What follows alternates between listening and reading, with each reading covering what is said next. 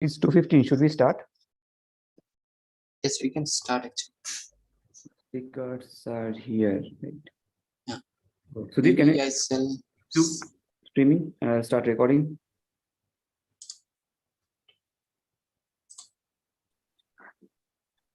Hi, Sudhir. Can I Second. streaming? 1 second. I'm just checking. The streaming has started, I think. Has it? 1 second. No, it should. But Show I don't see the.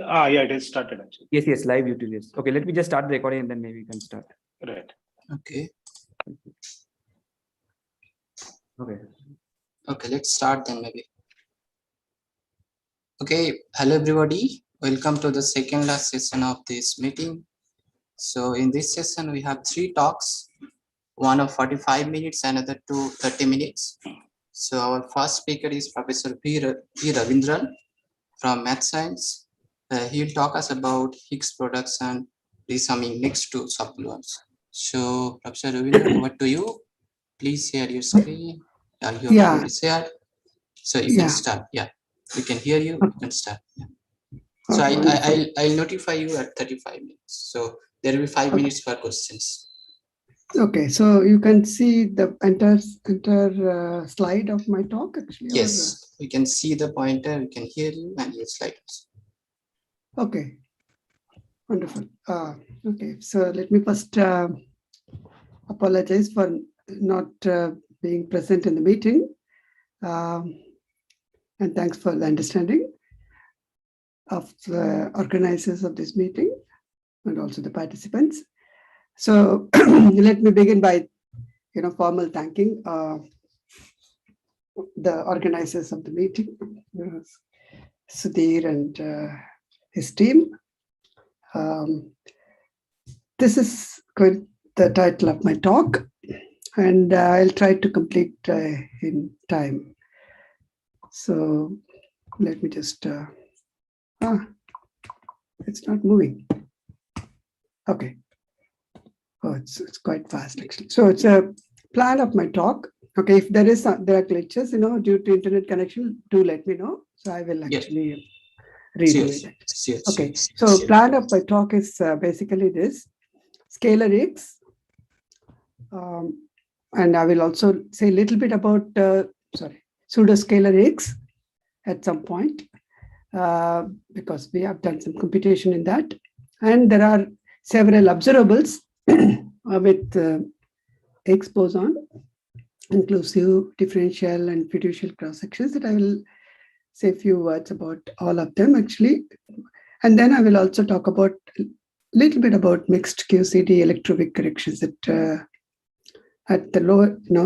lowest non-leading order. Okay, and then I will concentrate more on some interesting topic, namely resummation of certain important contributions in all these computations. And this is to do with, summing up, the dominant contributions to all orders in perturbation theory. So this is some developments that have been going along with the fixed order computations. And I'm sure most of you are aware of this, named resummation. And I'm going to talk about some developments that took place in recent times in the context of going beyond Sopless virtual approximation. Okay, so where is this next slide going actually? Sorry. Fortunately, it's not going to the next one. Okay. So standard model is enormously successful. However, it is incomplete, as we all know. That's why there are a lot of topics in this meeting talking about going beyond standard model and various issues related to that. Dark matter is something that we have not understood fully, baryogenesis, strong CP problem, so on and so forth, actually. I don't have to teach you all this, and there are several solutions that have been there from my time, actually, when I was a graduate student. And solutions do exist, continue to exist, and hopefully we will have a day that we'll see all of them actually in our lifetime, and be happy about it actually. So what's the next page actually? So I'm not moving. sorry. Okay, so it moves like this actually. Okay. So standard model plus BSM, precision studies with top quark, Higgs boson, they're very important actually because of the mass of these particles, and also certain observables involving multiple Higgs bosons in the multiple bosons, vector bosons or Higgs bosons in the final state, because they are actually to do with observables with large energies associated with it, like mass or invariant mass or large PT and things like that. But because this large masses or large energies, you can actually probe the regions which can actually shed light on physics beyond standard model, actually the regions that we want to still explore actually. And in that context, not only to actually confirm that it's electroweak symmetry breaking is due to spontaneous symmetry breaking, or electroweak all these phenomena is due to spontaneous symmetry breaking, we also need to actually probe these sectors in order to understand physics that goes beyond this standard model physics. Okay, and then in that context, we need to actually have complete control of these processes, both theoretically as well as experimentally. And in that context, as theoreticians, we would like to actually study these processes very carefully, taking into account all the effects that can go into this predicting these observables. So that's one of the reasons why we are all interested in studying these processes in great detail actually. And today's talk is about only Higgs, not about top quark or multi-vector boson predictions and so on and so forth. So the motivation is very clear actually, because they probe regions which are actually sensitive to physics beyond standard model actually. So that's one of the reasons. And that fits nicely with the today's meeting actually. Of course, life is not so nice because every computation comes with a lot of difficulties. Computation wise, they are very involved. And then in addition to difficulties associated with computing these quantities in perturbation theory, there are issues to deal with various uncertainties coming from various sources actually, and everybody is familiar with these words actually. This pattern distributions are actually extracted from experiments, and they come with certain uncertainties. There are also unphysical scales that enter into these computations, namely factorization, renormalization scale, coupling constant that enters into the computations are all not known very precisely. They also come with uncertainties, masses, threshold, contributions. The last topic is something that I'm going to spend more time on it actually. And then of course, even when you compute things, you need to take into account various BSM models and so on and so forth. Okay, so what are we after actually? We are after understanding this potential. Potential looks, the most simplest one can imagine, with just an harmonic term along with the harmonic one. This problem, in class, starting from classical mechanics to quantum field theory, it's been surviving for ages. Understanding this potential, and this potential is the one which is actually is responsible for Higgs, and Higgs is responsible for masses of all the elementary particles. So it's a very, very important potential actually in physics. And having measured the mass of the Higgs boson at LHC, we have something to say about the anharmonic term actually, namely the λ3 and λ4 couplings, because they are predictions in the standard model. And this is very important because this is the place where we can actually really say whether this mechanism that we talk about, Higgs mechanism, is really due to spontaneous symmetry breaking actually. So it's a prediction, and the prediction need to be checked in the experiment is experimentally, and experimentalists need actually theoretical computations to actually extract this lambda 3 and lambda 4, because they cannot directly get lambda 3, lambda 4 from the detector actually. So they need to fit with the theoretical results. So theoreticians have to work on predicting processes involving 2x boson in the final state, or 4x boson, or 3x boson, and so on and so forth. So all these things are important to actually to extract this. Actually, this is one of the reasons. This is the status. Of course, some of the earlier talks would have shown already. This is the status from CMS. I took it from their publication in Nature, CMS publication in Nature, but 10 years stock of what CMS could actually do with the X, and the vertical line is actually theoretical prediction, and all the horizontal ones are actually from various prediction channels.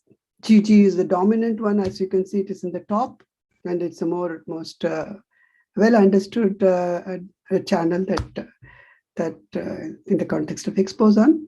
And there are other subdominant channels where vector boson fusion, WH, ZH, TT bar H, and so on and so forth. Actually, as you go to subdominant ones, actually you can see the errors are big, and errors are big not just because of theory, it's also because of experiments. Okay, so this is both statistical as well as systematic errors actually. So the talk is not about the vertical line, it is about the uncertainties resulting from the predictions actually. So as you can see, the pull actually from the from the standard model is very nicely described here. This is a paper that has I think appeared in Nature actually. This is from Atlas. It's it complements what CMS had done actually. Basically, they have also done similar things, but put it in a different way. Again, it's vertical lines are theory predictions, and the systematics are also from theory. And there are deviations for certain observables. They are not just simply because there is really something new there, but it is also because of the statistics is not great actually. So these are the state of the art results, both from theory as well as from experiments on the Higgs boson actually in the inclusive channel. Very good. So what's next actually? The next is actually I wanted to say a few words about vertical line and in these plots, and also the errors associated with this. So it's all started, very long ago by Wilczek and George Ellis and Rizzo and company, who wanted to actually make a prediction for the Higgs boson. And this was the only diagram that they need to compute. And then all they need to do is actually plug in this diagram and get the cross section actually. This was 77, a little later actually, okay? And the status at 19 before COVID was actually, was this. Okay, it took, you can see how many decades actually to really come up to this. And this just tells you that how difficult these computations are. Hence, it took so long. It's not because people were just relaxing during this time. So there were the computations that have been going on actually from my graduate time, postdoc time, and even now actually my students are working on similar things actually to really go and get results which are as precise as this actually. So this precision actually that when I'm saying actually, as you can see from this plots, that we have reached really accuracy which are really unprecedented. This is a plot from Anastasio and company in 2019, and now there are better versions actually. And this is a stock of their results actually. Okay, the results about this cross section, Partanic cross section that they could compute actually. So there are several pieces. Okay, several pieces. If you're interested, we can actually go over. The first line in this, basically the second line in the slide contains results, computed not in the full theory, but in a theory where top quark is integrated out actually. And this approximation is pretty good. And the error that you make is actually less than few percent. Few percent, when I meant few percent, it's really actually 2 to 3% actually. The estimates have been done actually in the past, and it's the most reliable approach to predict exposure at the LHC.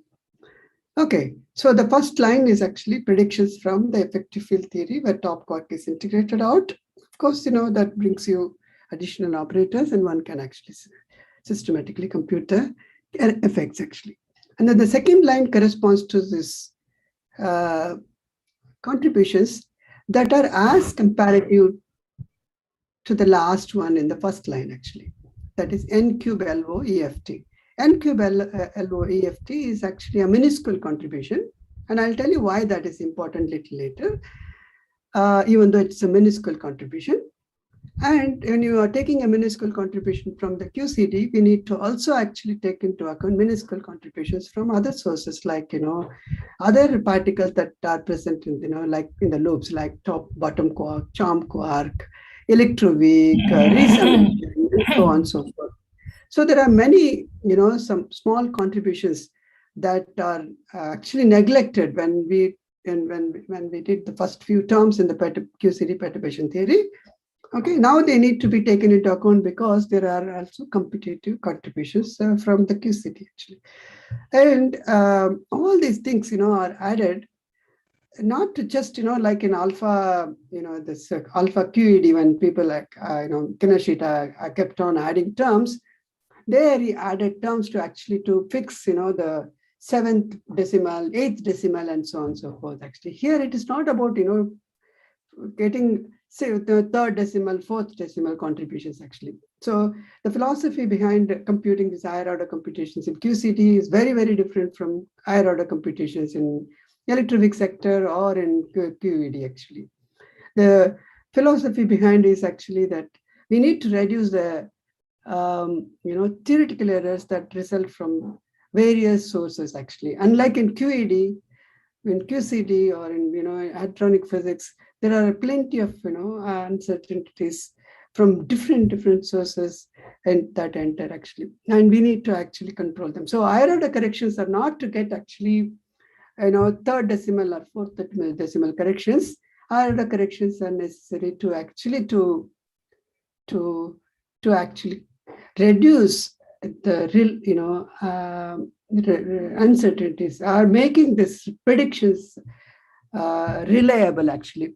Okay, so in QED, LO corrections are most of the time reliable actually. In QCD, LO corrections are most of the time are unreliable actually. So it's a very strong statement, but one has to accept actually because of the scales that enter into this. So if you just calculate leading order in hadronic physics, I would say be careful actually, watch out.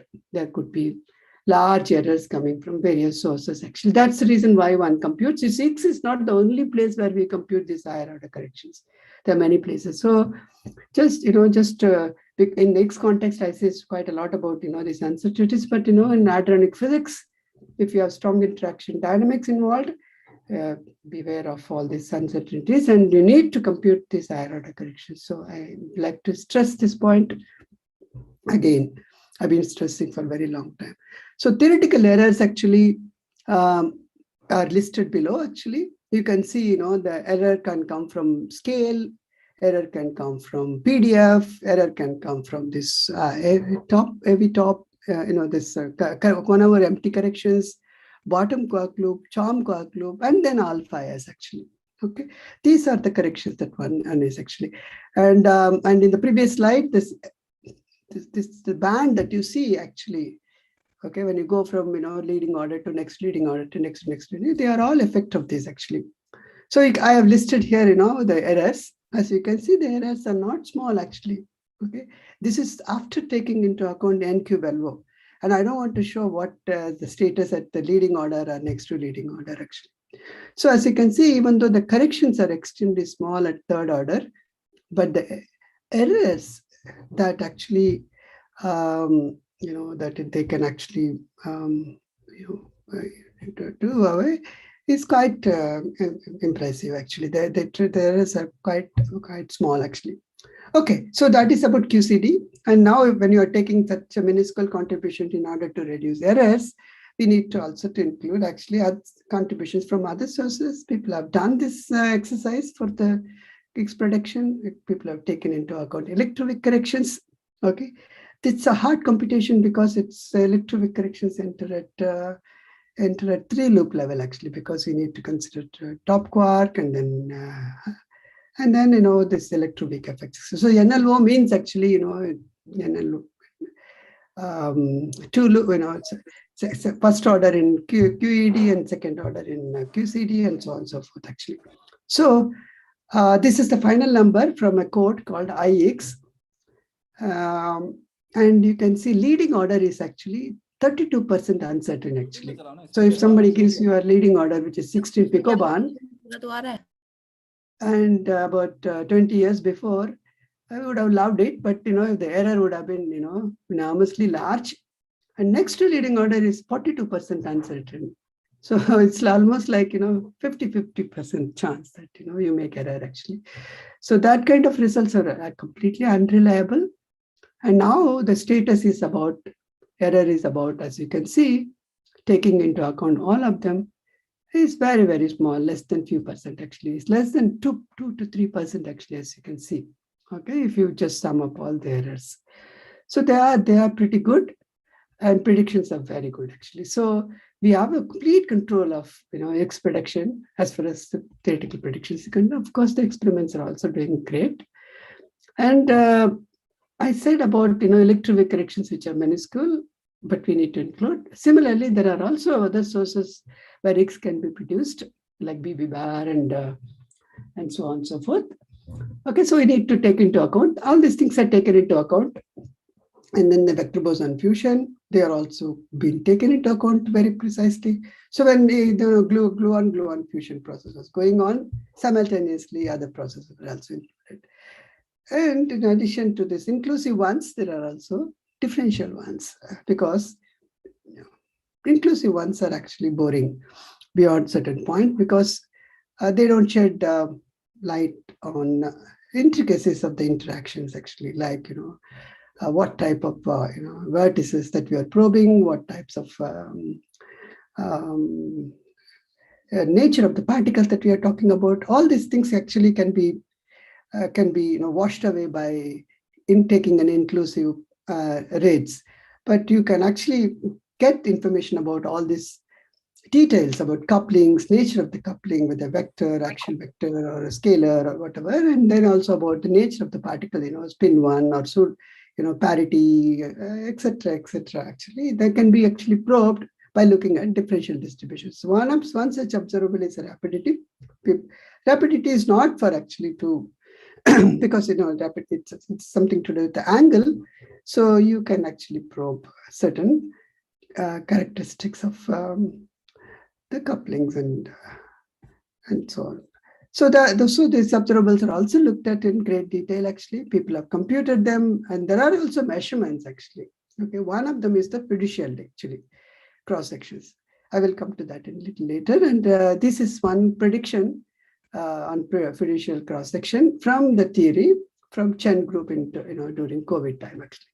And this is one that is compared against experiment, as you can see, even though the errors are quite large, but this is quite impressive because already there are data on this, and these fiducial predictions, cross-section predictions, are going to actually really help to probe various vertices actually. This is one thing where people looked at 4 lepton prediction from associated prediction of Z, okay, with the Higgs. Okay, so far so good, and I've covered quite a lot about what is the contributions, what are the contributions that can actually come from fixed order methodology, like add more and more terms in the fixed order computations. And of course, we cannot actually close our eyes and say that, okay, fixed order computation is everything, okay, because it's asymptotic, result. So we have got everything and go home. Actually, that's not correct, because one finds while doing these computations and looking at terms, carefully, one finds actually there are terms in the perturbative expansion, in particular for Higgs production, in proton-proton collisions. All these things are, particularly very specific to the situation that we consider: PP collisions and gluon-gluon fusion, and the energies that we are talking about, 13 TeV or 14 TeV. One finds there are corrections that we can actually, by ignorance, miss it actually, unless we look at the expressions more carefully actually. So I'll show you what are those corrections that we can miss, and that need to be taken into account actually. Okay, so let's go back to the expression that we started with.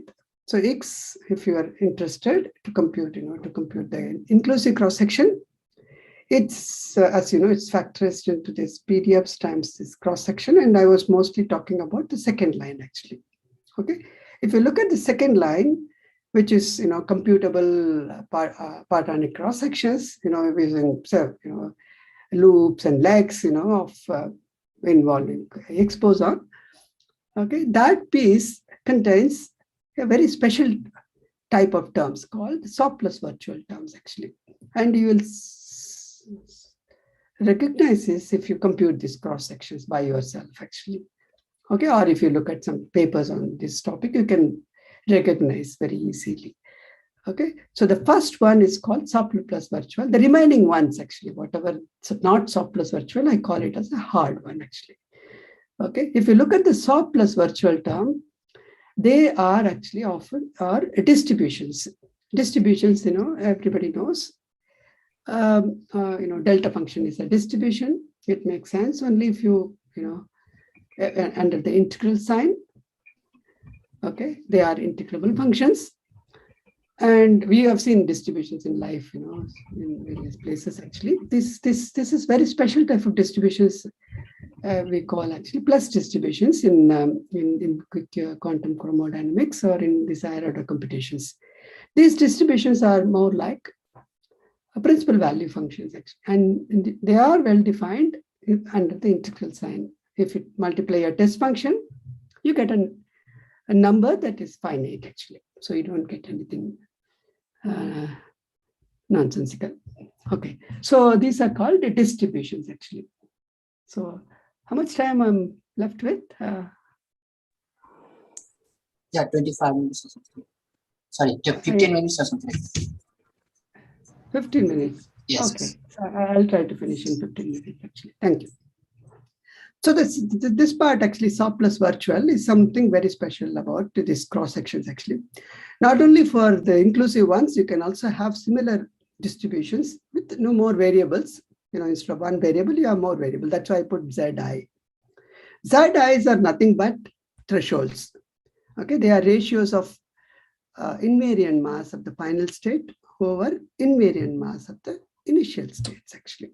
So if they are very close to each other, that means the energy that is pumped into producing these final states are very close to each other.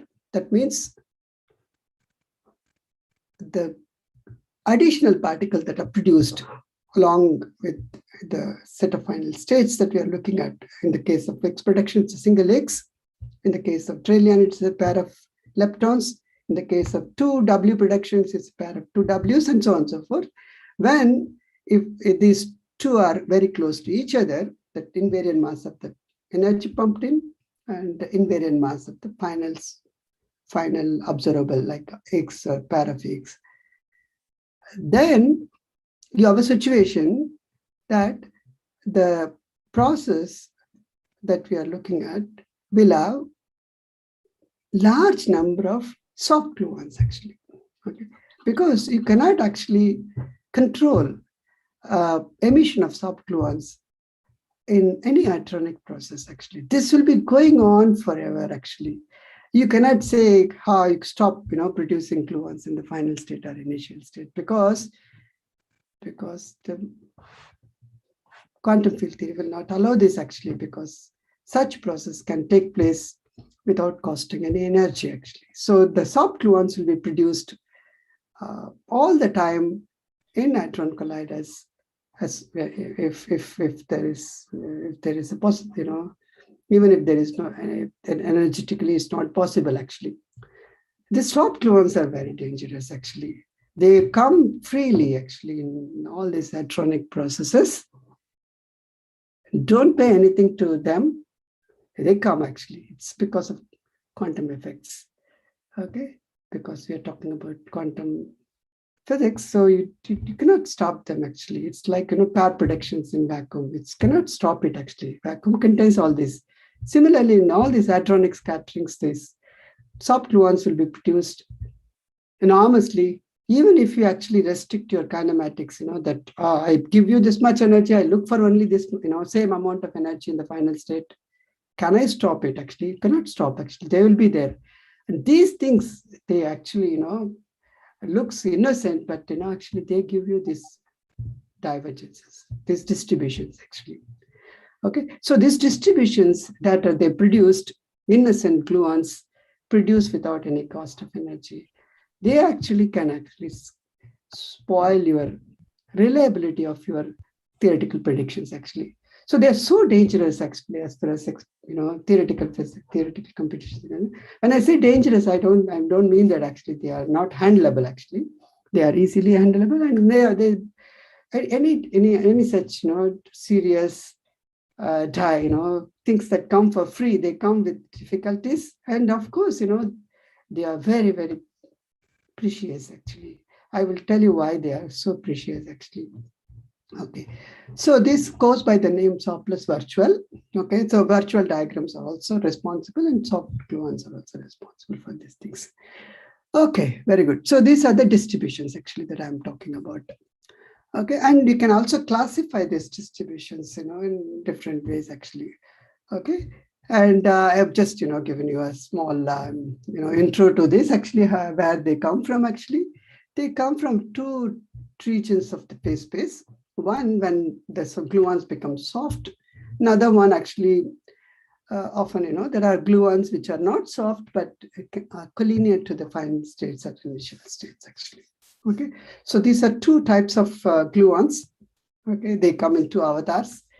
One called the soft ones, the other one are called the collinear ones, and both of them are actually responsible for these distributions actually.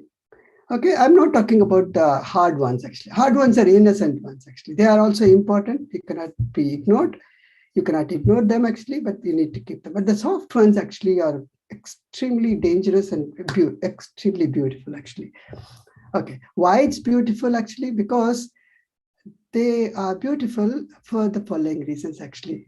They come with some systematic pattern.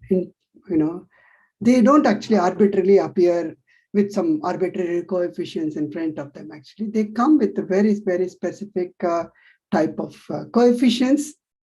And these coefficients allow us to actually understand the structure of terms, not just in that particular order in the perturbation theory, but to all orders in perturbation theory.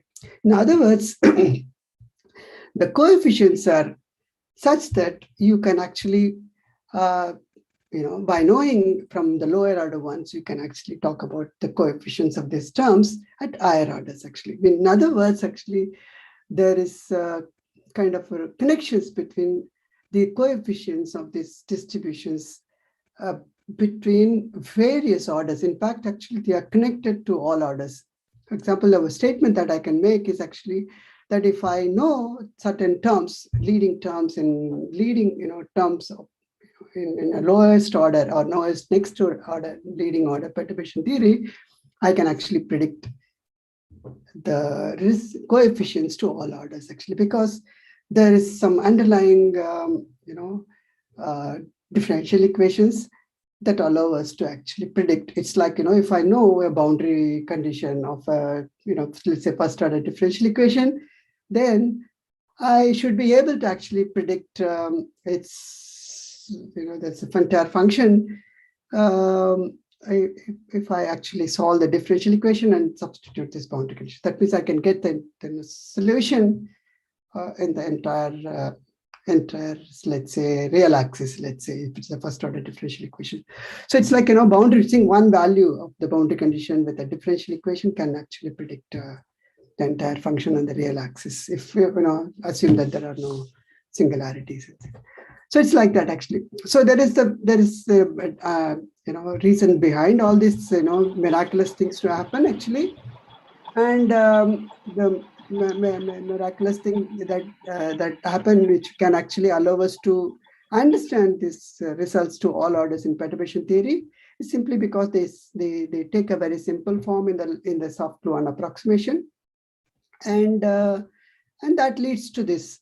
So this is how your result looks like actually, if you just keep only those dangerous and beautiful gluons, soft gluons, in particularly for the inclusive cross sections. So you can show that the corrections that one is talking about, they sum up beautifully, like the one that I've given in the first line. Actually, it's called integral representation. So it is actually, this entire P's and Q's can capture the entire, series of terms in the perturbation theory to all orders actually.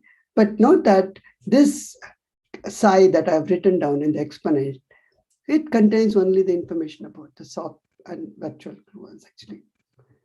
So they are very, very specific type of gluons. So it's like capturing certain terms in perturbation theory, every order in perturbation theory, not only the terms, first few terms, but all the terms in the in the series actually, and put them, and you can write a compact expression for these things actually.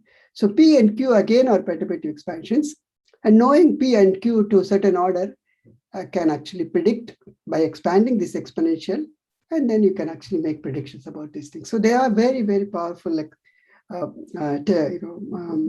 results, because they talk about terms. For example, one day, after 20 years or 200 years, people compute, 30th term in the perturbation theory, and this result can actually tell you whether the person has computed correctly or not actually, because if you expand and look at the 30th order term, for example, if you are looking at leading order, logs, you can actually tell whether, your grandchild has computed this quantity correctly or not actually, So that's the power of this expression. Okay. So you have 5 more minutes. 5 more minutes. Okay. Yeah. Wonderful. I'll finish it actually. Okay. So this is, the first one that I mentioned about this is called soft plus virtual. This has been actually a, topic of interest from the time of Sudakov. Okay. Very, very long ago. And then came, so Sterman and company, Collins, Sterman, Mueller, and many people actually. And then after that, there are a lot of developments actually. Okay, so that's been going on actually. It's not something new in science. It's a topic that, which goes by the name resummation. That means you sum up all the leading soft Luhn contributions in a very compact way, and they contain information about these things. Okay, and you sum them up actually, as we all know, because they are all important actually. You cannot actually say, okay, I have computed two terms in the perturbation theory, let me stop here actually. That's not the correct way of doing, because if the third order term is also large, you need to actually take into account. So that way you go on and on and on, and then you need all the terms in the perturbation theory. So this expression actually provides you recipe to actually sum them up, all of them actually, and get the results. But of course, there is a systematic way of summing up all of them actually. What is new in this business actually? What is new in this business for last few years or last 6-7 years is actually to go beyond this soft plus virtual approximation. You can ask the question whether can we go beyond this soft plus virtual, and can we actually sum up the next to soft plus virtual contributions, which are actually not distribution, they are like log 1 minus z type of terms actually. Okay, this was a very challenging question, challenging task actually in this area of research in large order perturbation theory, or summing up large orders in the perturbation theory. So this was a question which was actually bothering a lot of people. And recently, actually, some of us from India, and there are also groups in Europe who actually contributed to this area. And now there are very interesting results, namely, one can, there is a resummation procedure actually to sum up this subleading logs actually. We call actually NSV terms actually, next to soft plus virtual term, like leading order, next to leading order. In SV terms, soft plus virtual terms or threshold corrections, you can also have a next to threshold correction or next to soft plus virtual terms actually. And such a procedure indeed works if you carefully do. And we did it for a very specific type of processes, namely gluon initiated process, not quark gluon initiated process or quark initiated process in Higgs prediction actually. If you restrict yourself only to one specific type of partonic channel, namely gluon fusion to Higgs, okay, which is the dominant channel, of course, that's a very favorite channel. But if you restrict only to that, you can actually sum up the second line actually, sum over k is equal to 0 to infinity delta log, and write it as a compact expression actually. You can write a contribution to psi to all orders in perturbation. This is a very beautiful result that we obtained in recent times. And that beautiful result actually has predictions, to all orders. As I said, if you have something in the exponential, you can tell about, 1 millionth term. If suppose e power x, if I know the coefficient of x, I can predict x power, million, the coefficient of x per million. So it's like that actually. So you can predict terms to all orders and from knowing certain terms in the few in the exponent actually. So we made certain predictions using this. For example, the fourth order result, which is unknown because it's very difficult to compute. You can predict logs like log power 7, log power 6, log power 5. These are called next to soft plus virtual terms. We could predict all of them actually. And we can also resum them. Resum them means actually we can, like in threshold, in the Mellin space, I showed everything in the Z space. In Mellin space, they corresponds to these higher logs. We can sum them, vertical lines to all orders and write it as an exponential. And what is done actually in recent times is actually, when I said next to soft, basically you sum them up in Mellin space actually. So often in quantum mechanics, we think working in position space is difficult. So you go to momentum space and calculate things and then come back to this position space. Like that, you can also in perturbative computations, we find, this working in Z space is too complicated because of distributions and so on and so forth. So calculate everything in Mellin space and then come back actually. Mellin space is actually has no problems with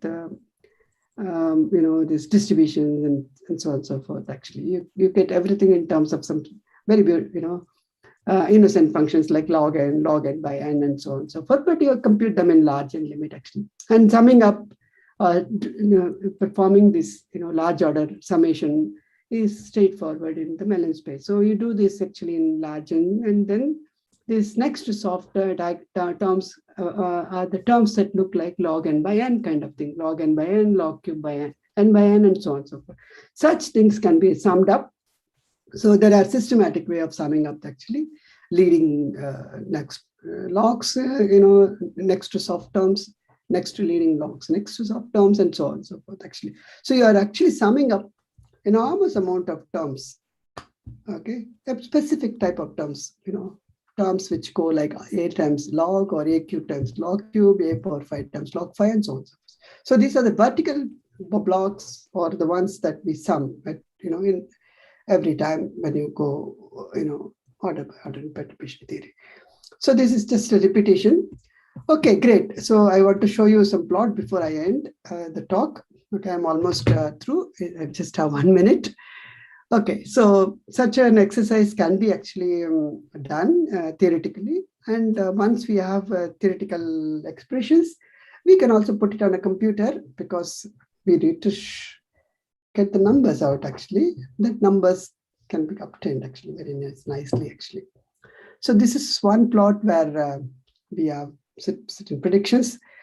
Okay, so it looks quite messy, but however, now one can understand that if you keep adding more and more terms and then plot it against this, scales, renormalization or factorization scales, you expect the results are less and less insensitive to these unphysical scales. So theoretically, you expect the plot should be flat. Okay, as you can see, if we keep adding more and more terms in the perturbation theory, the lines become, this wiggly lines now become, or the lines which are not, flat lines.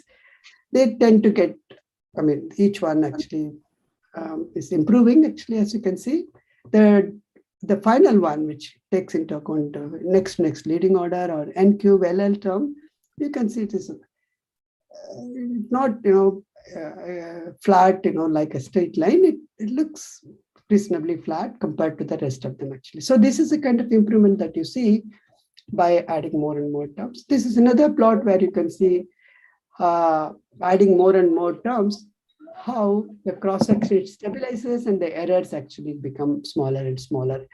Okay, great. So I don't want to sort of bore you with too many plots. Similar exercise was done by some of us actually for rapidity distribution, okay, which involves two scaling variables, and the last line corresponds to resumming that surplus virtual terms. Okay, finally, this is what our most recent result actually for the rapidity distributions, where you take into account all the surplus virtual, exact results as well as surplus virtual and next to surplus virtual actually. So I want to thank my students who actually contributed a lot. Actually, without them, it's this plots would, or the work would not have been possible actually. So they are the driving force. So summary, I've shown actually certain well-known results in the context of Higgs prediction. They are in fact, state-of-the-art results at the moment actually, and responsible for the vertical line that you saw in the Nature publications. Okay, so they are very important, as you know. Without that, you cannot have anything to show. So it's such important results, and people have actually worked very hard to get all these results actually to make. So any deviations actually would really end new physics.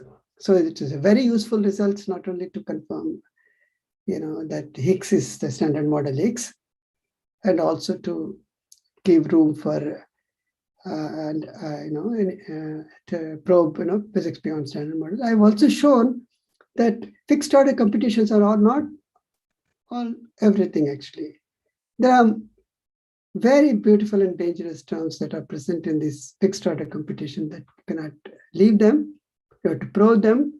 I have not said anything about beauty of it actually. I only said that they are dangerous.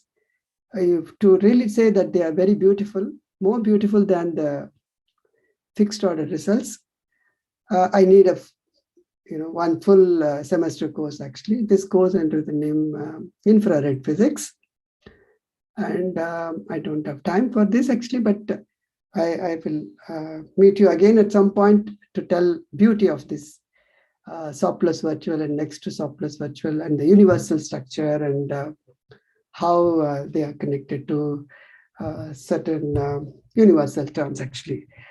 Thanks to Sudokov, who was the first one actually who probed this, and this exercise actually continues to go on actually to probing this infrared sector of QCD actually. With that, I would like to end my talk, and thanks to the organizers for this nice meeting. I really miss the meeting as well as the food and my friends who are there. Thank you. Okay, thank you very much for the very interesting talk. Maybe we are starting time. Maybe you can take a couple of questions, very short questions. I can raise your hand if you.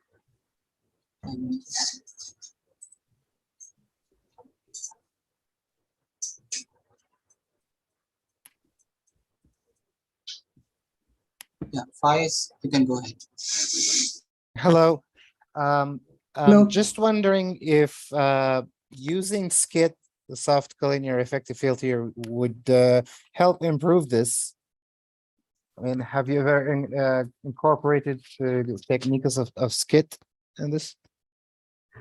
Well, in the context of see, SCIT actually is to do with the second part that I talked about actually, namely looking into the soft and collinear gluons actually, as the name suggests, So it's not about the fixed order part. Fixed order part anyway is actually to do this hardcore QCD computations.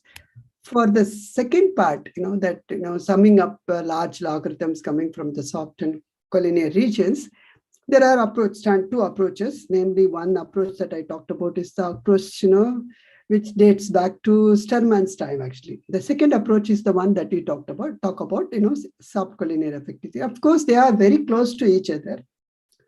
In my opinion, I mean, there is hardly any difference as far as the final results are concerned, actually, because soft collinear effective theory, as the name suggests, it talks about only that region, actually.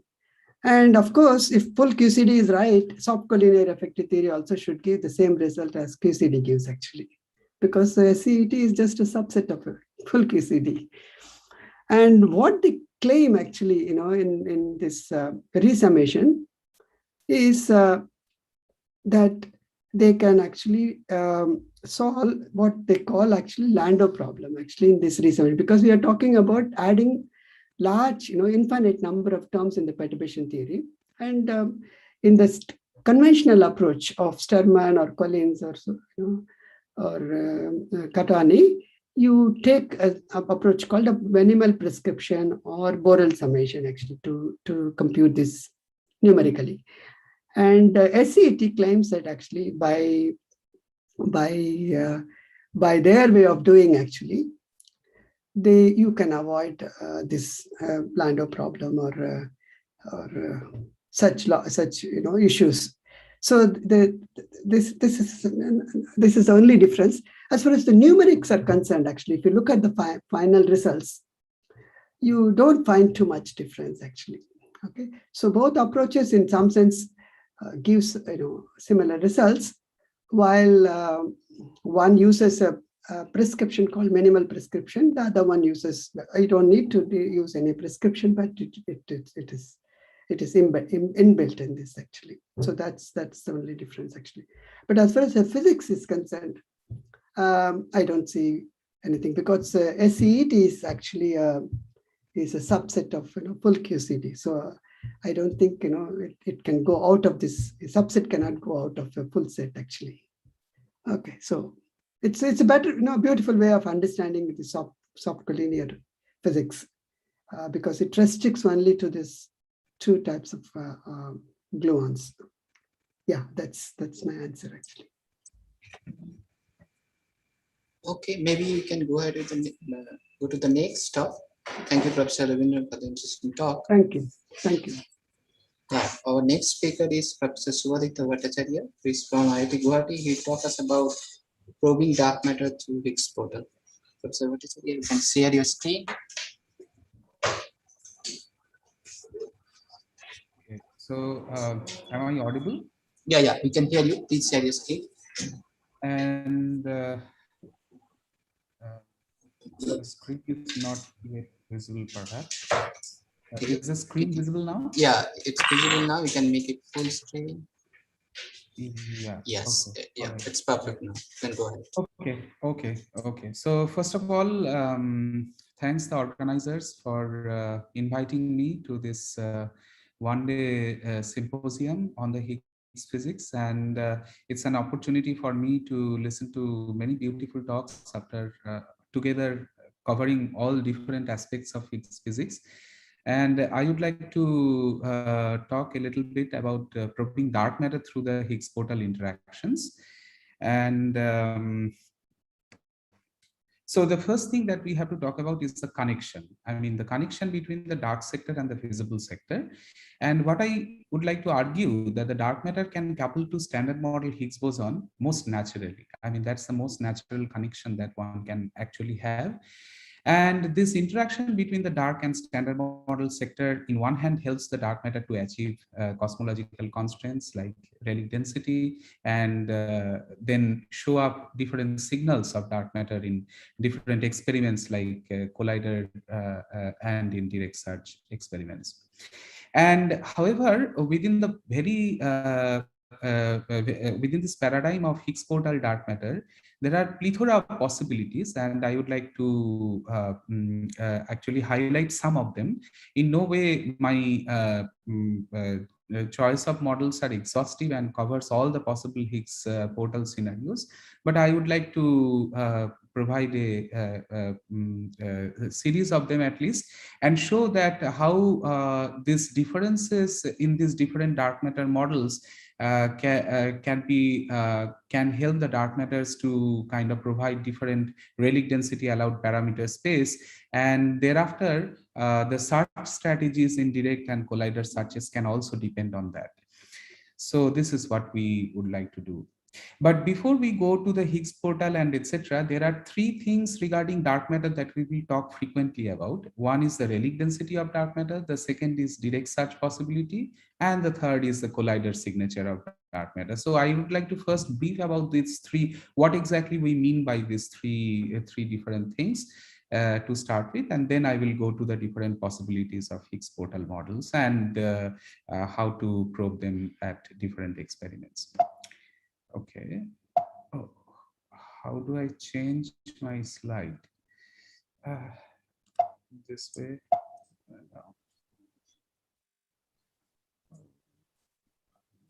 No.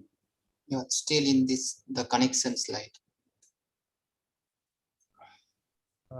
Enter. No, it doesn't work. Shift. By clicking on the screen. Sorry. Can you click on the screen once? I mean.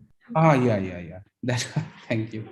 Yeah. So okay, all right. So the first thing, that's what I wanted to talk about was the thermal dark matter, or the weakly interacting massive particle dark matter, that will be the highlight of our discussion today.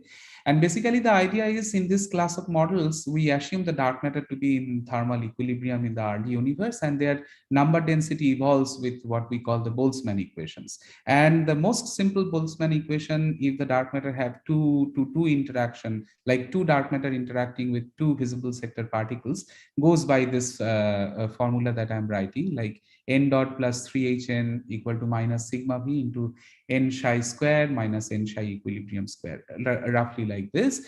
And this h is basically Hubble constant, which actually parameterizes the expansion of the universe. And now what we can do, that we can recast this number density in co-moving volume by what we call yield, where we take this n divided by the entropy density S. And we also parameterize the temperature by this variable called x and define it like n by t. And in this process, this equation looks a bit simpler, like dy dx equal to minus some sigma v into some x into s by some factor hn into y square minus y equilibrium square. Now, basically, there are two limits of this equation. Like when the interaction rate is much larger than the Hubble expansion rate, then the dark matter particle is in equilibrium.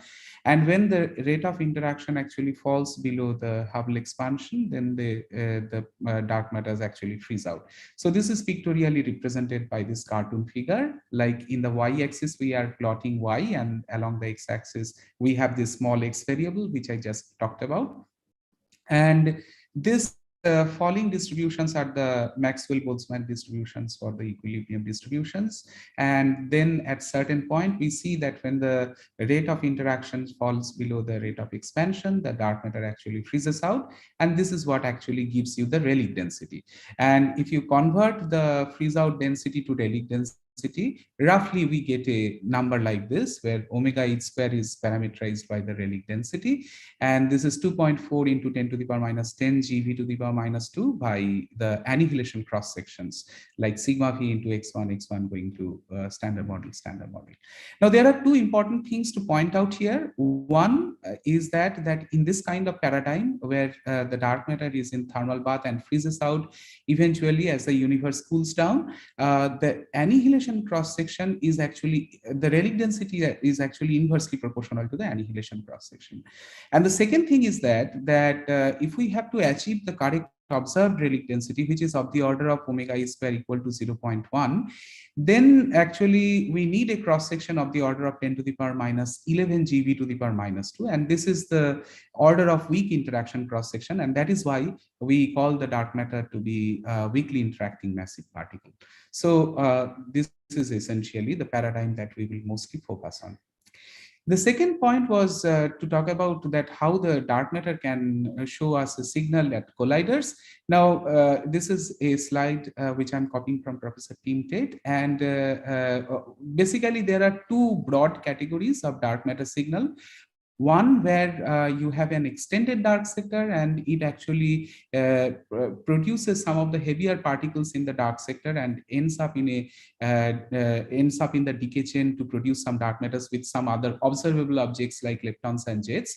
And this gives you like multi-lepton, multi-jet signal. And the second category is where you just produce the dark sector and you have nothing else to do, and you can radiate some initial state radiation like Professor Ravindran was just talking about. And depending on what kind of collider that you are using, there can be different kind of initial state radiations. For example, at LHC, you have gluons that you cannot avoid, which he just stressed upon. So this will give you this mono X or di X kind of signatures. However, what happens to this dark matters, because the dark matters do not have electromagnetic charges, so they will miss the detector. So basically, there are two important variables by which we can actually feel their presence. One is what is called the missing transverse momentum, and this is defined essentially by the sum over the X component momentum of the visible particles squared and sum of the Y component momentum of the visible particles like lepton, jets, or photon squared and taken a square root. And although we call it missing so it is written as AT/, but this is essentially all related to momentum. And there is another variable that you can think of, which is actually missing energy, where you simply calculate the energy of the visible particles and subtract it from the center of mass energy, and that is defined as missing energy. Now you can easily understand that if we are talking in terms of LHC, then there is no possibility that we can have this missing energy information because the subprocess center of mass energies are not known. Whereas so therefore, in context of LHC, we only have the missing transverse momentum to be the variable that we can associate with the presence of dark matter in the decay chain or in the production level. Or in context of P plus P minus machines, of course, we can have the missing energy as an additional variable to probe dark matters with. Now, here I have done a very simple exercise that how this missing transverse momentum is this particular variable that is actually related to the X component and Y component momentum of the dark matters, right? So suppose we consider a reaction like A plus B going to C plus D plus E, where this so why it is not changing? Yeah, okay. So where D plus E is the dark matter, these are the two dark matter particles. So of course, I mean, in principle, we should define the ET/ or missing transverse momentum as sum over X component momenta of D and squared and sum of the Y component momentum of D plus E and squared and taken the square root. Now, the point is, we do not see the dark matters at the collider. So the question is that somehow it reduces to PXC plus PXC square plus PYC square.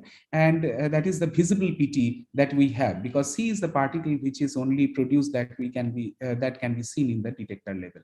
And one second.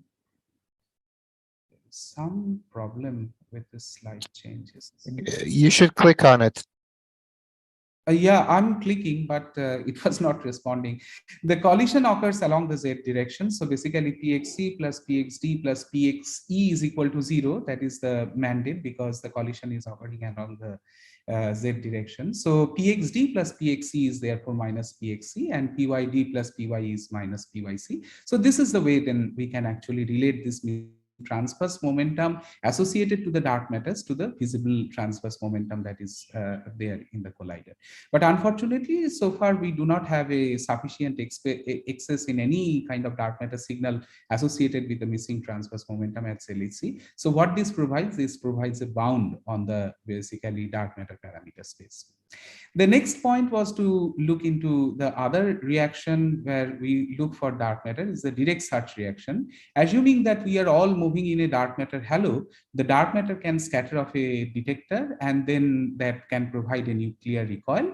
Now this nuclear recoil rate can be related to this functions of the dark matter density, its velocity distribution, and this rate which is called d sigma DER. Like for example, the velocity distribution is usually this Maxwell distributions, and then this d sigma DER that has essentially two different components. One can come from the spin independent part and one can come from the spin dependent interactions. That also depends on what kind of dark matter model and what kind of interactions that we have. However, once again, then what you do that you actually look for excess in this kind of recoil rates, and unfortunately we have not seen any excess so far, and that once again provides some strong bound on the dark matter models from this null direct search results. So usually people do it like plot in terms of WIMP mass versus WIMP nucleon cross-section plane, where you see a bunch of lines, very busy slide, where a busy plot essentially with all these different dark matter experiments providing a limit of not seeing a dark matter so far in the different experiments. So in a model building analysis, what you do that you find a relic density allowed parameter space of your dark matter model, and then you choose the latest bound, say for example xenon 1 ton, roughly of the order of 10 to the power minus 47 centimeter square, and just you put you abide by the bound, and anything that lies below it is essentially the allowed parameter space of our model, and that can be probed in the future sensitivities of direct search and collider search experiments. And there is one worry which is going on because we are coming close to the neutrino floor where the detection between dark matter and neutrino is going to be very difficult. Okay, now let's come to this dark matter standard model interaction, how we can build this. And this procedure is very simple, that we take an operator which involves both dark matter and standard model particles. And depending on the mass dimension of this operator, we have to basically adjust the total mass dimension by some new physics scale lambda, and that lambda to the power n minus 4, where n is the dimension of this OSMDM that I'm writing. And this operator has to be invariant under the standard model symmetry and the dark sector symmetry and Lorentz transformation, of course. And most often we talk about like the dark sector symmetry is Z2, which most often we talk about. There is also a possibility that if we demand that our this operator has two parts like ODM and OSM. It is factorized into ODM and OSM, where ODM consists only dark matter fields and OSM consists only standard model fields. This can only be done when we assume that the dark sector doesn't have a transformation under the standard model, where the standard model fields also do not have a dark transformation under the dark sector symmetry. So this kind of factorization is often that are there, particularly concerning the Higgs portal scenarios that we talk about. All right, so let's come to the simplest dark matter standard model operator, and this is basically the Higgs portal model that we are just trying to elaborate upon. Now, first of all, I mean, if we want to talk about the renormalizable interactions between the dark sector and the standard model sector, then we choose to restrict with n equal to 4. And so therefore, we would like to look upon some OSM which are standard model gauge invariant. And there are only two OSM operators that we can think of. One is H dagger H and the other is B mu nu, where B is the hypercharged field essentially. And as you can imagine that if you have a mass dimension 2 OSM, the easiest way that you can actually stitch it to a dark matter sector to construct a renormalizable dark matter standard model interaction is to stitch a phi square term with this H dagger H, right? And if phi is a scalar singlet, then phi square is a completely legitimate term. And this is a famous Higgs portal interaction that we all talk about and we all know. However, this doesn't describe the scenario completely, because if you have to, on top of that, demand that phi is a dark matter, then it has to be electromagnetic charge neutral. So anyway, I mean, if it is a standard model singlet, that automatically ensures that it has a zero hypercharge and so zero electromagnetic charge. But we will see some exceptions where we can have extended symmetry, where we go beyond this factorization that I just talked about, and we can also have phi as higher, transforming under standard model field, and we will see those exceptions in a moment.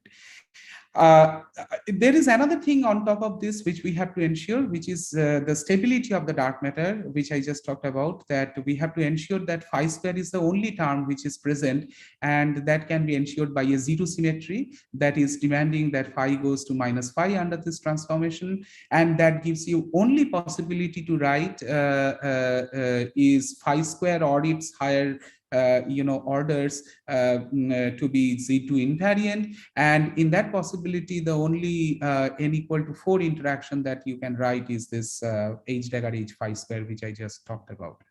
And it also prohibits a term like phi h dagger h, right? So this is important. So therefore, this is the simplest Lagrangian that you can write, and which describes this, what you call the standard generic scalar Higgs portal model, where you have the VH phi describes the Higgs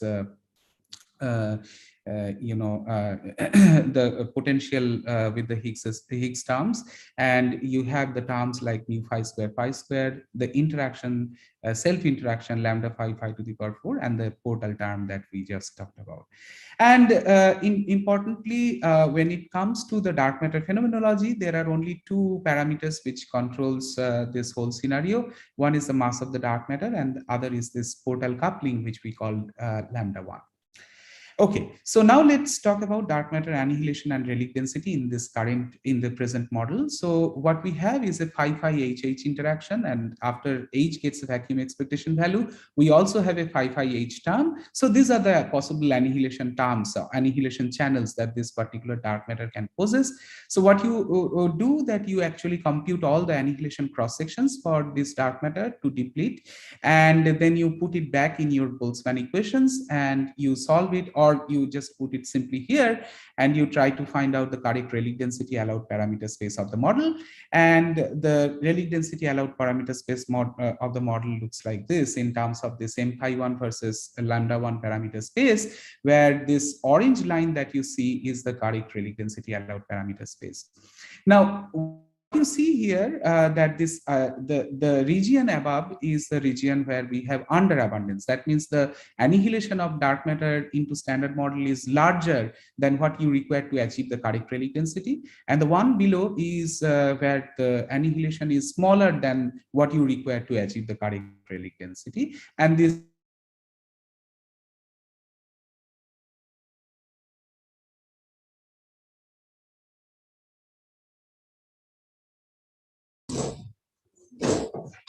So I think his connection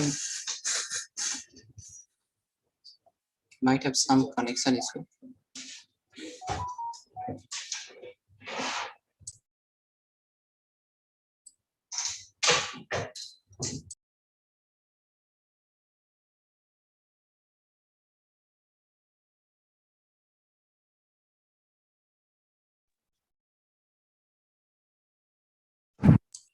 Shall I call him?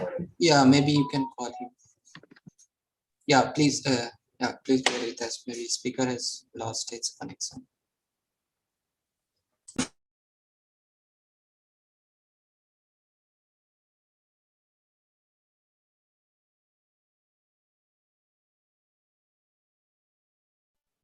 hello. Yes, we can hear you. Please share your screen. Yes.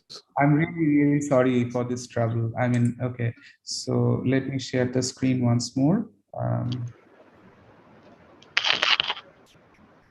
Okay, so this is where we were. So we were talking about its different. I think this slide is done. Probably where you are talking about the Yeah. Detection grounds. Yeah, so let me quickly go through this part. So basically, I wanted to talk about that there is a resonance drop, and this resonance drop is at mH by 2.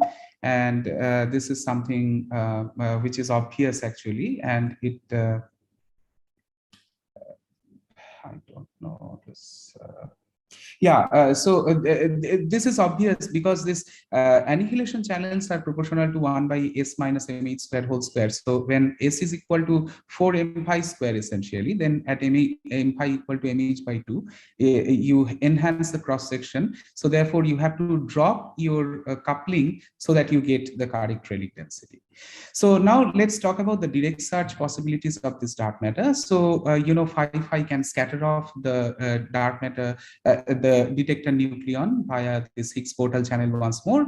And if you compute this, then the expression comes like alpha n square mu n square by 4 m pi square, where, this mu n is the reduced mass and alpha n is essentially the form factors multiplied by mn into lambda I by mh square.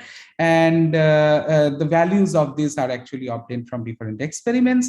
Now, the important point which I was mentioning that because we have not seen an excess, the xenon one-ton bound of taking sigma SI less than 10 to the power minus 47 centimeter square actually puts a bound on this coupling of the order of 10 to the power minus 3 and so on. The other important point for the Higgs portal models with the dark matter is the following: that whenever the mass of the Higgs is smaller than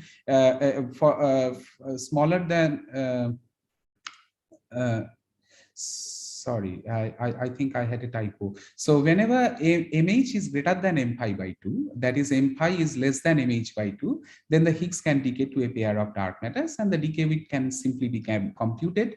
And this contributes to so-called Higgs invisible decays, if you wish. And this invisible decay, these are actually constrained by the experimental searches. This is an old plot. This was actually from E plus E minus to Z. I think it's actually at the Atlas from the ZH production and Sorry the to disturb. decays. You have 5 more minutes. Sorry. Okay, all right. So there is a 95% confidence level exclusion bound on the invisible Higgs branching ratio. And this is less than 0.1 roughly. And this puts a bound like lambda 1 of the same order, like 10 to the power minus 3. And assuming the standard Higgs decay width. And in the high luminosity LHC, you expect the branching ratio to go to probe the invisible branching ratio to even smaller orders, so that this exclusion can be even more crucial. Now, let's come to the dark matter production at LHC. Now, Higgs portal models. So basically, you can imagine that the productions of the Higgs channels are essentially the ways to probe the Higgs portal models in context of LHC. So the most important channels are ZZ, TT bar, and TW, and all associated with the missing transverse momentum. You can also have this monojet or mono X signatures when you have initial state radiations after the Higgs production and its subsequent decays, or off-shell Higgs production to phi. But these production cross sections are very, very small, as you can perhaps see here in this particular computations done by Juadi et al. And this brings me to the summary plot of this standard Higgs portal model, where you can see that the region beyond, so this is once again in the m pi versus lambda 1 plane, and you see that the direct search cross section, direct search constraints put a strong limit on the dark matter mass above 100 GeV's order, beyond above the resonance, while below the resonance the strongest constraint comes from this invisible decays, and the direct search constraints once again wins over the constraints that you see from this collider production, which are shown by these blue and green lines on top. Okay, and then there is another possibility that you can have a derivative Higgs portal, and basically you say that del mu phi square del mu h dagger h is a completely legitimate term, and the annihilation channels are the same for this particular case, but because this interaction vertices are momentum dependent, direct search cross section is very, very feeble, and together with this invisible Higgs decay width, you can find this is the allowed parameter space of this kind of a model, and this of course looks better better, at least for the region beyond the Higgs resonance, where because the direct search constraints are absent. Okay, so then there are plethora of possibilities which I thought to talk about, but for the lack of time, I don't have many things to talk about. For example, if you now assume that this phi, the scalar field, is not a real scalar singlet, but a complex scalar and transforming under Z3, then there is a term like phi cube that you can actually write, and that can give rise to something called semi-annihilation possibilities. And the semi-annihilations can also be realized via the Boltzmann equations of this particular form, where on top of the first term, you have a semi-annihilation channel added to it. And then you can see that there is this bulge which is actually coming down from the direct search scanner. And this is basically the semi-annihilation regime where, the annihilations to this H and phi 1 star basically helps you in the depletion of the dark matter density, but evades some of the direct search constraints. Sorry, possibly again we have lost him.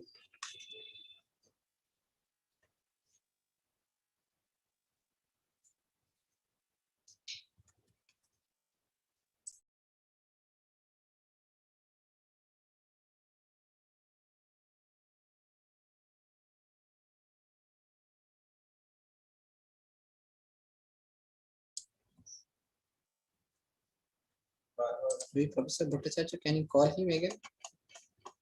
Okay.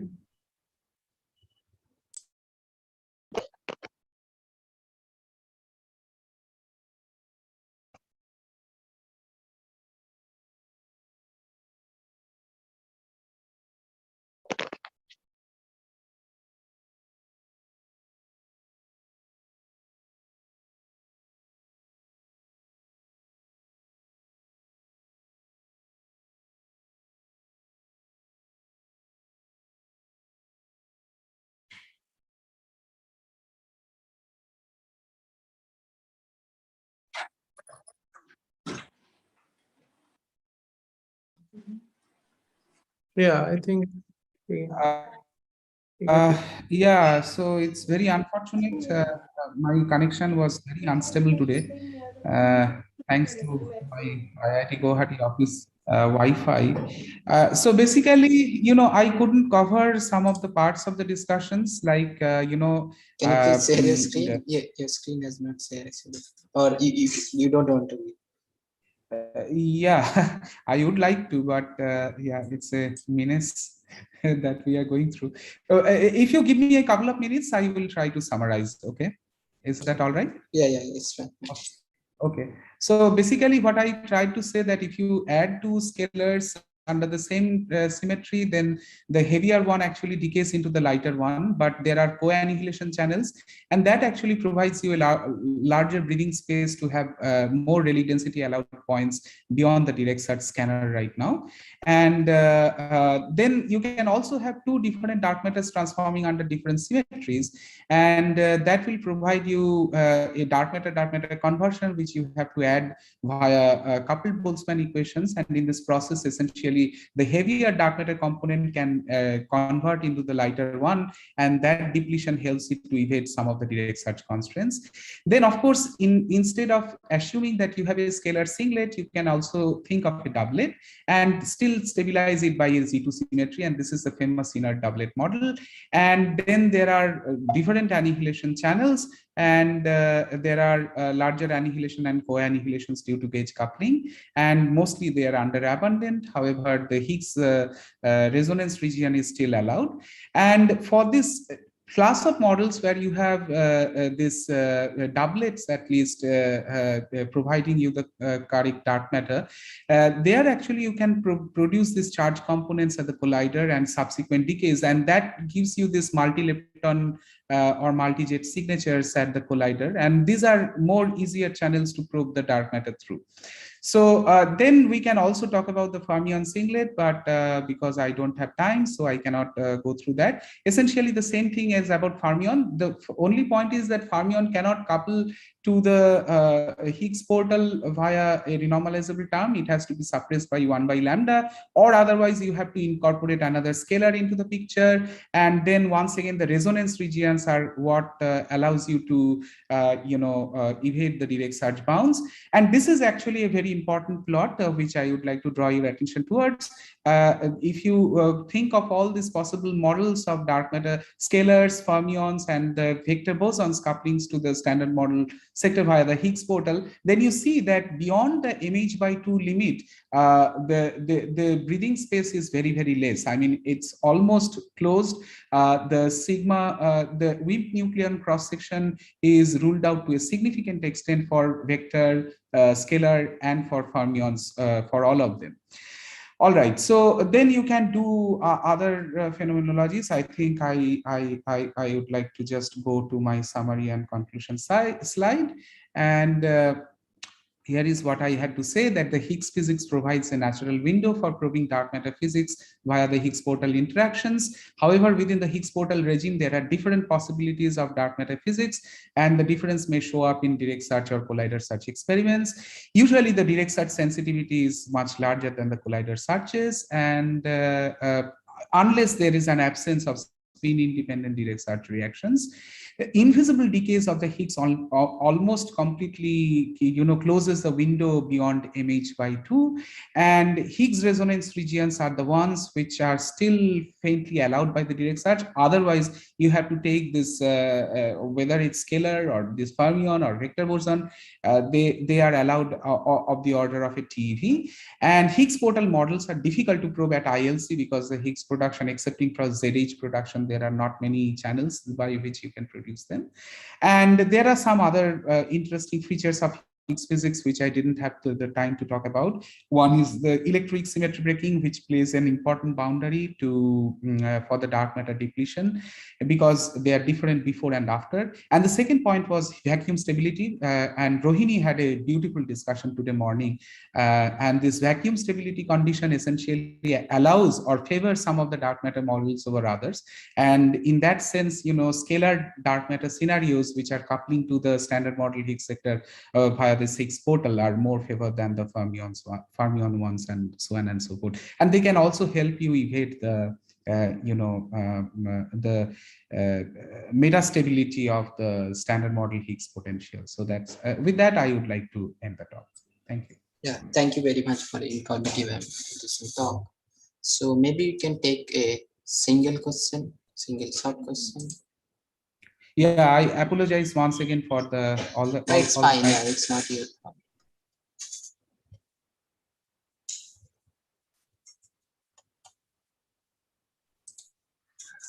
There is no question, it seems. So I maybe ask, can I ask one question? So Sure, please.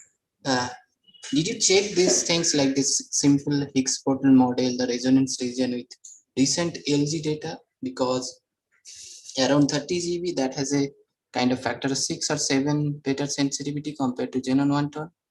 So whether that it survive with LG or not, do you have any comments regarding that? No, I haven't checked it. Yeah, so these plots that I all show from these are the old plots. Yeah, possibly. I mean, the Higgs resonance region is also ruled out by this recent data that I really have not checked. Yeah. Okay.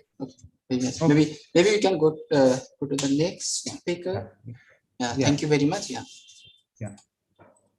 So our next speaker is Professor Surapna Das, she's from Ashoka University. She will talk us about why Higgs inflation. So Professor Das, you can share your screen. Can you hear me? Yeah, we can hear you properly. So let me share my screen.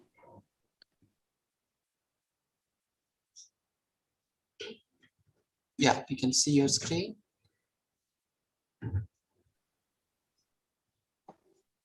It's still not in full screen mode. Yeah, it's now in full screen mode. Can you check changing the slides?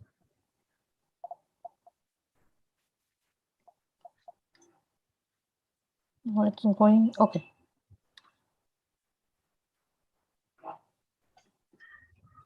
Yeah, maybe you can start. Okay. Hello everybody, and let me thank the organizers of this one-day conference to invite me to talk about Higgs inflation. I would like to start with two disclaimers. First is that I am not an expert on Higgs inflation. I have never written a paper on Higgs inflation. So this is the first disclaimer. And the second disclaimer is whatever I am going to talk about today is not my work because I haven't worked on Higgs inflation. So the organizers had only asked me to give you an overview of what Higgs inflation is, and that is what I am going to do. That is my job today. So in next 20 minutes, I'm going to, or 25 minutes, I'm going to talk about why we required Higgs inflation at the first place. And I presume that this is the only talk on inflation in this whole cosmology. So I would like to give you a lot of cosmological aspects. First of all, I'll spend some time to build up the problem, why we needed inflation at the first place, Higgs inflation at the first place. And then I'll, at the very end, I'll tell you how Higgs inflation solved those problems in inflationary cosmology. So by saying that, let me start with some cosmology. So maybe you have seen this picture many a time. This is how, according to the Big Bang, our universe has evolved. Sorry, your screen is not changing probably.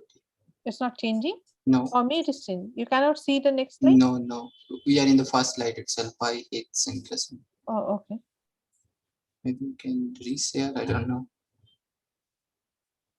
Now can you see? No, maybe you can reshare it. I mean, stop sharing it. Okay.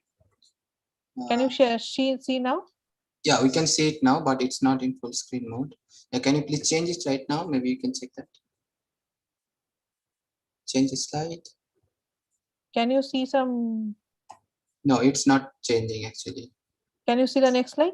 No, we cannot. Okay. Can you stop share and again reshare maybe? Stop sharing. So let me see.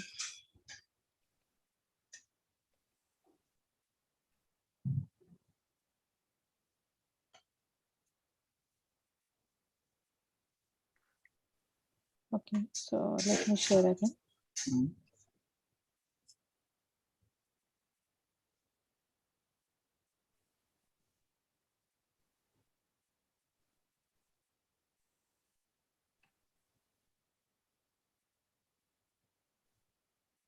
I can see. Can you see this? Yeah, we can see the first Now, slide. second slide? It is changing right now. Yeah. Okay, good. So very good. So I hope you have seen this picture many a times, because I mean, this picture tells you how our universe has evolved from Big Bang to the present state. And at the very early stages, we have something called inflation, during which the universe expanded exponentially. So it was a very rapid expansion through which our universe probably has gone through. We don't know yet, but we have strong evidence that this might be true. So inflation was something which is very at par with the observations right now. So, and we needed inflation because there were some pathologies with the Big Bang theory, which inflation solves. I don't have time to go through that, but this is an era which has been added by hand. So to start with, Big Bang cosmology did not had inflation. It was added by hand in 1980s because there were some pathologies, as I said, in Big Bang theory, and inflation was required to solve those pathologies. So after the exponential expansion, the universe enters a radiation dominated era. And during this era, the universe was expanding, but at the same time, the expansion was decelerating as well. Radiation dominated because the energy, the particles inside the universe the temperature of the universe was very high, and all the particles were relativistic in nature. So basically, we treat them relativistically, and that's why we call this as a radiation dominated era. But as the time goes, the universe expands and the temperature goes down. So the particles started to become non-relativistic, and when they become non-relativistic, we enter a matter dominated era. And during the matter dominated era also the universe expands, but it expands with a decelerating rate, and the universe we treated non-relativistically during this era. Something very important happened. Can you see my slides? Yes, yes, Okay. you are in the second slide. So, okay. So during radiation dominated, during matter domination era, something very important happened. That is the formation of the cosmic microwave background. The photons, which were very tightly coupled with the matter of the universe previously, it got decoupled from the rest of the matter, and it started free streaming us towards today. And this is the photons that we see today in the microwave range. And this is a very important discovery. And because before the formation of CMB, the universe was opaque to us. We could not see anything from that part of the universe because the photons were very tightly coupled and the mean free path was very small. But when the photons decoupled from the rest of the universe, of the rest of the matter of the universe, it started to free streaming towards us, and we can actually detect those photon today. And whatever imprints that were imprinted on these photons can be analyzed, and we can actually predict what had happened before the CMBR were decoupled. So formation of CMBR was one of the very major epoch, a major event in cosmology. And it was discovered in 1965. So Penzias and Wilson had discovered the CMB. They saw a very uniform temperature of photons coming through all over the sky. In 1992, the Kobe experiment was sent, the Kobe satellite was sent, and it measures that the temperature is not very uniform, but it has fluctuations all over the sky. And it has actually two, there are some hot spots and there are some cold spots. And this temperature fluctuations are of the order of 10 to the power minus 5 Kelvin. So if the uniform temperature is 2.73 Kelvin, this temperature fluctuations are of the order of 10 to the power minus 5 Kelvin. And in 2003, WMAP was sent, and it has measured the temperature fluctuations in a more precise way. So you can see how the CMB sky has evolved since 1965. So we know our CMB sky very precisely nowadays. And Planck has even measured the sky in a more precise way. So this was Kobe, this is WMAP, and this is Planck. So we know the CMB sky very well. So what are the informations? Not only the CMB photons have temperature fluctuations, the CMB photons are also polarized. So it can have two kinds of polarization, E mode and B mode. I don't have enough time to go into those details of how these polarizations were generated in the CMB photon at the first place. But this for the polarization of photons actually contains a lot of information about what might have happened during inflation. I'm going to tell you about that. So this is the uniform temperature which fits the black body spectrum very nicely. So the temperature is 2.73 Kelvin. And this is the 2-2 correlation function of the temperature fluctuations, which is the 10 to the power minus fluctuations that Kobe first saw. And this is the plot from Planck observation. So this is the 2-2 correlation function of the temperature fluctuations of the CMB photons. And you can see that these small blue dots, it came with the error bars. So how precise this 2-2 correlation have been measured by the Planck, you can see. And this red line, which fits this data, is a prediction from inflation. So inflation predicted that if there is a CMB photon, I'm going to elaborate on that. If there is a CMB photon, there has to be temperature fluctuations on the CMB photon, and this should be the correlation function. So this is a precise prediction from inflation, and that's why we believe that something like inflation might have happened at some point of time at the very early ages of the universe. So as I said, we don't have not only temperature fluctuations, but we have polarizations like E polarizations and B polarizations. They can also be measured by their 2-point correlation function. So this is the TT spectrum, then there is a TE spectrum, then there is the EE spectrum. There is no TB spectrum because of polarity violation. So, but there is a BB spectrum.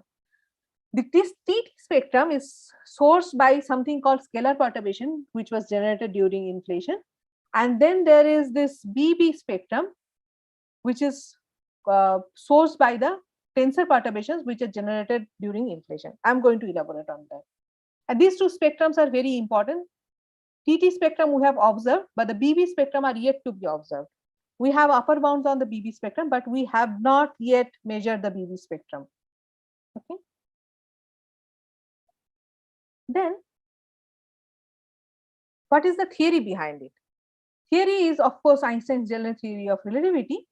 And inflation, as I said, it is a very brief epoch of the early universe when the universe expanded exponentially. And the dynamics is given by the Einstein's field equation. On the left hand side, we have this something called G mu nu, which tells us how the background space-time universe of the universe evolves. And T mu nu on the right hand side tells us how the matter evolves.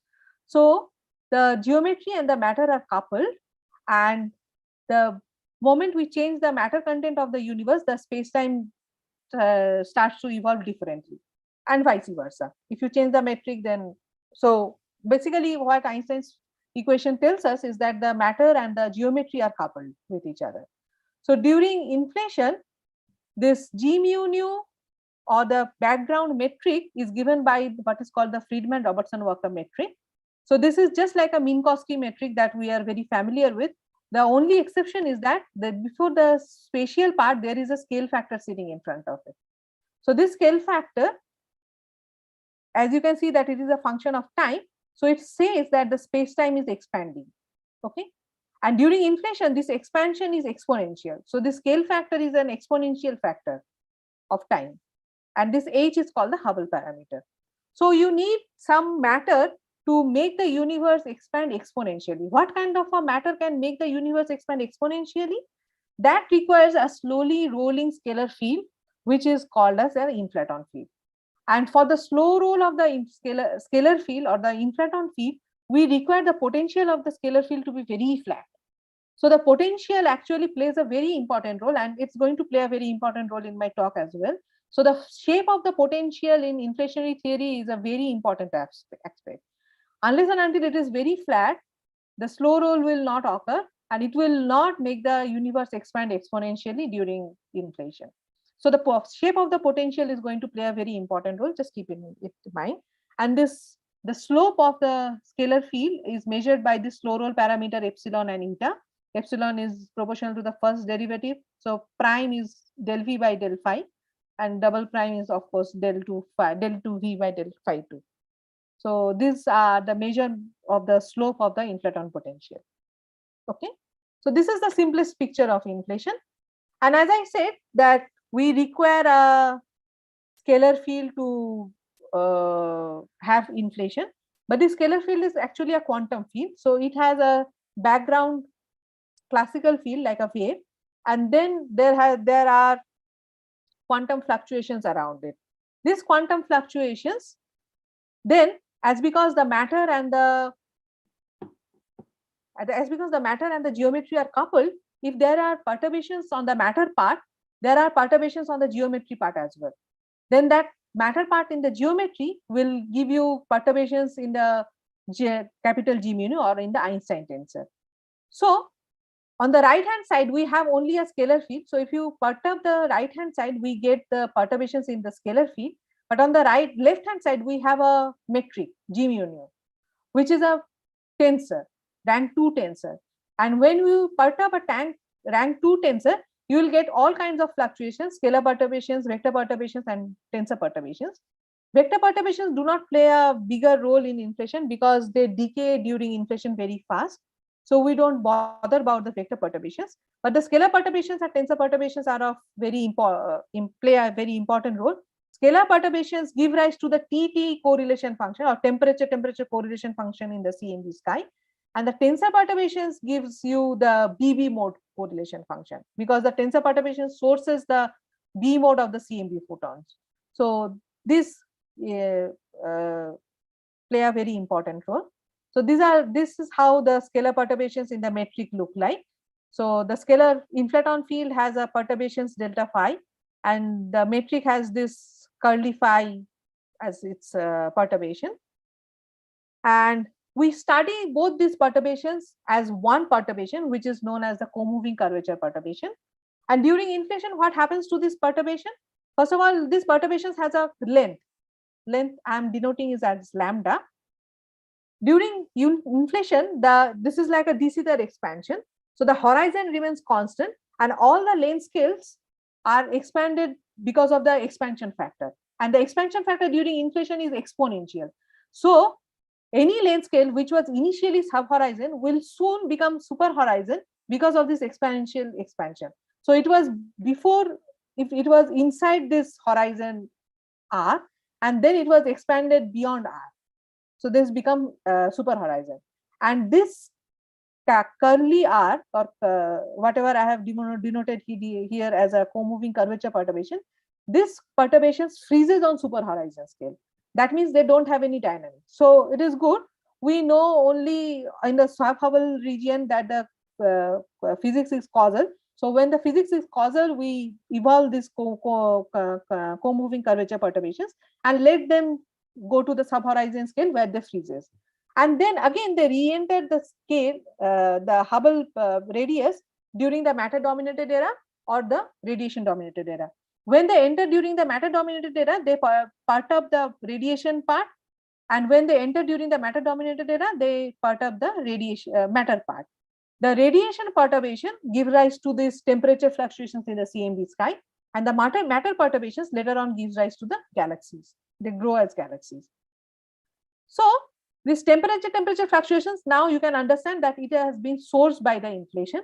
So this 2-point correlation function, so this scalar perturbations which were generated during inflation are actually related to the temperature fluctuations on the CMB sky. So when we calculate the 2-point correlation function of the scalar perturbations during inflation, which is known as the power spectrum, this power spectrum which was generated during inflation gives rise to the two correlation function of the CMB sky that we observe today. So this is how the predictions of inflation is being tested in the CMB sky. Okay. And the tensor perturbations has a similar property. So this is the tensor perturbation part, Hij. And it has two polarization state like any gravitational waves, plus polarization and cross polarization. Each helicity acts like a massless scalar in the de Sitter space. So the analysis is just like the scalar perturbation that we discussed just now. Only you treat these two polarizations separately and then you sum up at the end. So what is the prediction of single field inflation? As I said, the scalar, this is a scalar power spectrum, 2-to scalar power, 2-point correlation function of the scalar fluctuations. And it has a scalar amplitude and some scale dependence. How much it will depend on the mode number. Okay. And the observation, the prediction of single field inflation is that the scale dependence, this NS, is actually proportional to the slow roll parameters. And the slow roll parameters are very small because the slope of the potential has to be very small. So the NS deviates from 1 very less. So the observed value of the spectral index is 0.96. So you can understand that it is almost equal to 1. That only because this NS minus 1 is proportional to the slow roll parameters. So this is the prediction and this has been observed. So you can understand that the predictions of the inflationary theory is actually being tested in the CMB sky. Then inflation produces the correct amplitude of the power spectrum. As I said that the temperature fluctuation in the CMB sky is of the order of 10 to the power minus 5 Kelvin.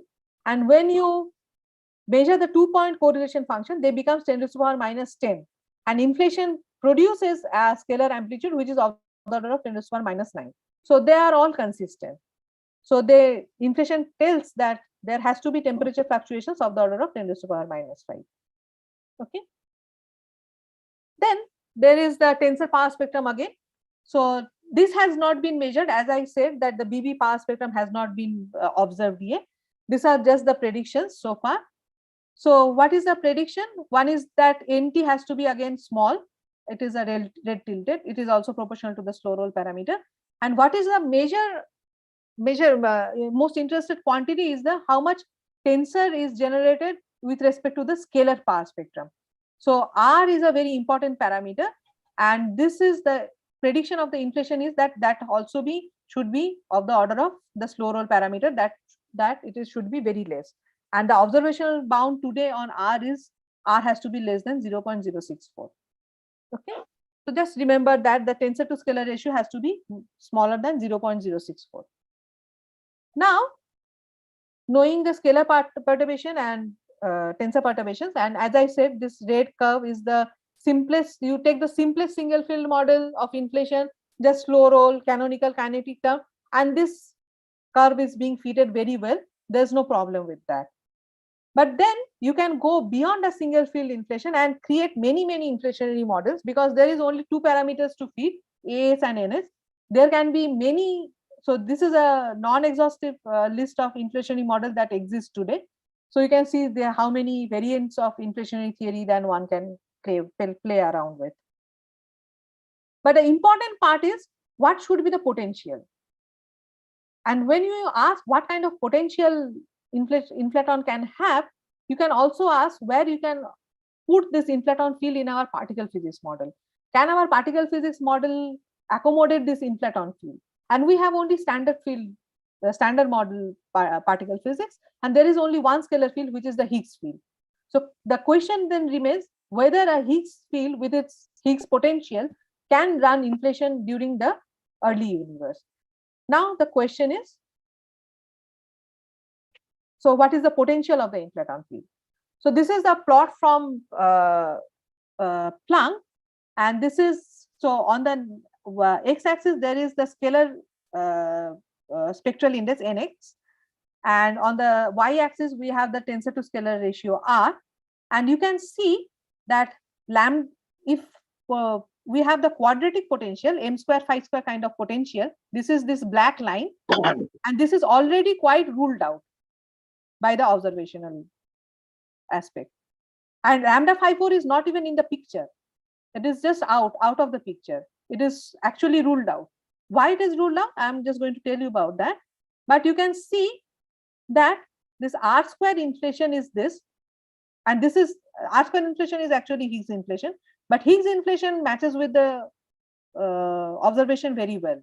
So Higgs inflation predicts. Sorry, you have 5 more minutes. Okay, yes, I'll try to wrap up. Okay, thanks. So what is the problem? The problem with, so we want a lambda phi 4 kind of potential, because Higgs potential is it does look like phi 4 potential. So what is the problem with phi 4 potential? Why it is not there in this picture at all? Because the problem is twofold. The problem is, first of all, you see that this is the scalar amplitude, and it is proportional to the potential of the scalar field. If you calculate if you take the potential as lambda phi 4, then you can see that the scalar perturbation turns out to be proportional to lambda. And if you want a scalar amplitude, perturbation amplitude of the order of -9, which has been observed, lambda has to be fine-tuned of the order of 10 to the power -13. So this cannot be the Higgs field, because we know for the Higgs field, if there is a lambda phi 4 kind of a potential, then lambda is of the order of 0.01 or 0.1. So it cannot be the Higgs field, because lambda has to be very fine-tuned so that you can actually have the observed scalar amplitude. Okay. And also, if you just take lambda phi 4 kind of potential, it gives rise to a very large tensor to scalar ratio, 0.2, where the upper bound is 0.06. So these are the two kinds of problem lambda phi 4 potential faces, and that's why from this plot we can see there is no lambda phi 4. It is ruled out. Okay. So Higgs scalar in large field limit, we know it looks like a lambda phi 4 potential. So Higgs scalar cannot play a role of inflaton, because it is now ruled out. Lambda phi 4 potential cannot play a valid inflationary potential, as I have just explained. But how to make it a valid inflaton potential? That is the work done by Bezrukov and Shaposhnikov in the year 2008. And I just checked the citation of this paper only yesterday, and it had a citation of 1747. So you can understand that this paper is very famous. So the whole problem is to make lambda 5/4 potential a valid inflaton potential, so that standard model Higgs boson can play a role of inflaton. Okay, so this is to get away with the problem. What this Shaposhnikov and Bezrukov propose, that you have your Higgs field. So this is the kinetic term of the Higgs field. This is the potential term of the Higgs field. But now you couple your Higgs field with gravity. So this is the R is the Ricci scalar, and you couple this Higgs field with your gravity. Now this is called so this kind of a thing is very difficult to analyze. So what one does is that one goes to the Einstein frame by rescaling the G mu nu part, and where this is called the conformal transformations. The conformal transformations here, omega square is just this factor 1 plus chi h square by m Planck square. And once you rescale your metric, you go to a frame where the gravity looks that you get rid of the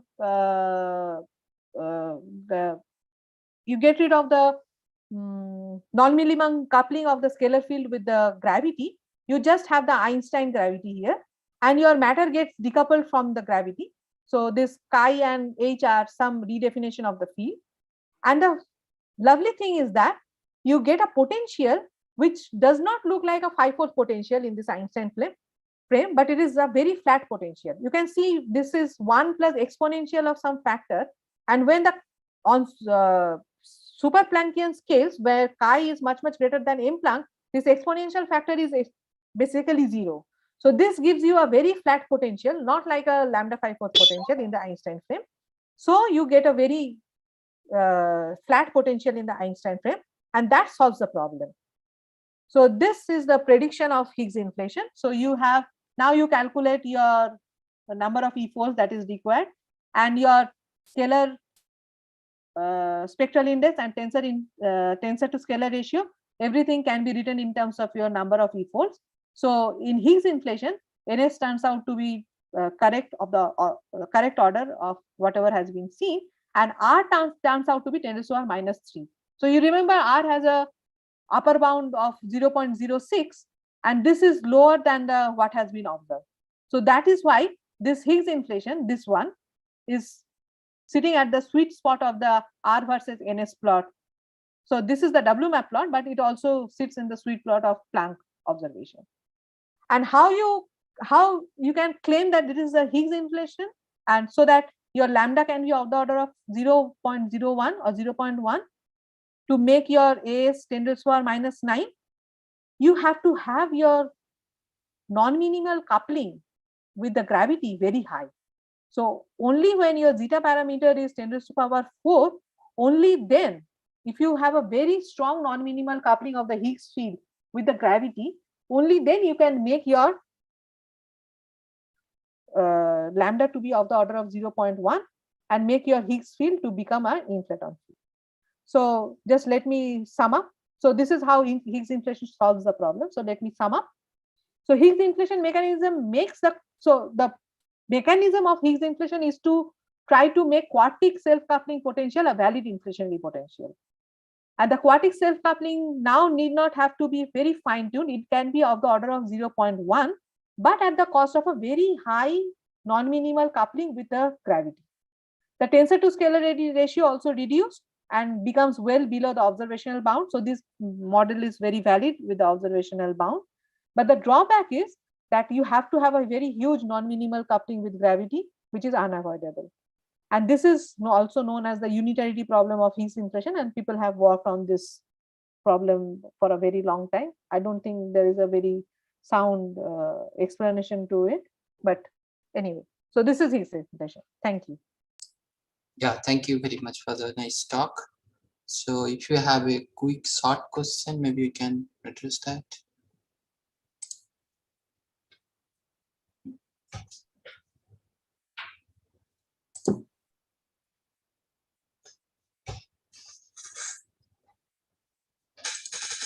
seems that there is nothing. So is there any way to probe? So can I ask a question? Yeah, sure. Is there any way to probe this large coupling with this graviton and Higgs? I mean, is there any experimental way to probe it? In colliders? No, not colliders. I mean, anything in any No, experiment. even in ground and- cosmology, we don't know whether there is a large minimal coupling or not. There's no way to probe it. Only this scenario works. That's Okay. why. So that's true. Okay, maybe we can close the session here and thank you everyone. Thank you each of the speaker for presenting, and we'll meet at maybe 4:25 for the next session. Professor Bhattacharya, is this fine? We meet at 4:25. Make it 5 minutes break. Let's Sorry? meet at 4:20. Sorry, I cannot hear you. Sorry. Let's meet in 5 minutes. Oh, okay. Okay, 4:20 then, right? Okay. Okay.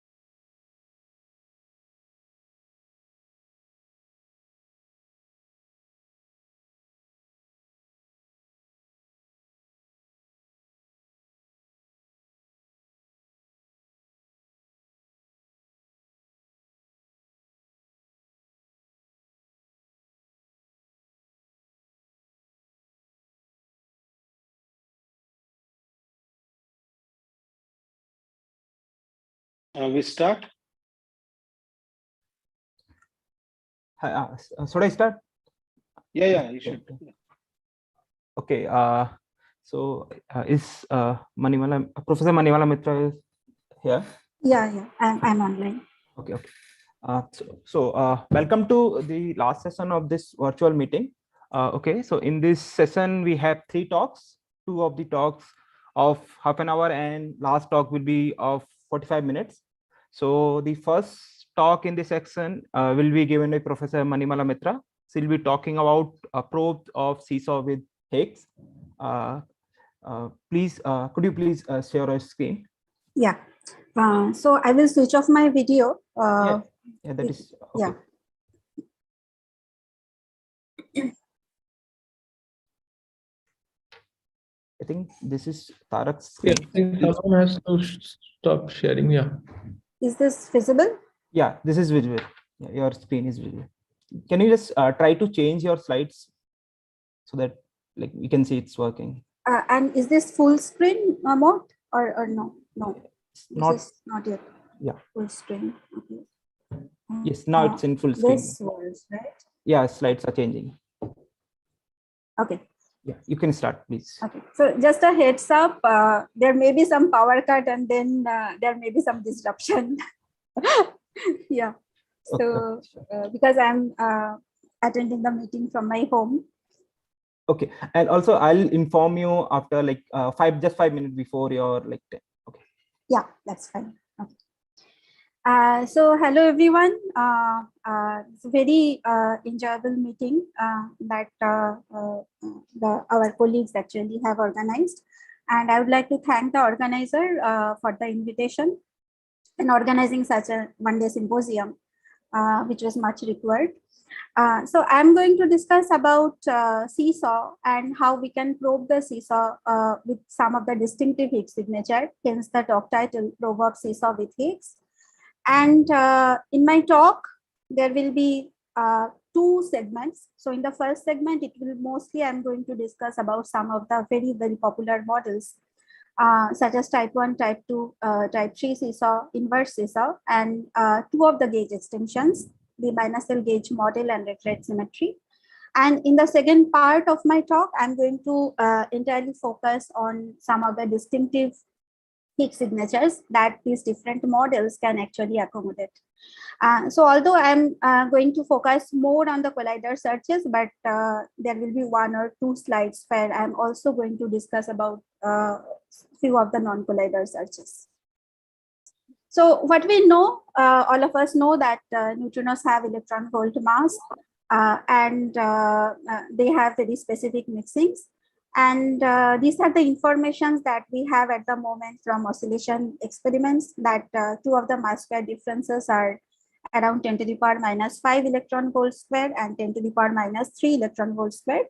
And there are 3 mixing angles. 2 of them are large, around 34 degree, 47 degree, and the third one is around 8 degree. So this is small but non-zero. Other than these oscillation experiments, we also have some information from the non-oscillation experiments. For example, cosmology. So cosmology gives bound on the sum of the light neutrino masses, which is essentially less than fraction of an electron volt. And we have at the moment relaxed bound from beta decay experiments. So this mu, this beta decay observable is less than 1.1 electron volt, and this was given by Catherine. Now, one of the most profound mechanism to explain this electron volt small neutrino masses is Seesaw, where the answer is that the Majorana mass of the standard model neutrino is generated from higher dimensional operator via electroweak symmetry breaking. So the operator that is responsible for neutrino mass generation in this Seesaw answers is this dimension 5 LLHH operator, where L is the lepton doublet and H is the Higgs doublet. And this operator is violates the minus L by 2 units. And this generates the Majorana mass of the light neutrinos via electroweak symmetry breaking.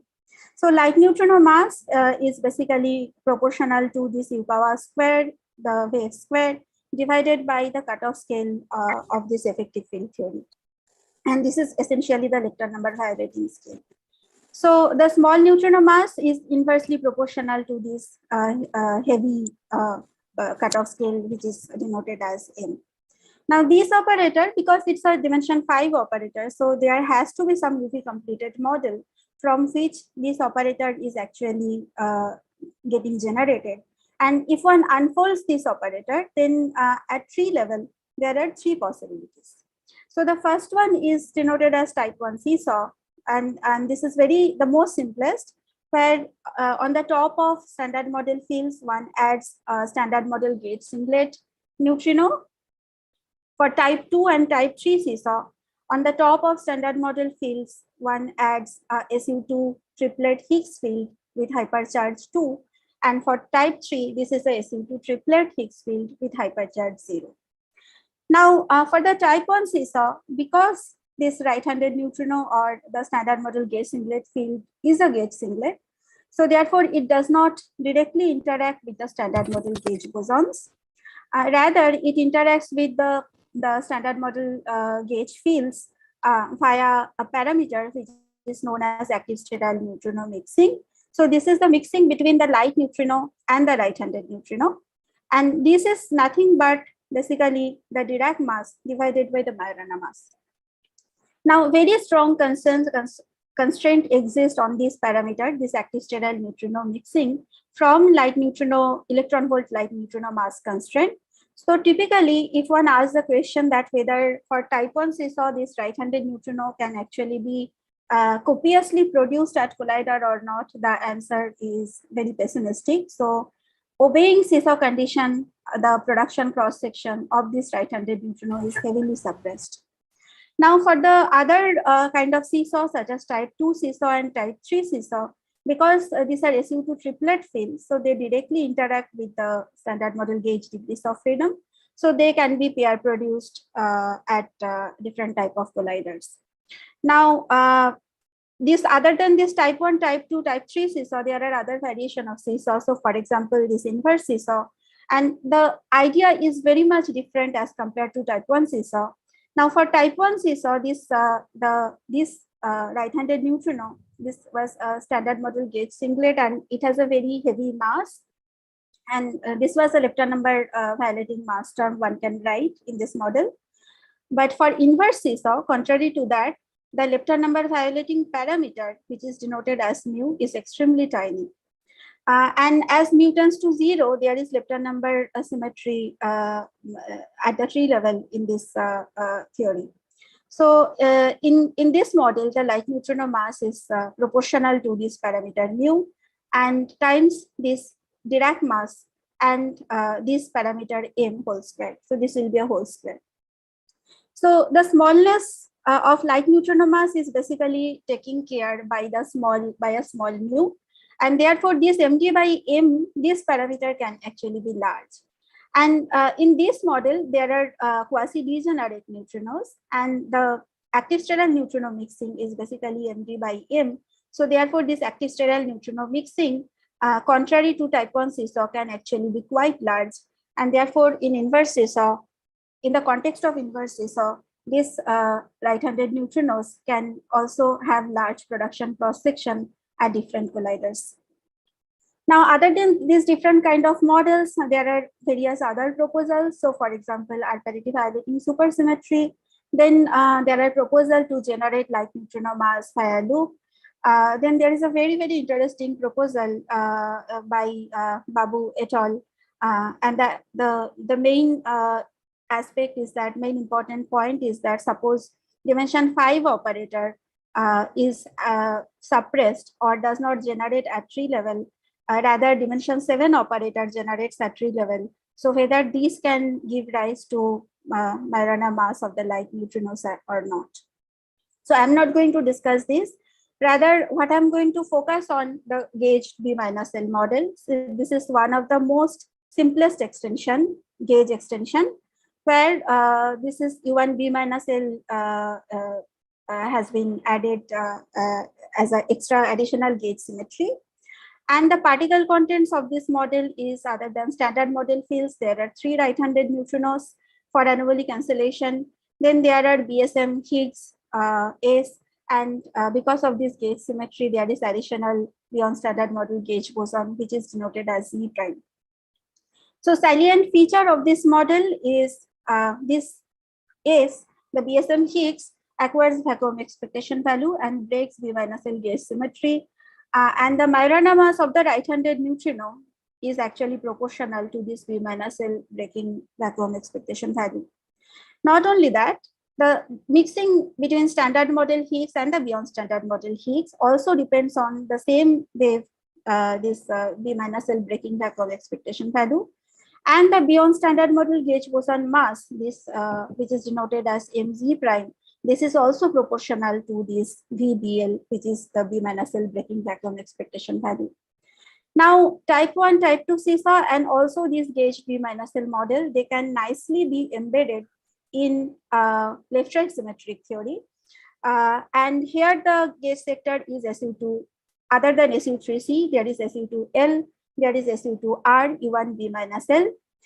So this model can actually explain that starting from a parity symmetric theory, how parity violating standard model can actually be achieved. So that is the beauty of this model. Now, at least the version that I'm going to discuss. So there are different variations of left-right symmetric theory, but the one that I'm going to discuss, there are 2 Higgs triplet. So delta L, this is a SU2L triplet, and there is delta R, which is SU2R triplet. Both of them has 2 units of B minus L charge. And this vacuum expectation value of delta R breaks SU2R cross E1B minus L to E1Y. The other interesting aspect of this model is that the right-handed neutrino that becomes a part of this gauge multiplet, and this is completely by the requirement for the sake of gauge symmetry. There are a number of particles present in this model. So for example, right-handed neutrino, right-handed gauge boson, there are Z prime gauge boson, and there is a very enriched Higgs sector. So one of them is this doubly charged Higgs that I'm going to discuss, phenomenology of which I'm going to discuss in detail. So in the next segment of my talk, I'm rather going to focus on the collider signatures, and I will focus more on those models which has a rich Higgs sector. So I will start with Higgs triplet model. So this is a model where this delta plus, the singly charged Higgs is present, a doubly charged Higgs is present, and delta 0 electromagnetic charge neutral Higgs is present. Now this delta interacts with 2 lepton doublet. It also interacts with the standard model Higgs field through this parameter mu delta. And delta 0 vacuum expectation value generates light neutrino mass. So light neutrino mass mu, this is a mass matrix, 3x3 light neutrino mass matrix, is proportional to Y delta and times V delta. Where this V delta is actually proportional to this parameter mu delta. So the bottom line is that if mu delta is 0, so suppose this interaction does not exist, then V delta is 0. And if V delta is 0, then the light neutrino mass is 0. So it's not only this. Is there any question?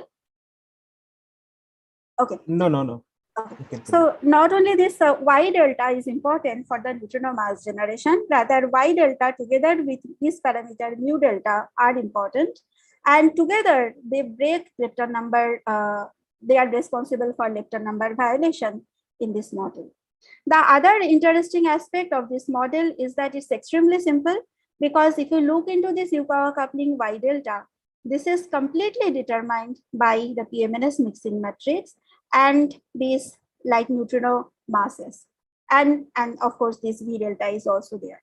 So once someone gives you this, experimentally, we know this PMNS mixing matrix and we know the mass splitting.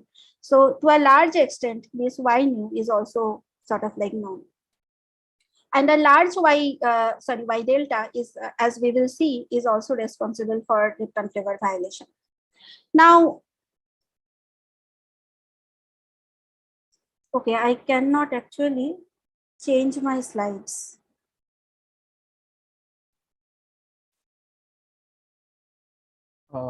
maybe you can click Yeah, okay. Now again. this is Make it- working, right? Yeah, this Yeah. is working. Maybe you can try again making it full screen. Yeah. Sure. Okay.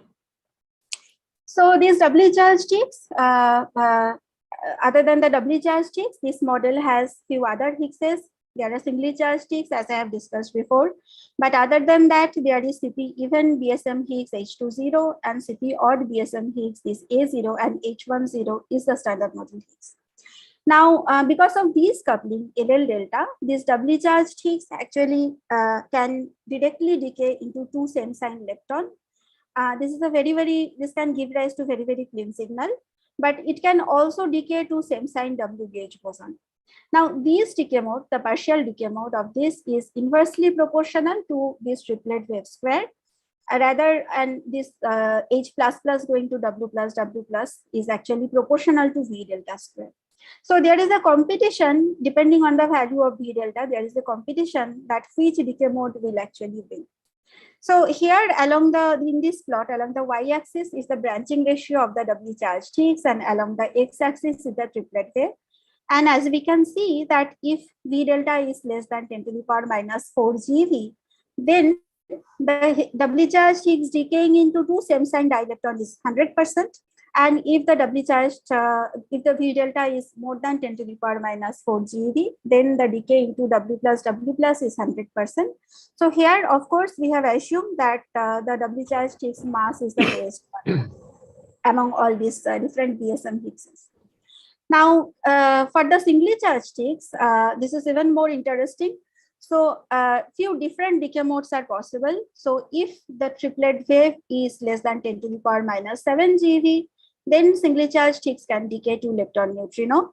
If it's more than 0.1 GeV, it can fully decay to either WZ, W Higgs, or top bottom. And in the intermediate range, depending on the mass splitting between doubly charged Higgs and the singly charged Higgs, it's possible that the singly charged Higgs will have a cascade decay. By cascade decay, what I mean that it will decay to a doubly charged Higgs and a off-shell W gauge boson. Now, in this plot, actually, it sort of like gives a summary of the different existing constraints. So this is the triplet wave versus mass of the doubly charged Higgs plane. So CMS has looked into this channel, proton going to H plus plus, H minus minus, and each of the H plus plus decays to two same sign dilepton. So at the end of the day, we have 4 leptonic final states, and this is a very clean signal. One can fully reconstruct this H double plus if it's an electron or a muon. And up to 870 GeV has been excluded by Atlas, assuming 100% branching ratio. So this line is, I think it was a CMS line, and it's slightly older, but nevertheless, this corresponds to this search. Now, other than this search, there is this the search from Atlas for this channel, where in the final state we have 4 W gauge boson, and then we can have different multi-lepton final states. So between 200 to 350 GeV has been excluded by Atlas collaboration. But the interesting part is that this search is actually only valid if V triplet is more than 10 to the power minus 4 GeV, and this is only valid if V triplet is less than 10 to the power minus 4 GeV. So as far as the two searches are concerned, there are complementarity between them.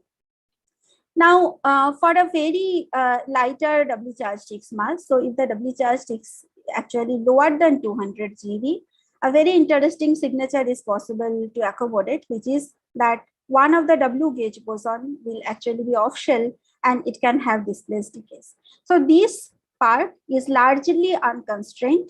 And as we go towards higher mass range and larger wave, so this all Hopite region is actually unconstrained. So the intermediate triplet wave range, where it starts from 10 to the power minus 5 GeV to, let's say, 10 to the power minus 1 GeV. So we have looked into possible signatures that may be accommodated for this triplet wave range. And we looked into the cascade decay of the singly charged Higgs. So this is the H++, H-, this is associated production. And then H- in this intermediate range can decay to off-shell W and H-. And at the end of the day, one can have 5W, and from this 5W, we can have 5 lepton plus missing energy, or we can have 4 lepton plus twice jet plus missing energy. So this is sort of like the kind of cross section that is possible to obtain for 13 TeV, 14 TeV center of mass energy, and also 100 TeV. So this is the Atlas exclusion line. So remember, now this is for 4W final states that will give basically 4 lepton. And for doubly charged Higgs mass around this 350 GeV onwards, the cross section is around few femtobarn. But if one looks for 100 TeV center of mass energy, then the cross section is really, really high. It can actually reach up to few hundred femtobarn. And here also you can compare compared to this plot. So this is again few femtobarn, and this is I think few tens of femtobarn. By the way, so this cascade decay, this H++ going to H+ W star. So this is the other cascade decay where doubly charged, singly charged Higgs is the lightest. That has been looked by long back by Rohini et al. For another proposal, a GAMA condition. Now this model, because it has these neutral Higgses, can give another very distinctive signature, which is same sign tetraelectron signature. So the charged Higgs can be produced in association with a neutral Higgs, or it can be actually produced H0, A0 final state is also possible to obtain. And then what happens, there are a number of cascade decay is possible. So either singly charged Higgs can decay to a doubly charged Higgs, or H0, A0 can also decay to a singly charged Higgs. And then the singly charged Higgs can decay to doubly charged Higgs. So bottom line is that at the end, we can have 4 same sign tetraelectron signature, which would be a very, very clean signal. Now, unlike this, the other production mode, the proton-proton going to H++, H-, these final state actually crucially depends on the mass splitting between doubly charged Higgs and the singly charged Higgs, which in turn depends on the quartic coupling of the potential. So by looking into this signal, it's possible to probe one of the quartic coupling, which is denoted as λ4 of the potential. So this is the, I think I'm going to discuss this slide. So this we have considered in this work, and because in this production process, a number of branching ratios is involved. So here what we have done in the λ4, the relevant quartic coupling V delta plane, we have plotted the overall branching ratio. So the branching ratio, because it involves a number of W going to leptonic decay mode and so on, and also the cascade decay. So the branching ratio is around 0.4%.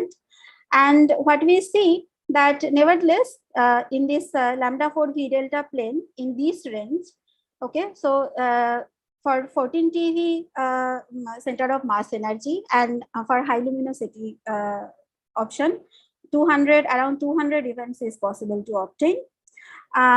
If the doubly charged Higgs or this H0, A0 are very heavy, so let's say 800 and 900 GeV, then this 14 TeV LHC cannot probe that kind of a mass via this signature. So we looked into for a center of mass energy of 100 TeV. And as we can see that here what happens that this the λ4 in the λ4 V delta plane, so this signal is possible to obtain only in a very selective region. So here, not only this W plus channel of the W charged Higgs contribute, but also H++ going to L+, also contributes. And this is a summary that if V delta is around between 10 to the power -4 to 10 to the power -5, and λ4 varies between 0.2 to 0.3, then 1000 number of events, so of the order of 3000 is possible to obtain with full luminosity. So the bottom line is specific intermediate triplet wave and quartic coupling can actually be probed with this kind of a center of mass energy. Now, a doubly Sorry, charged. sorry to interrupt. You have 5 more minutes. Okay. So doubly charged states can also be produced in at E plus E minus collider. So this is typically the kind of cross section that one will achieve with center of mass energy 380 GeV and 3 TeV. So I think I will skip this slide, but the most importantly, if the doubly charged Higgs mass is very heavy, then the produced W plus actually will be very boosted. And rather than a result analysis, a fat jet analysis will be useful. So here what happens that because this doubly charged Higgs, the PT is actually very large, each of the W is boosted and the final states are super collimated. So we looked into 4 fat jet final states for E plus E minus collider, and the summary is 800 GeV to 1.120 TeV doubly charged Higgs mass is possible to discover with only less than 100 inverse centibarn of luminosity. Now, the other mass range where doubly charged Higgs has a very low mass, so less than, let's say, 200 GeV. For that, you won't get a boosted W gauge boson. Rather, all the final states will actually be dissolved. So there we looked into multi-jet final states. So we demanded more than equal to 7 jet. And what we see that this kind of mass range, so between 137 to 172, can actually be probed with luminosity less than 100 inverse centibarn. The other interesting proposal that I actually very recently came across is probing this quartic coupling, this lambda 4, via another signal, another decay mode. So these singly charged Higgs can also decay to a standard model Higgs and a W gauge boson in part of the parameter space. So if one considers these decay modes, then for a very high V delta, so let's say V delta 10 to the power minus 1, this is what one would obtain. And for V delta 10 to the power minus 4 GeV, this is what one would obtain. So here, what happens that only this W plus HW actually contributes. Contrary to that, for V delta 10 to the power minus 4 GeV, both L plus HW and W plus HW can actually dominate. Okay, so there are 2 distinctive different regions that is possible to obtain. I have just one slide for lepton favor violating signature. So because of this interaction, LL delta interaction, this doubly charged Higgs can mediate this lepton favor violating process at tree level, and therefore one can obtain very tight constraints. So here we have considered the doubly charged Higgs mass at 1 TeV, and we have varied the diagonal Yukawa coupling between 0.1 to 0.3. And this is the region which is perfectly consistent with tau going to 3 mu search, tau going to 3 E search, then mu going to E gamma and other lepton favor violating search. So roughly, if the Yukawa coupling is less than, let's say 10 to the power minus 2, then for 1 TeV mass, it's sort of like okay. Now I have 3 or 4 more slides on different other models, and this is one of the very interesting proposal that I found in this paper. So where the idea is that the standard model Higgs can actually give rise to lepton number violating signal through these decay mode. So this is in the context of left-right symmetric model. So as we know that in the left-right symmetric model, there is SU2R triplet. Now this SU2R triplet mixed with the standard model Higgs. So this is the mixing. And then these 2 right-handed neutrino can actually be pair produced if kinematically allowed. And this right-handed neutrino can have 3 body decays. So these are the 3 body decays because WR is very heavy. So at the end of the day, one has 2 same sign lepton and 4 jet final states, or even more exotic, 2 this delta R can be pair produced that can give rise to 4 right-handed neutrino. And from 4 right-handed neutrino, one can have 4 same sign lepton and multi-jet final states. So this has been looked into this paper, the first signal, and this is a summary. So along the y-axis, it is the mass of the right-handed neutrino. So as you can see, this is really very, this is relatively lighter. So between 10 GeV to 60 GeV. So it only works in this mass range, for this mass range. And along the x-axis, it's the right-handed gauge boson mass.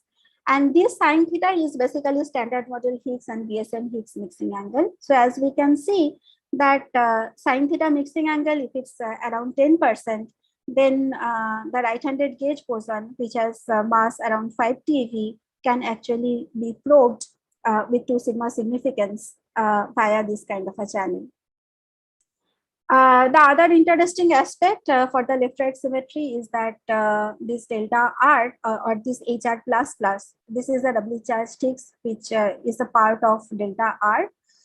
It can not only decay to same sign lepton, but this is another distinctive decay mode. So it can decay to same sign gauge boson, and this is the right-handed gauge boson. Now, it can have, if not kinematically allowed, it can actually have off-shell decay.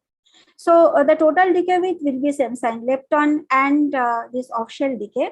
But in part of the parameter space, it might happen that this decay mode is actually dominant than this one. So this is for this plot sort of like portrays. So this is along the y-axis, it's this Yukawa coupling, and along the x-axis is the mass of the doubly charged Higgs. These are the different branching ratios for the 2 same sign lepton. So this is 99%, this is 90%, this is 50%, and so on. And these are the different decay width. So the decay width varies from 1 millimeter to 1 meter. Now, this part of the decay width is dominated by this HR++ going to L+, L+. And on the other hand, this vertical line corresponds to the decay width where HR++ decays to 2 off-shell W gauge boson. And this has been looked into this paper by Bhopal and collaborators. And the very nice feature that they brought into is the complementary between the prompt search and the display search. So this is the coupling versus mass of the doubly charged Higgs plane. These are the prompt search, which are sort of like sensitive towards larger Yukawa coupling because they look into this HR++ going to E+, E+, mu+, displaced dilepton events. On the other hand, this display search, so which they looked into, is most sensitive if the coupling is relatively low. So they got the most sensitivity if the coupling is around 10⁻⁻⁷. So here is the summary that prompt and display searches are complementary. And not only this, indirect search, for example, lepton flavor violation, neutrinoless double beta decay, they are also complementary to displaced dilepton search. And the other interesting aspect is that this search is very much insensitive to light neutrino mass hierarchy. So this is for inverted hierarchy and this is for normal hierarchy, which looks exactly the same. I have only 2 more slides to touch upon the type 1 seesaw and gauge P minus L, and then I will conclude. So the type 1 seesaw or the inverse seesaw, as we know, is the most simplest model, and that has this term, this L bar H tilde NR. Now what it does is not only it change the standard model Higgs decay width, but it also gives one of the signal that actually the CMS Atlas they have looked into. So here is the thing that standard model Higgs decays to light neutrino, right-handed neutrino, and then in the final state, this right-handed neutrino decays off-shell decay. So it can give rise to 2 lepton, 2 neutrino final state. And existing search for standard model Higgs can be utilized to constrain this right-handed neutrino sector. So this is the active sterile neutrino mixing versus mass of the right-handed neutrino plane. And this was the limit from 8 TeV search. Rather, I will focus on this. So this is the high luminosity discovery prospect with 14 TeV center of mass energy and 3 autobahn inverse luminosity. And active sterile neutrino mixing square roughly 10⁻⁻⁵ is possible to prove. The final slide that I have, that the displaced decay of the right-handed neutrino can also be looked via this channel.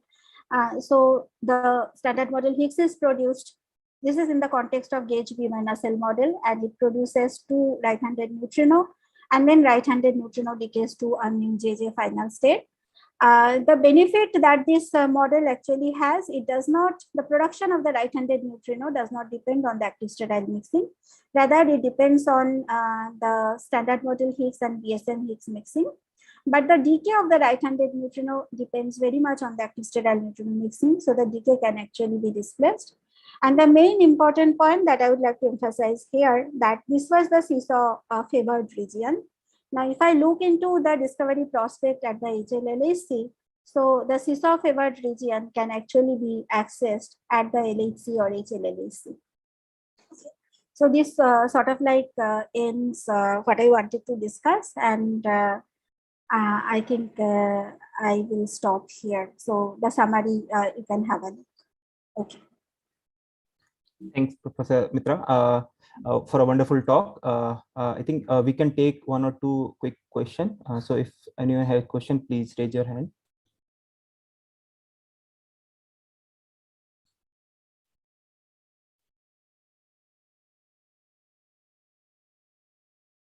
Okay. Professor Ranjan, can you ask, please? No, I just clapped. Oh, sorry. Sorry, I just got confused. Okay. So, okay, I don't see any other. There's a question by Sabila. Oh, sorry. Yeah. Please ask, Professor. Hello, good evening. Hello. Yeah, ma'am. Ma'am, I have a doubt. I have a doubt in a slide 10. Could you please open it? Slide number 10. Yes. Yeah. So, ma'am, could you please explain the last sentence? This large Y delta implies there is a large flavor violation. Yeah. So basically, what I want to say is that this one, right? I mean, yeah. So this is, for example, the lepton flavor violating signature, right? And let's say this can be tau to 3 mu or even mu to 3e. Now, in these two different vertices, this Yukawa coupling is actually sitting. So if you have a large Yukawa coupling, then you have a large contribution, right? Yes, yes. Yeah, so that's what I mean. Okay. Okay. Thank you. Okay, I think we can now thank the speaker and move to the next talk. So thanks again. Thank you. Thank you. So I will stop sharing. Yes, okay? sure. Okay. So next talk in this session will be given by Professor Rick S. Gupta. He will be talking about new approaches to cosmological selection of the weak scale. Professor Rick, please share your screen and can you please start? Hi, can you hear me? Yeah, I can hear. Please share your screen. Okay. So let me try to share. Okay. Just 1 second. Yes. Please. I'll just try to like, yeah. So can you see my cursor first of all? Yeah, I can see your cursor and screen. Can you just try to change 1 or 2 slides? Oh, it's working. Yeah, it's can working. You see? Yeah, it's working. It's working. Okay. Yeah, please start. Okay, thank you very much. Okay, so first of all, I would like to thank the organizers for organizing this very nice workshop and for the invitation. I was asked to talk about relaxion models. So I've taken the liberty of interpreting this a bit more broadly. So as I will explain as I go on. So I will talk about relaxion-like models, because that I think is the most interesting development in this area, instead of focusing on like detail, like some new papers on some details of like the what is like narrowly called the relaxion models. So this is like really we are okay. So this is based on some work that I'm just starting with a student at TFR, Dibbo Chattopadhyay. So this is just, we are just at the very beginning stages, but so the talk might be more like a review, but of course I will outline what we are thinking, and maybe the presentation itself would outline that. So what I'm going to talk about is these new models, of which relaxion is probably the most prominent example, where the weak scale is selected cosmologically. And what I'm working on, and what I will also try to present, the way I'll try to present, is try to find what are the universal aspects and the universal signatures of these models. Although these models look completely different, the mechanisms are completely different. So indeed, like, I don't think the other models would like to be called relaxation models at all, but let me go on. Oh, I can't move the slide anymore. What happened? Okay, yeah, it moved. Okay, so it's not the relaxation model. Sorry, it's not changing. Can you see? No, it's not changing. It's still in the first page. Okay, Yeah, let it's me. still in the first page. You can try to reset it. Oh, now it's working. Now what can you? Yeah, now I can see your okay, second slide. But it's hard to move. It's okay. So I had to press it. Okay. Yeah. Can you see my second slide now? Yes. Yes.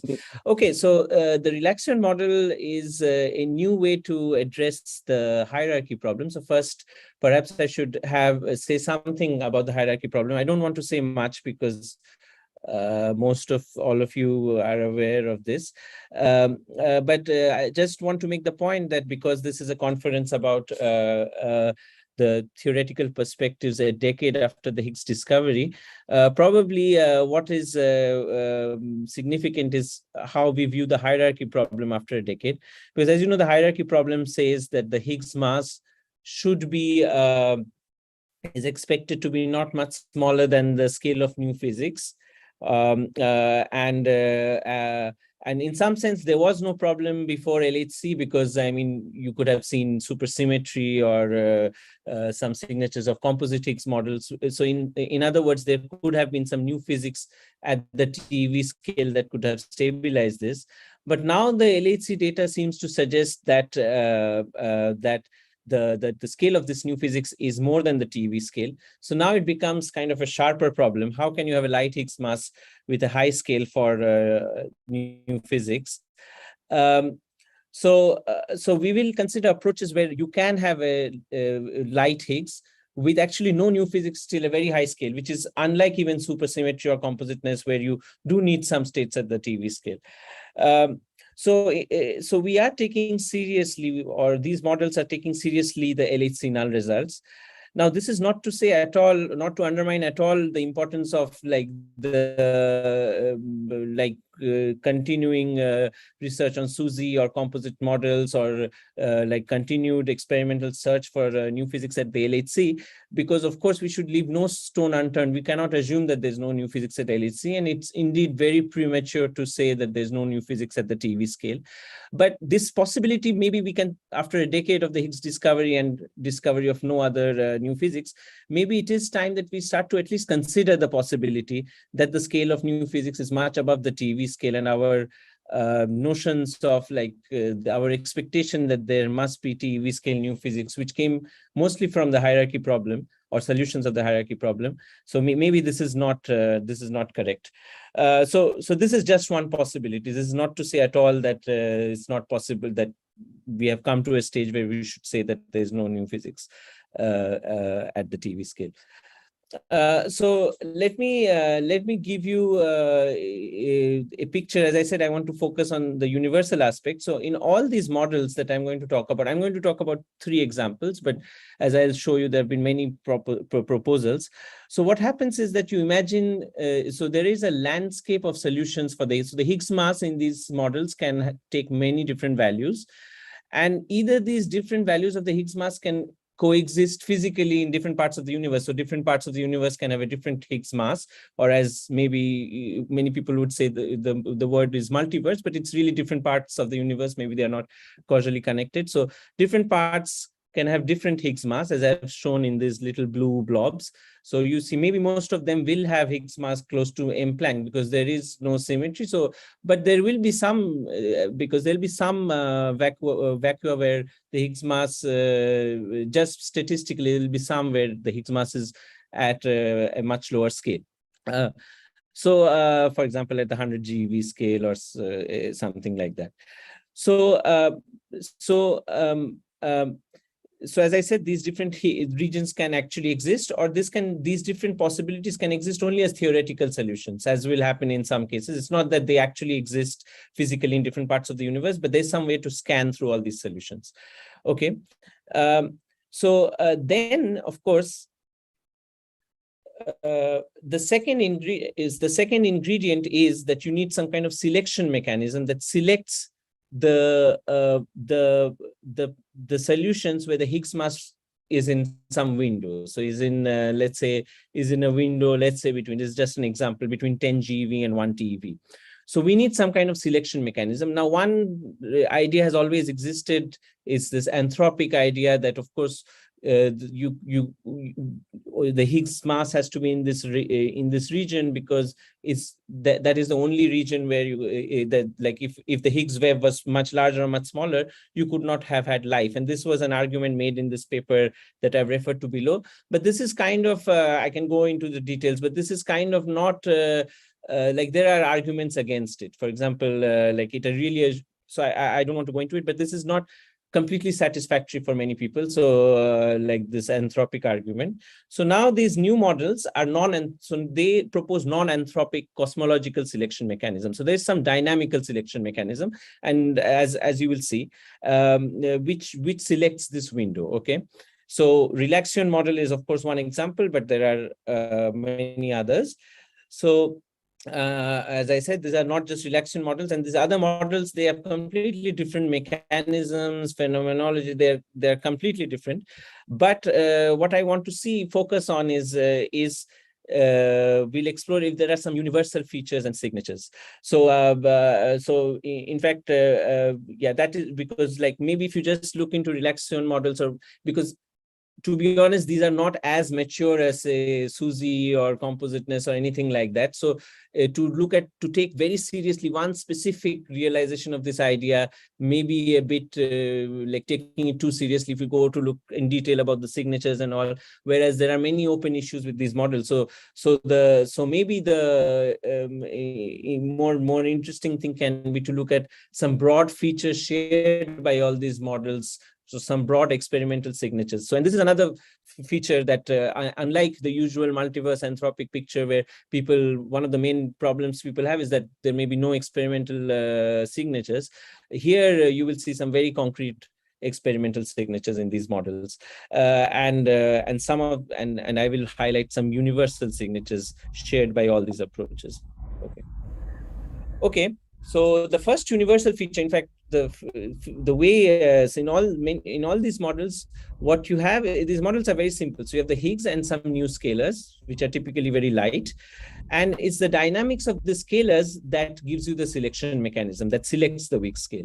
For example, you might find that unless the Higgs is in a certain window, the scalars are not stabilized properly in their vacuum, or the scalars are not at their minima, for example. Some of the scalars don't have an unbounded potential, or they don't stabilize properly. So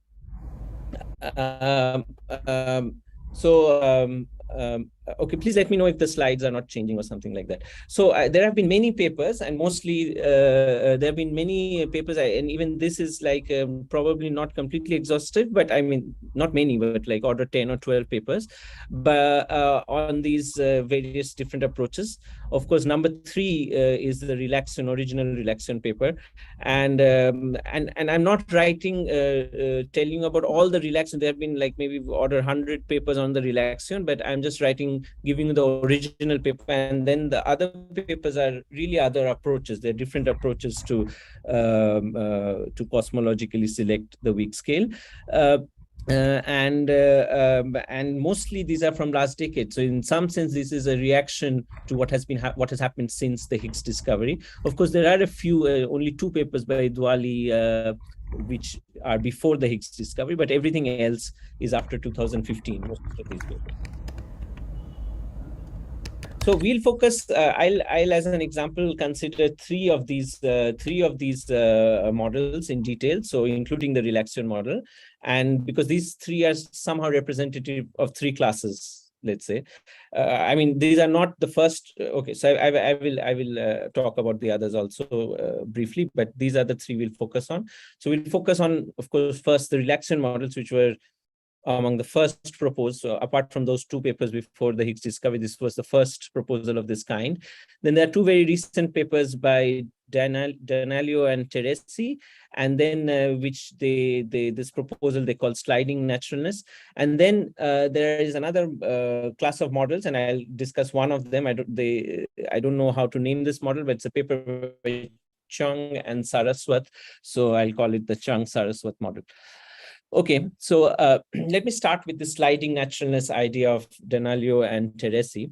So again, it's a very simple model. You have it's like a 2 Higgs doublet model. You have 2 Higgs doublets, and then you have 2 scalars, phi plus and phi minus. Okay, so now the 2 Higgses, there's a specific kind of 2 HDM potential with this kind of a Z2 symmetry where H1, H2, if you take H1, H2 to minus H1, H2, so either H1 or H2 can be odd under the Z2, then the potential doesn't change. So in other words, you don't have terms like H1, H2, H1 dagger H1 or H1, H2, H1, H2 dagger H2, something like that. Okay, so the reason will become clear why they have this specific kind of 2 HDM. But more importantly, you have these 2 scalars, and they have some kind of potential. And although it's actually the potentials they choose are quite generic. Like they can be realized in quite, is not a very contrived way. They can be realized in, they give some examples of like SUSY models and etc. that can realize this kind of thing. So in both, both for the phi minus and phi plus, there is the quartic has this parameter delta, which is a bit less than 1, but this can be again realized in a natural way. That's what they claim. And you can see that like both the potentials are almost the same except for the sign of the cubic term here. The feature of if you plot the first potential, let's say on Mathematica or something like that, you will see that it has one shallow minima and a deeper minima. And the deeper minima is at a higher value of phi minus. The phi plus at this point only has one minima, and it's quite a deep minima. Now, what we'll do is that, as I said, you have in these models, you have the scalars, and now they need to like talk to the Higgs sector in some way. So you add this kind of what they call a trigger term. This term is what triggers everything. So there's a trigger term, there's a coupling between these scalars and H1, H2, the Higgses. So now let's do something. What we'll do is now, so now this trigger operator, this coupling between the scalar and H1, H2. So when the electroweak symmetry breaking will take place, H1, H2 will get some value order V squared, right? So maybe there's some sine beta, cos beta, but let's ignore that. So it's some value order V squared. So now let's crank up this value of V squared. So what we want to, as I said, that these models will select a range for the Higgs mass or equivalent to the V squared, because the quartic is fixed. So the Higgs mass, whether I say I'm selecting the Higgs mass or the Higgs wave, is the same thing. So we imagine again, so in these models, indeed, you have to imagine there are different regions of the universe with different values of the Higgs mass. And then what happens in these different regions, we want to classify that. So if V is 0, this is the picture we have. Now I increase V, so I now take the Higgs mass, which is 2 lambda V squared, between this, in this nice window that will become the good window for us. And in this window, what happens is, because of the addition of this term, first of all, if you compare from this one, first of all, what has happened is that the shallow minima for phi minus has risen a bit. But more importantly, now I have a second vacuum for the phi plus. Okay, so now I have a second shallow vacuum for the vacuum for the phi plus. Okay, going ahead now, if I increase it beyond this mu b squared, what happens now that the phi minus vacuum rises even more, and now you only have a deep vacuum for phi minus. Okay, so only in this window, between mu, where 2 lambda v squared lies between this range, only in this window, both the phi's have a shallow vacuum. Okay, now sorry, I'm going in the opposite direction. Okay, now what is the selection mechanism? Let us come to that. The selection mechanism is such that only if both the scalars settle down in the shallow vacuum, only then those regions of our universe are selected. What happens in the other regions? In the other regions, if even one of the scalar settles down in the deep vacuum, what happens is that you have a total negative vacuum energy, and these regions of the universe undergo big crunch, like the opposite of a big bang, they collapse. And that is just because of the way, that is just because these minima are far too deep. And if you go into one of these, that would mean that your total vacuum energy is becoming negative. So you must have both the phi's in the shallow minima. Okay. And this means that if V is 0, then phi plus doesn't have a shallow minimum, so it must settle down in the bottom. So there will be a big crunch. If V is very big, again, then phi minus does not have a shallow vacuum. So only in this sweet spot, only in this window where the V lies between these two masses, that can you have vacuum. So now let's go back to our picture. We have different. So in this model, you really need different regions of the universe, and they don't say how you generate this, maybe through internal inflation or something. You have different regions of the universe with different Higgs masses, and these are causally disconnected regions. And then the regions where the Higgs mass is not in this window, and this will depend on the parameters you can choose, so that mu S and mu B is something reasonable. And then only this region encircled by this red thing, only these vacua, only these regions survive, everything else collapse. And this process of collapse, this all takes place after inflation during radiation domination. Indeed, they have a detailed discussion of the dynamics of how long will it take for the phi to roll to this minima with this at this temperature, and like they discuss all this in detail, and this puts some constraints, etc. I don't want to go into all the details, but it's just to say that they do a convincing job of like looking into, like, it's not just they do look into all the details and show that everything works. Okay, now that was one example. Now I'll go to the relaxation mechanism, and I will, this is of course the most mature of these models, and you will see that why this achieves something that none of the other models do.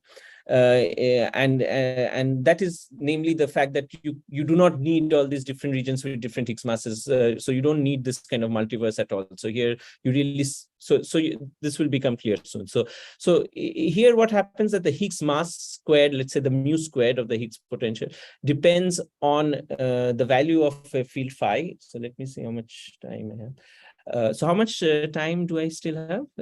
You have 10 more minutes. Okay, so I will try to be quick. Okay, so maybe I will not go through the third example and then just go to the universal features. So in these models, the mu squared of the Higgs depends on the value of the scalar field phi, and this scalar field phi have this potential where it's rolling. So this will become clear in the next slide. So you have some kind of, you can have also, here I've shown a linear potential phi, but you can have a phi squared and so on. And what happens is that, as I said, the value of the Higgs mu squared depends on the phi, and I've made this dashed line. On the right of this dashed line, the mu squared is negative, so the Higgs has a wave, and on the left, it's positive, so the Higgs doesn't have a wave. So imagine that the field starts rolling from the top. I should have made something there. And then when it reaches this area, the Higgs gets a wave. And when the Higgs gets a wave, something else happens.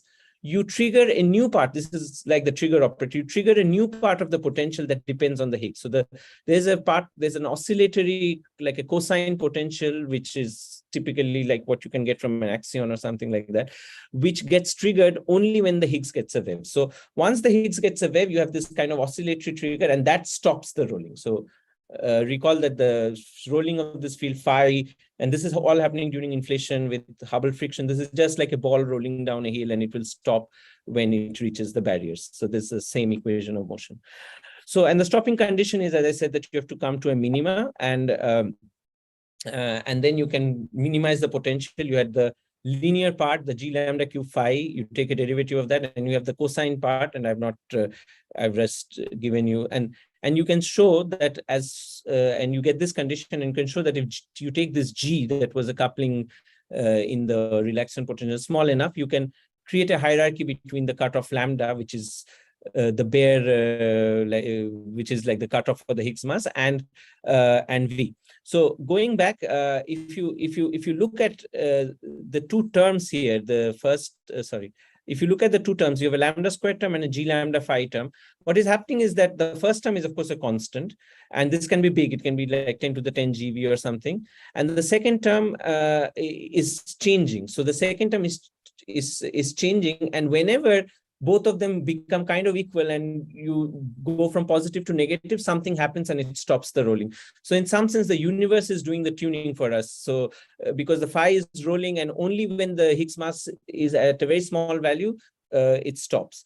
So that is the mechanism. And so the nice thing about this is that, of course, now if you look at all the vacua, if you go down in more realistic relaxation models, you will actually have also a global minima. It will not just keep going down.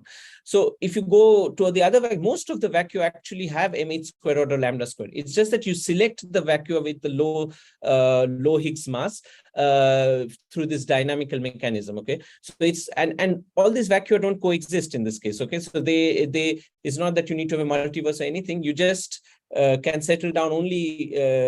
It's not that the other vacua actually need to exist, because the scanning is happening in time. So you're scanning through time across these different Higgs mass, and you don't even reach the heavier Higgs masses. You stop before you reach that. So this is, in that sense, a very nice mechanism, because you don't need all this multiverse or something like that. Okay, so I would just like to say one thing. So how is this back reaction potential coming? It comes in this original paper by Graham, Kaplan, and Rajendran. What they suggested was that the relaxion can be like the axion of a new strong group, like a QCD prime. And then what they did is that they made the axion potential dependent on the Higgs. And the way they did it is that they had this this fermions. This L is like an electroweak doublet. These are vector-like fermions, and N is like a singlet. And you can see that the axion potential usually goes something like this. You have the lightest fermion Mn, F pi prime cube, and then a cosine term. Now the Mn, the lightest fermion here, gets a contribution by integrating out the L, which is Higgs dependent. So there's like a Higgs dependent seesaw contribution. So in the end, you get a, so I know I'm rushing through this a bit, but in the end, you get a potential which, so the mass of the N gets some Higgs dependent contribution when you integrate out L. And so you get a potential which depends on the Higgs wave. So that is how they achieved this thing. So now there's the other model. So you have 5 more minutes. Okay. I have 5 more minutes left. So, okay, let me just briefly describe this model. This is like another class of models, and it is actually also very interesting, where you just add this term B phi, this term. Again, the Higgs mu square depends on the phi. And now what you can do is, this is a very simple exercise. It's just the simplest case, a Higgs and a scalar. And you can look at the potential for the phi that you get once you put the Higgs to its wave. Now the Higgs wave depends on the phi. So it's not very difficult. You can do the exercise. So the Higgs wave is, as is written here, is just the phi dependent mu squared over 2 lambda. And then if this mu squared is positive, the Higgs wave is 0. And if you go back here, so if the Higgs wave is 0, the phi, there's no phi dependence at all. So the phi, so when you put the Higgs wave to 0, the potential has no phi dependence. If you do take into, if the mu squared is less than 0, then the Higgs will develop a wave, and then you get this simple potential. Okay, now if I plot this potential, it has this very nice feature that just when the Higgs, just in the region between, so again this line separates the region with no Higgs wave versus the region with a non-zero Higgs wave, and this potential turns just at that critical value point. Okay, now of course you can try to ask what happens, and this is really a very simple model, as I said. Now you have this B phi H dagger H term, and you can close the Higgs loop, and you will get a new contribution. And if the Higgs loop is closed at a mass scale close to the Higgs wave, you can show that the maxima of this potential, now it's not the minima, it's the maxima, lies very close to this region, this dashed line where the Higgs, so the maxima lies at a region where the Higgs wave will be small or close to 0. And now you can, of course, it's hard to be on top of a maximum. You can add another, just like in the relaxation case, add an oscillatory potential. And then you can create, again, a landscape of vacua. Again, if you move away from the dashed line, on the right-hand side, the Higgs wave is 0. But on the left-hand side, if you move away, you go to higher and higher Higgs masses. But the highest point is a point where the Higgs mass is actually light. Okay. How can you, so this is again, how can you use this fact? How can I use I just have a few slides left. So how can I use, is there a way to select or a mechanism to select the vacuum at the maximum? And yes, there was a talk on inflation, and as it was nicely described there, inflationary expansion is a way to do that. So in inflation, typically, again, the universe will have different causally disconnected patches. And the value of phi can typically, because of quantum fluctuations, can be different across these patches. So imagine there's a patch where the phi is at one of the lower vacua and another patch where phi is in the higher vacua. So because inflation, the expansion depends on your volume, vacuum energy, at the higher point will expand much more, will become exponentially larger because of inflation. So the red patch here, which corresponds to the red star, there will grow to exponentially larger volume than the green one. Okay, so this is the way they select this these vacua. So now let me quickly go. To what I'm trying to work on.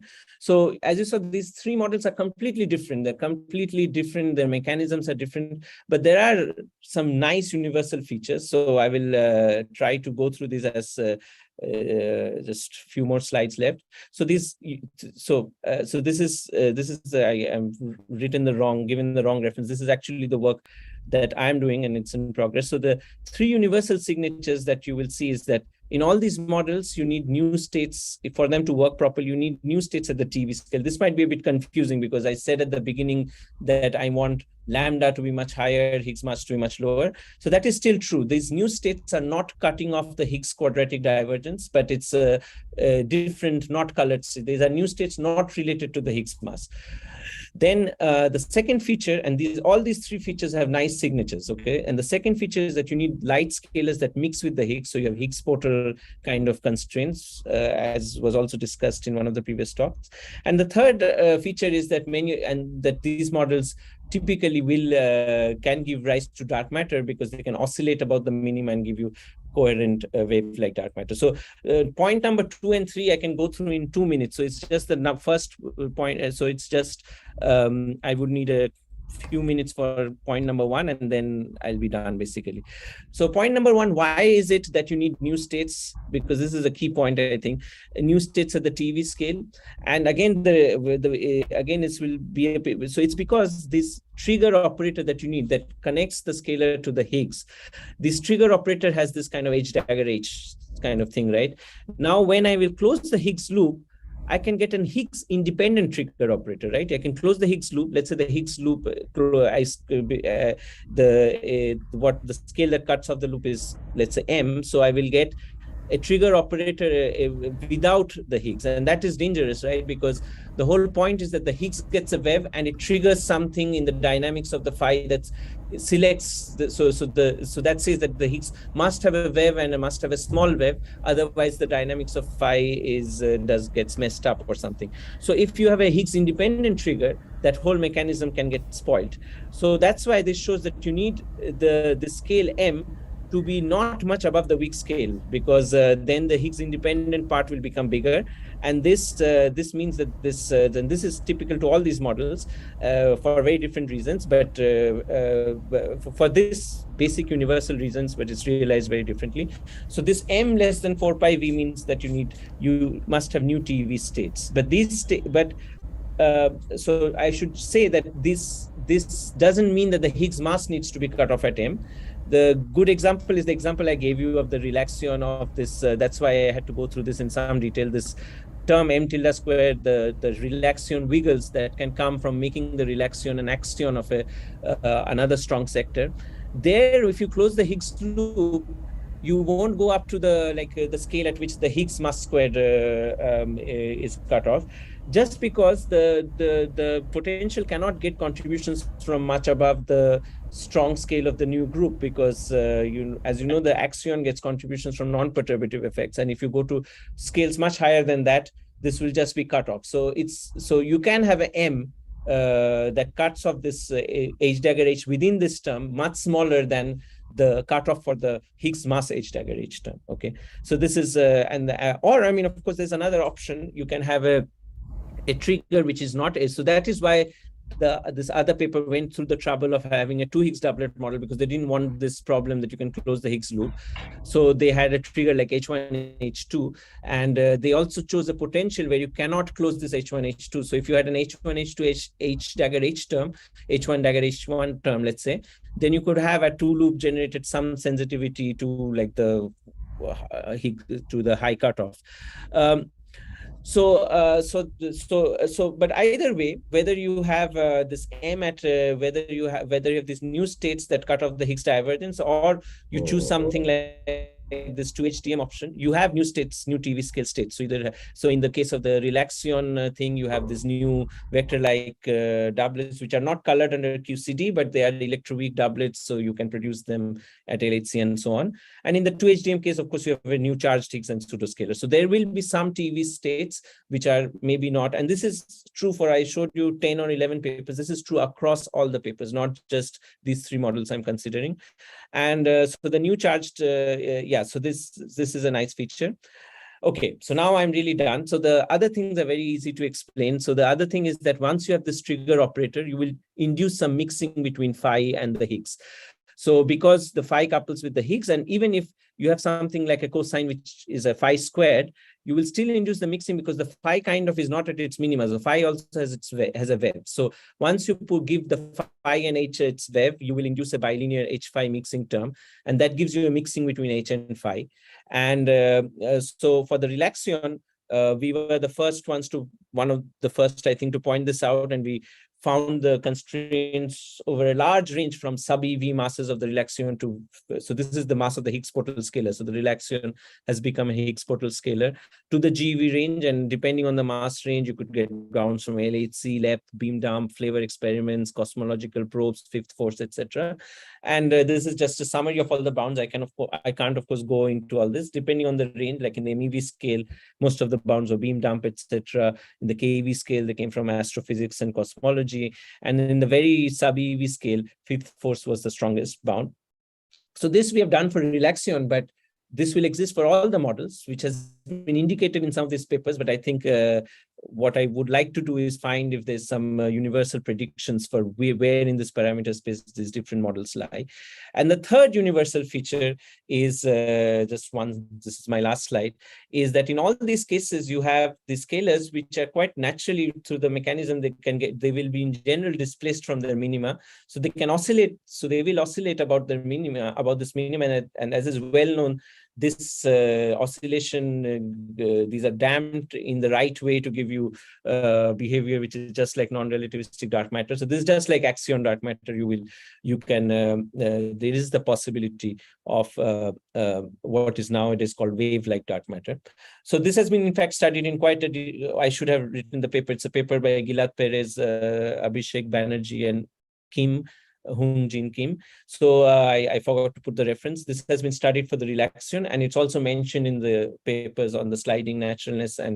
But again, I think there is some kind of universal aspects to be uncovered here, maybe like whether it's the same mass range and so on. So it's, I think, very intriguing that all these different models, which are very different, although their basic principle may be similar, that they give this kind of universal signatures. And the 3 universal signatures I've talked about are TV scale states, which are not related to the Higgs H dagger to the cutoff for the Higgs mass. So that cutoff can be much higher. And then all these scalars, the new scalars introduced always have a mixing with the Higgs in all the models I have seen at least. And then because they can oscillate about the minima, they can give you some kind of coherent dark matter. Okay, so that's it. Thank you.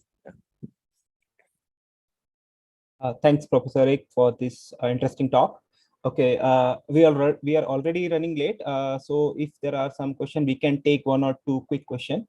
So please raise your hand. Okay, I can see Suvadeep. Suvadeep raised his hand. Suvadeep, please unmute and ask.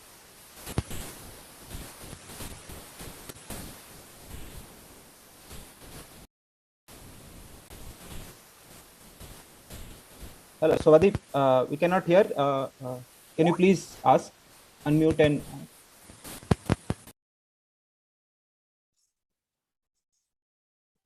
okay. Okay, he has written in the chat box, so I'll read for you the Yeah, I question. can see in the chat. Yeah. Yeah. Okay. You can see then. You can just answer, please. Okay, let me just try to, because just 1 second, let me read it. Thank you. Okay, so yeah, so you have asked, is that how exactly are they getting cancelled? So maybe let me give you in the example for the Relaxion. So they are not getting cancelled actually. Just 1 second.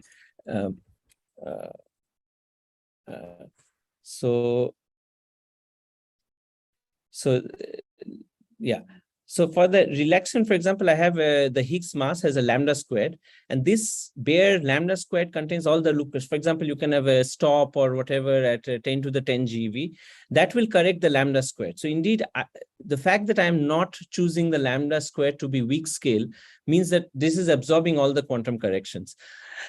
What is happening is that I have two terms, which, because here, if I didn't have time to describe in detail, but the phi gets a field value of order lambda by G. So both these terms are of order lambda squared. And what is happening is that these terms are canceling each other, but through some dynamical mechanism. But indeed, the loop corrections due to new heavy states are not being cancelled by anything. That's why they are all going to this lambda, because this lambda squared can be much, can be a very large scale. This is for the Relaxion, but in the other cases, where you have this kind of actual physical landscape of possibilities, there again, it's not cancelling.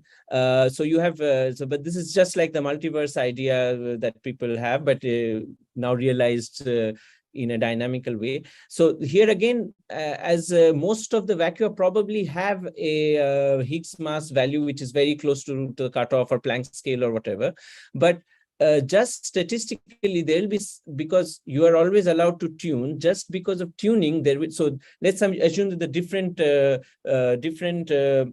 parts of this multiverse or different parts of this universe has different values for the parameters. In some, because if you have hundreds of these, just, or millions, or I don't know how many you need, just accidentally you will have a light Higgs mass. That is this is literally tuning. So because it's tuning for in a very small region, you will have light Higgs mass. But then there's a mechanism to choose this small region as our region. That is what is happening. So indeed, there is in that sense, it's there is no cancellation of the Okay, I think we can thank the speaker now and move on to the next talk. Okay, so okay, thanks again for this wonderful thank talk. you very much. I'll stop sharing. Yeah, sure. So the next talk will be given by Professor Srirup Rai Chaudhary from TFR.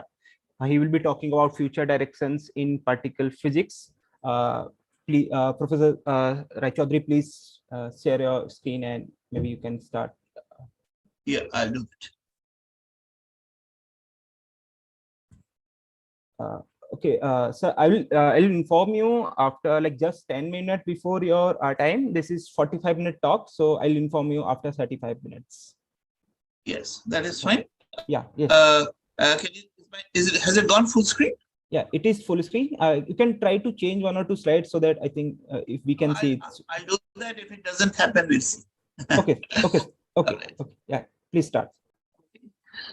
So thank you, and I'd like to thank the organizers, Anand, Sudhir, Biplav, and Ranjan, for inviting me to give this talk. And I will be talking, or at least try to talk about, future directions in particle physics. Now, of course, this is, I should be honest, at the beginning and say that this is something about which I don't know anything. I know quite as much as this gentleman you see, and I don't even have a parrot to pick out the right choices for me. So what I will do instead, I will just read to you from all my little booklets and ask you to take the job of choosing.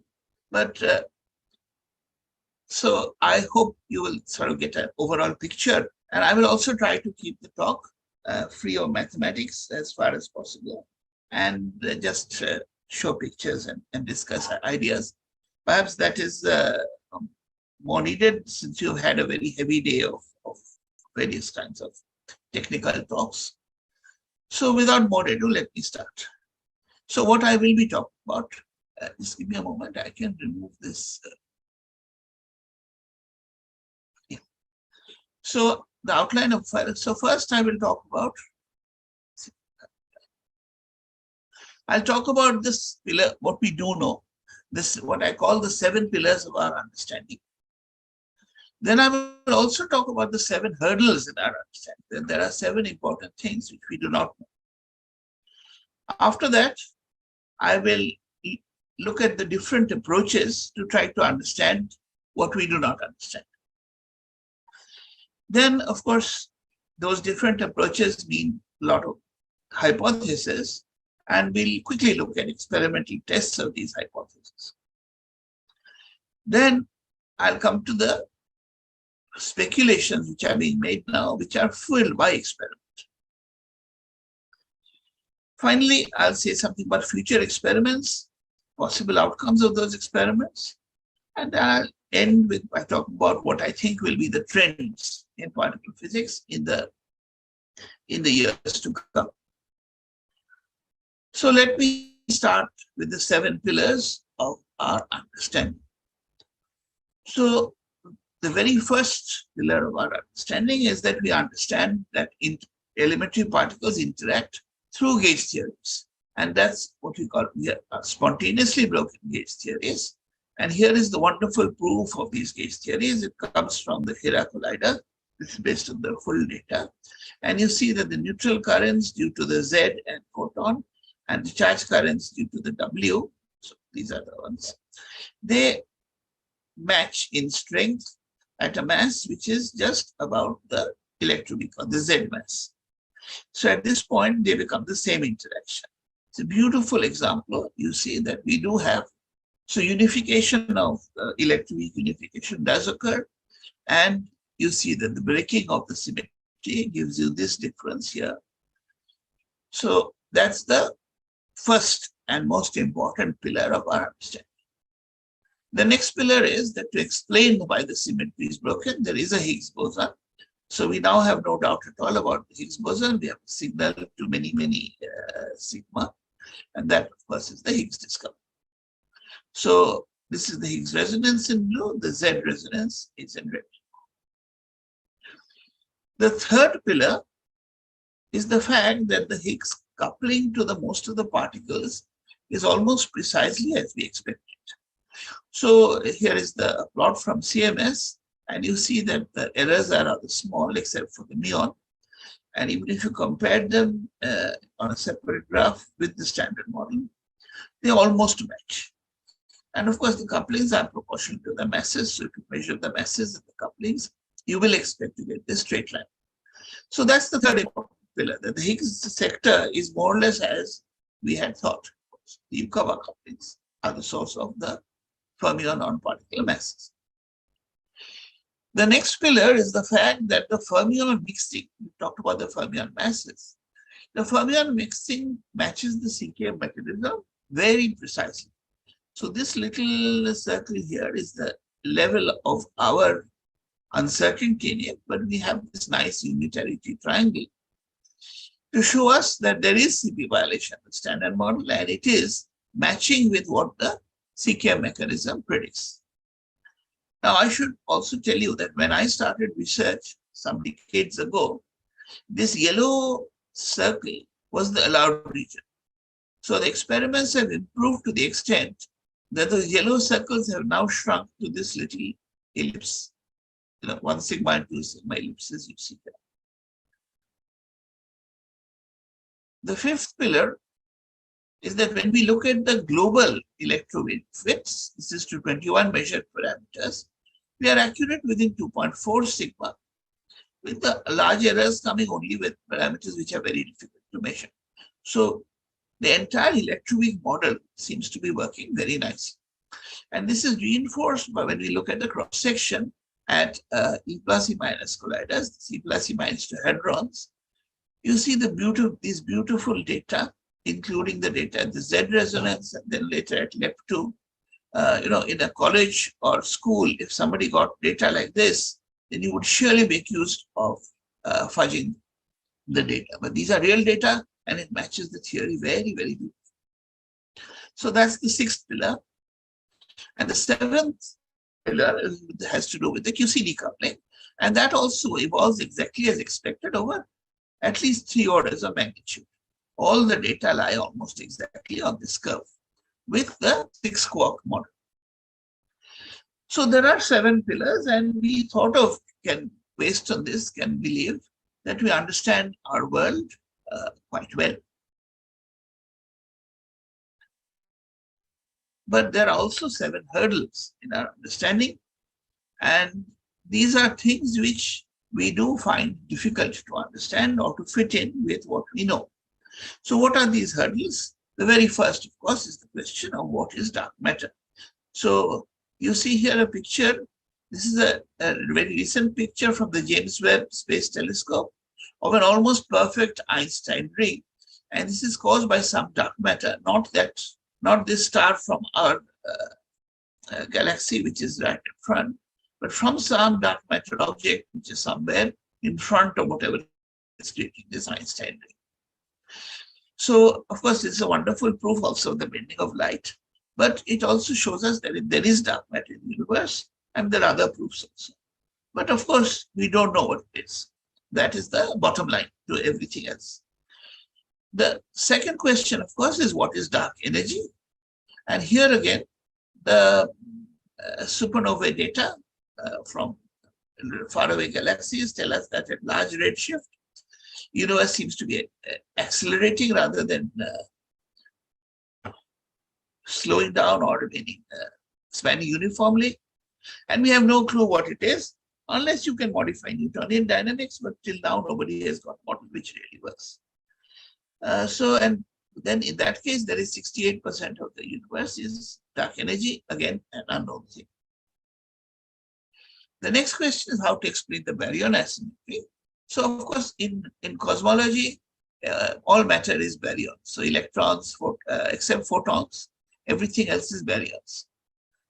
So if you look at the asymmetry between electron and positron, neutrino and antineutrino, protons, neutrons, and calculate that number, difference between the particles and antiparticles, then you get a number which is called the baryon asymmetry. And the number to compare it with is the photon number, because these will grow and decay similarly with time and with the expansion of the universe. So what we find is that the standard model predicts a baryon photon ratio of 10 to the minus 18, and what is observed is 10 minus 10. So there is a discrepancy of so many orders of magnitude. Now, we also know the 3 Sakharov conditions. To get such a baryon asymmetry, and I'll come back to this again, we will need baryon number violation in the early universe. We'll need CP violation. We will also require a non-equilibrium state, a situation at one stage. But what is important is that the CP violation in the standard model is what gives us this 10 to the minus 10. So it's vastly too small to explain the baryon asymmetry. As a result, we need some other source of CP violation. So though we have CP violation in the standard model, terrestrial experiments fit it perfectly, but on the cosmic scale, we just don't have enough CP violation. The next is a whole bunch of questions associated with the neutrinos. First of all, the question is, why are the neutrino masses so low compared to these are the masses on a log scale? So it's many, many orders of magnitude. Why are the neutrino masses so low? And even if they are solo, how are they arranged? Because we know the two differences, but we don't know the difference, which one is which. Then there are other questions. Is the neutrino mass of Dirac or Majorana in nature? Do we have a norm? This is the question I already asked. Is there a right-handed neutrino? If so, a right-hand neutrino is a gauge singlet. So then how is it created from the radiation? When radiation and matter separated, how was this created? Then there is the PMNS matrix, which is the mixing of neutrinos. Does it have a phase? If so, how can we measure it? And 4 questions, are there more neutrinos? In particular, is there a fourth sterile neutrino? So there are associated questions, but on the whole, this is another area, gray area for us. All right. So the discrepancy in neutrino masses I should have shown you earlier is also a very, very big number. Then we come to the strong CP problem. So what is that? A little detail here. The SU3 symmetry allows us to have a term like theta GG tilde, and which is of this form, where this is the field strength tensor of the gluons, and its contribution to the electric dipole moment of the neutron will be simply by dimensional argument. So this is these are field strength tensors, so dimension 2 each. So theta is dimensionless. So the electric dipole moment, if it's due to theta, will have theta in it. It will have the electric charge, of course, and 1 by the only scale here, neutrino mass, the neutron mass. So that is 10 to the minus 14 e centimeters times theta. I forgot to write the theta. And the contribution to this, of course, will have to be, so there is something not showing here.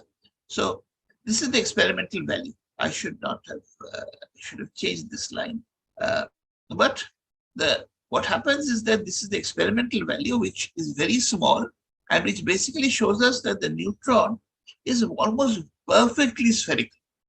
There is very little deviation from sphericity, even though it has some detailed structure inside. As a result, there is a discrepancy once again of this very large number. Then I move on to the 6th problem, which is the question of whether the electroweak vacuum is stable or not, or is it metastable. So you heard a lot about this in the last talk, but let me just describe the basic idea here. That we know the potential, standard model potential. Now we know both mu and lambda because of the measurement of the Higgs mass. However, if we look at the evolution of lambda, we see that at higher scales, it goes down, and at one point it hits 0. The problem is that, remember that this is the mu squared term, and it goes up because of lambda. The weaker this term goes, the deeper the potential goes. So the lower lambda becomes, the deeper and deeper the potential goes, and when lambda reaches 0, the potential simply goes to minus infinity, which of course I cannot show you in the graph. So the vacuum would destabilize, and that would be horrible, because in that case, all particles would go down to minus infinity and emitting an infinite amount of energy. And that would, of course, depend, of course, it may not go to infinite energy, but it will certainly emit a lot of energy if there is another point, another minimum somewhere. And what we see here are only false vacua. But the data show us that we are on the cusp between stability and metastability. So metastability is dangerous. Stability, of course, would be fine. This is what we had always thought the vacuum. So, first of all, if the vacuum destabilizes somewhere in the universe, that will immediately go up in energy because of the emission of all of these things. The result, the neighborhood will get heated up, and that will again lead to the energy going up and further spread of this of the vacuum destabilizing. And eventually the entire universe could be engulfed in a huge explosion of energy coming from simply this effect. And that is being called the fiery death of the universe. Now, of course, this has not happened as the universe cooled from the Big Bang. Because at the Big Bang, it was certainly above these energies. But when it cooled, had this effect been true, then it could, this thing would always have been true. The vacuum would never have been stable, and the cooling would not have occurred. So we are now in a sort of puzzling situation. And I will come back to this. But you see here, I'll quote from Einstein. Einstein had said that the Lord is subtle, but he is not malicious. But I will contend that the Lord is just a little bit malicious because he has left us on the cusp of absolute stability and metastability, and we don't know what will really happen to our future. Now, let me go to the seventh and last problem, that is the hierarchy problem. And what does that say? That if there is a heavy scalar in the theory somewhere, it could be some other particle also, then of course you will get the standard thing. I'm looking at dimensional regularization.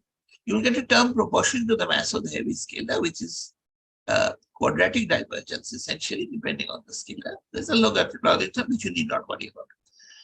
But if there is physics at some scale like this, then what will happen is that this is the change in the Higgs mass, so it will get driven up to this ms square. So then Higgs will get driven up at one loop to ms. And so if ms, for example, is 10 to the 12 GeV, when the vacuum destabilizes, then you have to have new physics in order to destabilize it. In that case, the Higgs mass should be, but instead it's 125 GeV. So your voice Yes. is breaking. I don't know what to do about that. Okay, now it's fine. Okay, I think it's the connection. Okay, let's just go ahead then. If it recurs, then tell me. So the mass of the Higgs is only about 10 to the 2 GeV. So again, there is a discrepancy of a huge number here. So not only do we have problems in the thing, but we have these huge numbers to explain. Moreover, there's a matter of details there. So in the standard model, these are not quite discrepancies in understanding, but again, there are certainly things which we would like to understand better.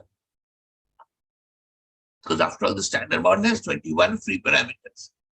They're the gauge and Higgs couplings, fermion masses, 4 quark mixings, 2 QCD parameters, and 1 gauge fixed mixing parameter, which you need to do any calculation. So of course, so many parameters and their structure, because they do have a structure. For example, the CK matrix has this particular hierarchical structure, large along the diagonals, smaller when you go one step off the diagonal, and much smaller when you go 2 steps away from the diagonal. So there is a structure. Now that means that there must be a structure. These masses also have some structure. They become heavier as you go towards the third generation. Now, if you include neutrinos, then you have more problems because you again have a much greater range in these masses. You have another 7 parameters if there is a PMLS matrix with a phase. This is not understood.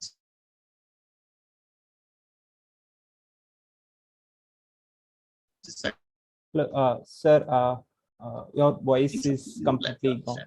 I wouldn't call it a hurdle. Okay, I'll do something. I'll try to shift to my mobile hotspot. So give me a moment.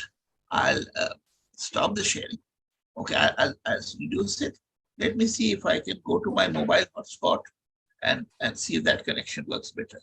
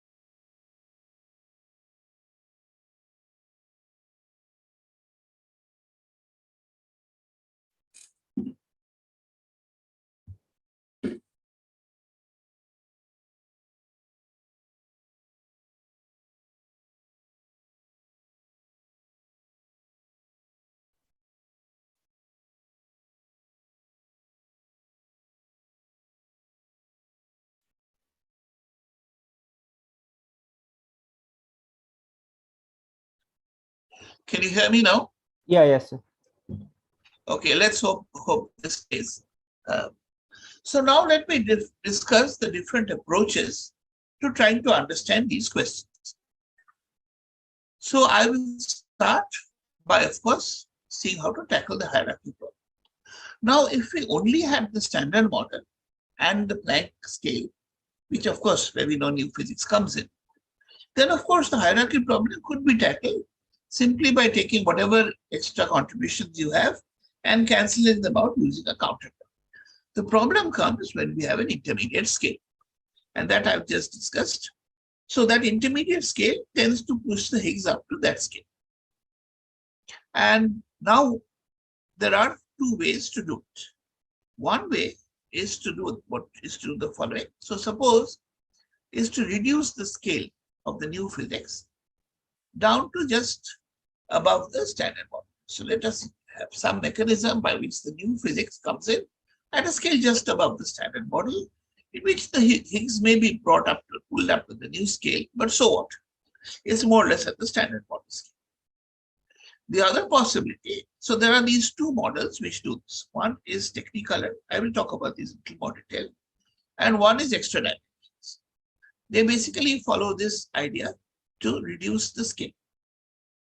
Then the other possibility is that, okay, keep a high scale, but for whatever effect tends to pull up the contribution, you have another one which tends to pull it down. So there is a cancellation of these quadratic divergences. And the two models, popular models which do that, one of course is supersymmetry, as everyone knows, the other is the little Higgs models. So let's just quickly look at this. So in the Technicolor, of course, is perhaps the most natural way to go beyond the standard model. It's if the Higgs is a composite object just like the pion, then its binding energy will act as a natural cutoff for the standard model, just as the nuclear mass acts as a natural cutoff for the pion nuclear model. So the mapping you do is just like the pion, you have the Higgs. You replace the quarks by technifermion, which are new kind of fermion which will be sitting inside.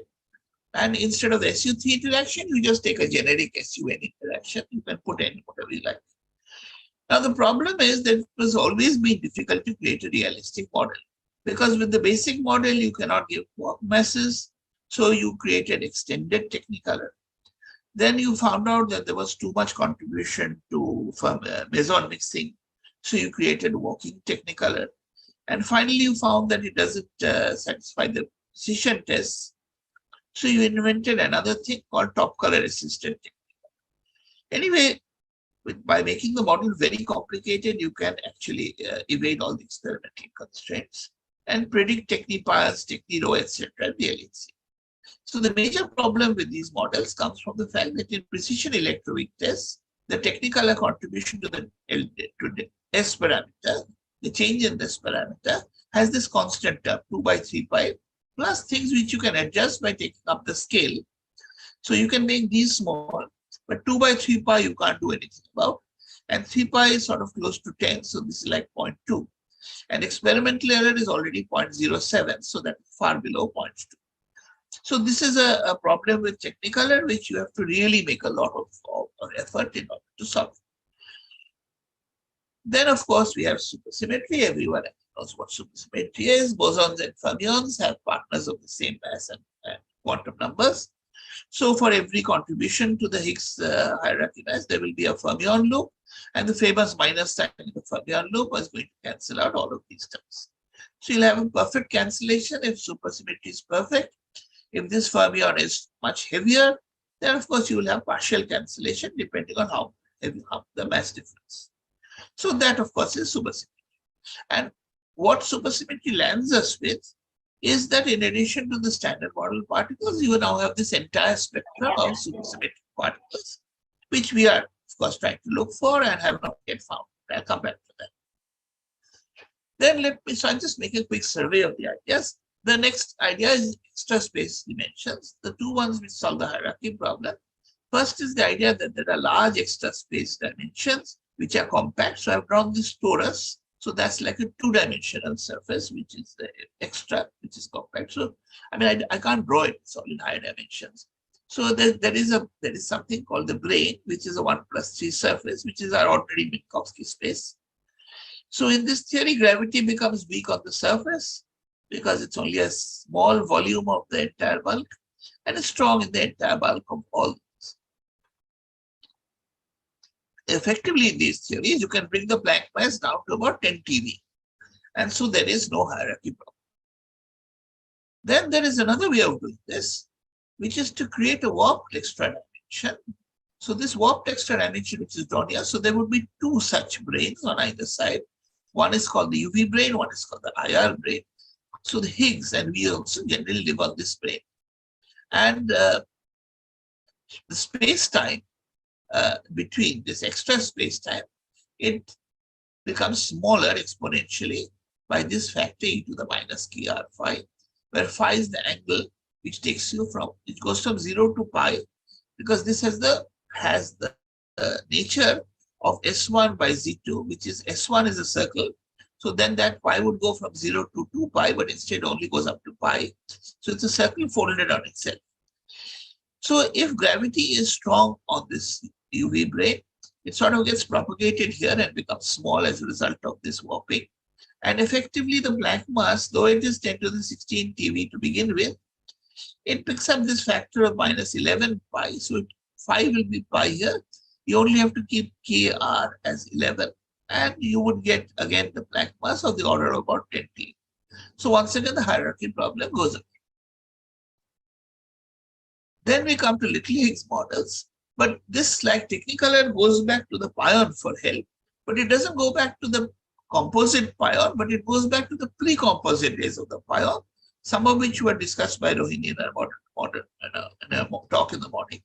So in the sigma model, the pions are pseudo-Goldstone bosons. They're essentially Goldstone bosons, and there is a little bit of a symmetry breaking term which gives them a little mass. But which comes from essentially from the fermion masses. So we assume a new symmetry which is based on X2 cross U1 to the end. So it's a big, large group. And that happens here. But this one breaks down to your normal standard model.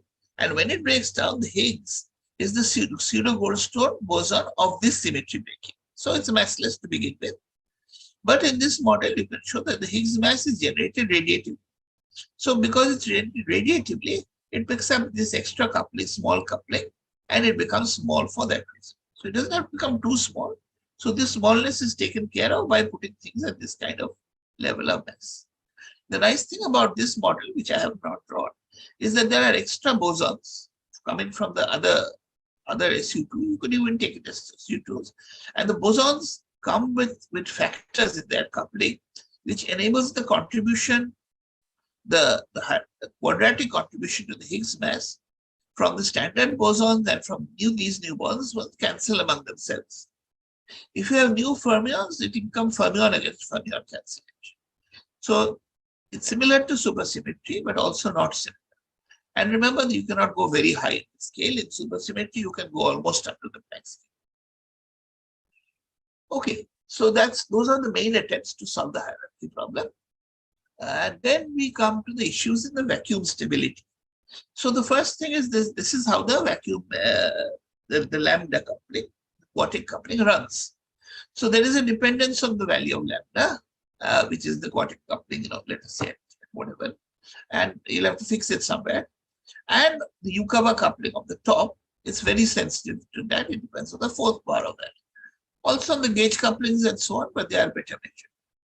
But as of now, you see, there are these two parameters, the lambda and the h star. The measurements come from, look at the mass and the mass of the, sorry, this should be empty, and the mass of the top. They come from the mass measurements. And sorry, HT measurement comes mass.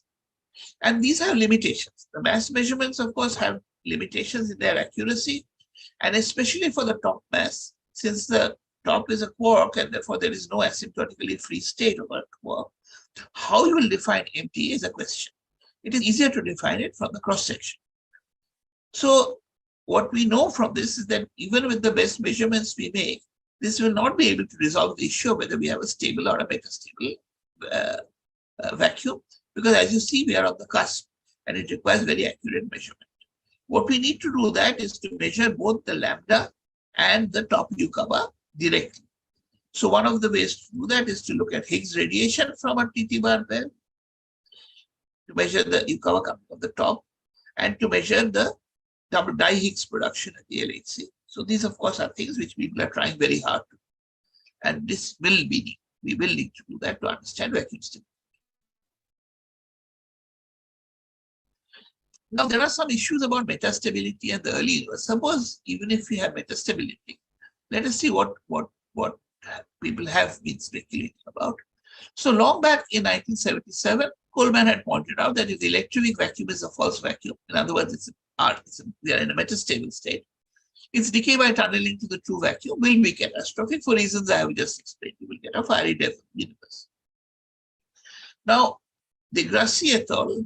In 2013, with the given parameters, they calculated that even if that happens, the decay time will be of the order of 10 to the 10 years. So that is roughly the age of the universe as it is. So any process which will happen will at least happen at the speed with the lifetime of the universe, and therefore that is certainly more than our lifetime. So we don't have to worry about it at the moment. Then a paper came shortly after, which pointed out that this is only true now. But during the inflation period, the tunneling things were much closer. The tunneling times were much smaller. So this would have occurred unless the Higgs vacuum is a true vacuum. And for it to be a true vacuum, we need new physics. Okay, so since it did not occur, there must be new physics. But again, contradiction came from Espinosa et al., saying that this is true only if you do this in flat space. But if there is a mixing between the curvature and an inflaton field, and the curvature parameter is xi, you can tune xi to keep the vacuum stable throughout inflation. So the vacuum could have been stable all the way, and destabilization is not needed, and therefore new physics is also, you are not sure that it have to come. The last thing in this which I know about is that this group predicted that this calculation ignores the effect of reheating. But reheating will again destabilize the vacuum unless you tune this xi to what is called the conformal point, which is the value of -1.6. So you can have a fine-tuned solution and you could still have a stable universe, but at the cost of that fine-tuning and curvature inflaton mix. So okay, that's not quite new physics, but it's also in some sense these are beyond the minimal lambda CDM. Okay, let's come back to the CP finding a solution for CP. So that was pointed out long ago in the 1970s by Pechey and Quinn. So what was the idea? Introduce a chiral symmetry for the quarks with the parameter eta, and then the change in the action would be proportionally, could show that as the del mu of the chiral current. And the chiral current, of course, you can get related to this object by the chiral anomaly. So your new Lagrangian will be this theta parameter, of course. I assume that that's already there. And then there'll be minus of this term with the chiral anomaly and with the parameter eta in front of it. So if you take theta minus this to be 0, then of course you are planning to cancel out the theta term or rotate it away if you like. However, here, if you do this same thing on the quark fields, then the quark mass term will become a non-trivial space. It won't be invariant, which means that the quarks will have to be massless. Of course, we know they are not massless. So anyway, what was then suggested that you could make the chiral symmetry local. So instead of the eta parameter, you put an axion field and call it an axia. And then, of course, this is a scalar, treated as a scalar. So there's a scalar, and you have this extra term which is coming from this is the Lagrangian. So I write an integral. So there'll be the axion field instead of eta, and this is some parameter just to keep the dimension. And you have a cancellation as before, but it will be for a specific value of the axion field. Now, how do I have to actually fix that? No, that is because this term acts as a potential for the axion. You expand it, it's like a potential for the axion. When you minimize the axion potential, you will get precisely this condition, what we had before. So A by FA, which was eta, is the same eta as you got it. So you fix eta to whatever vacuum expectation you got from here, and that will automatically cancel out the theta term.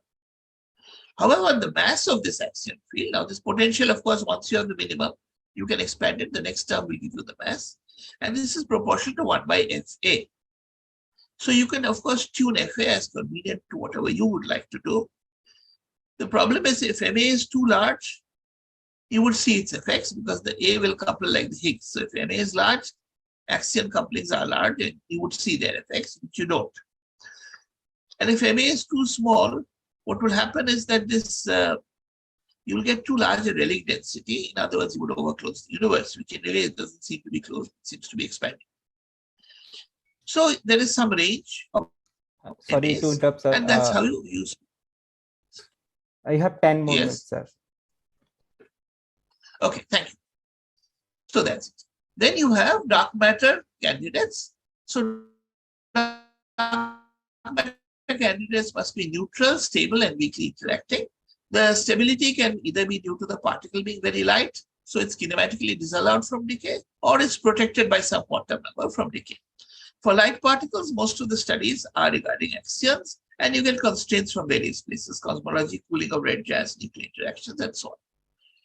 Also, there are the WIMP models with heavy particles. So the most common one is supersymmetry. I think everyone knows how you get R parity, and the lightest supersymmetric particle cannot decay, it will be stable. You can have universal extra dimensions model. I didn't talk about them, but there are models where every standard model particle has KK modes. And there's a KK parity because each of them, which is -1 to the n, which is conserved. So standard models have -1 to the 0, that's 1, and these have 1. So once again, lightest KK particle cannot decay, and it's a stable and it's a dark matter. Then we have the littlest Higgs models, where precision tests will require you to preclude some operators. So you have to introduce a parity called T parity as N2 symmetry.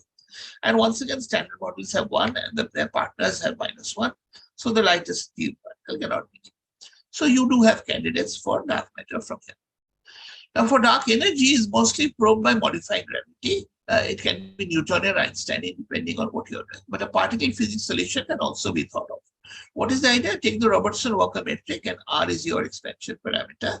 So you have the Friedmann equation which describes this, and you have these three parameters here: the matter density, the pressure, and the cosmological constant, which essentially is the vacuum expectation value.